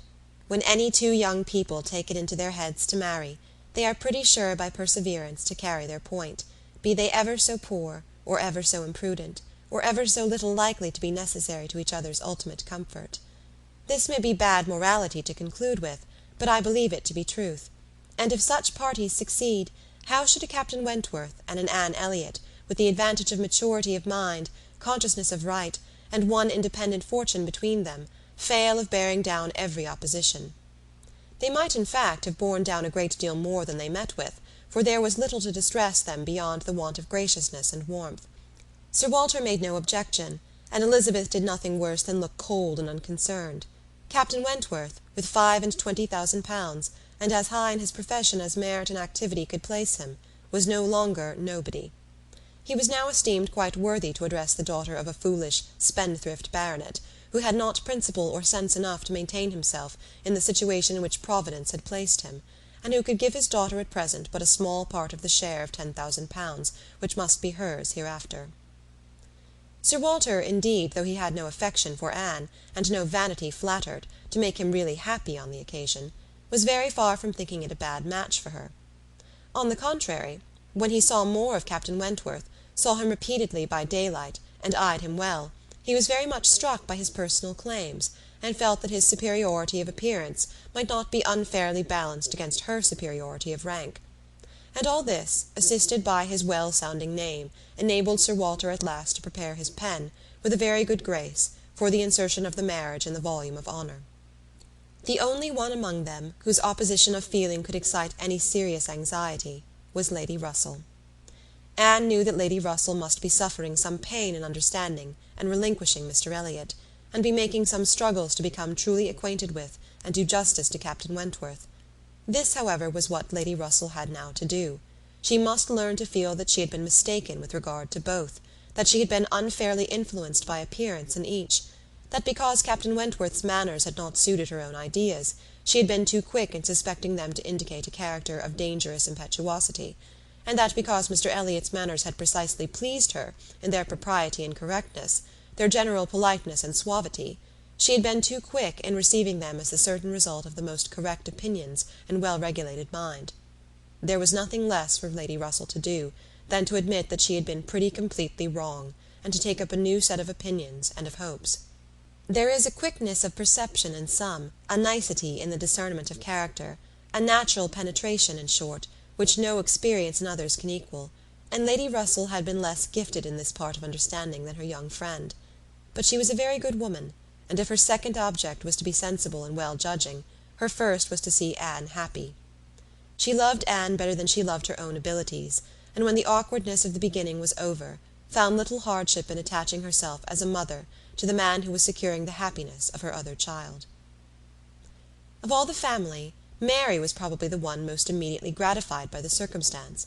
It was creditable to have a sister married, and she might flatter herself with having been greatly instrumental to the connection by keeping Anne with her in the autumn. And as her own sister must be better than her husband's sisters, it was very agreeable that Captain Wentworth should be a richer man than either Captain Benwick or Charles Hayter. She had something to suffer, perhaps, when they came into contact again, in seeing Anne restored to the rights of seniority, and the mistress of a very pretty landulette, but she had a future to look forward to of powerful consolation. Anne had no Uppercross Hall before her, no landed estate, no headship of a family, and if they could but keep Captain Wentworth from being made a baronet, she would not change situations with Anne. It would be well for the eldest sister if she were equally satisfied with her situation, for a change is not very probable there. She had soon the mortification of seeing Mr. Elliot withdraw, and no one of proper condition has since presented himself to raise even the unfounded hopes which sunk with him. The news of his cousin Anne's engagement burst on Mr. Elliot most unexpectedly. It deranged his best plan of domestic happiness, his best hope of keeping Sir Walter single by the watchfulness which a son-in-law's rights would have given. But, though discomfited and disappointed, he could still do something for his own interest and his own enjoyment. He soon quitted Bath, and on Mrs. Clay's quitting it soon afterwards, and being next heard of as established under his protection in London, it was evident how double a game he had been playing, and how determined he was to save himself from being cut out by one artful woman at least. Mrs. Clay's affections had overpowered her interest, and she had sacrificed, for the young man's sake, the possibility of scheming longer for Sir Walter. She has abilities, however, as well as affections, and it is now a doubtful point whether his cunning, or hers, may finally carry the day, whether, after preventing her from being the wife of Sir Walter, he may not be wheedled and caressed at last into making her the wife of Sir William. It cannot be doubted that Sir Walter and Elizabeth were shocked and mortified by the loss of their companion, and the discovery of their deception in her. They had their great cousins, to be sure, to resort to for comfort, but they must long feel that to flatter and follow others, without being flattered and followed in turn, is but a state of half enjoyment. Anne, satisfied at a very early period of Lady Russell's meaning to love Captain Wentworth as she ought, had no other alloy to the happiness of her prospects than what arose from the consciousness of having no relations to bestow on him which a man of sense could value. There she felt her own inferiority very keenly. The disproportion in their fortune was nothing; it did not give her a moment's regret; but to have no family to receive and estimate him properly, nothing of respectability, of harmony, of good-will to offer in return for all the worth and all the prompt welcome which met her in his brothers and sisters, was a source of as lively pain as her mind could well be sensible of under circumstances of otherwise strong felicity. She had but two friends in the world to add to his list, Lady Russell and Mrs. Smith. To these, however, he was very well disposed to attach himself. Lady Russell, in spite of all her former transgressions, he could now value from his heart. While he was not obliged to say that he believed her to have been right in originally dividing them, he was ready to say almost everything else in her favour. And as for Mrs. Smith, she had claims of various kinds to recommend her quickly and permanently. Her recent good offices by Anne had been enough in themselves, and their marriage, instead of depriving her of one friend, secured her two. She was their earliest visitor in their settled life, and Captain Wentworth, by putting her in the way of recovering her husband's property in the West Indies, by writing for her, acting for her, and seeing her through all the petty difficulties of the case with the activity and exertion of a fearless man and a determined friend, fully requited the services which she had rendered, or ever meant to render, to his wife. Mrs. Smith's enjoyments were not spoiled by this improvement of income, with some improvement of health, and the acquisition of such friends to be often with, for her cheerfulness and mental alacrity did not fail her, and while these prime supplies of good remained, she might have bid defiance even to greater accessions of worldly prosperity. She might have been absolutely rich and perfectly healthy, and yet be happy. Her spring of felicity was in the glow of her spirits, as her friend Anne's was in the warmth of her heart. Anne was tenderness itself, and she had the full worth of it in Captain Wentworth's affection. His profession was all that could ever make her friends wish that tenderness less, the dread of a future war all that could dim her sunshine. She gloried in being a sailor's wife, but she must pay the tax of quick alarm for belonging to that profession, which is, if possible, more distinguished in its domestic virtues than in its national importance. End of Persuasion, by Jane Austen.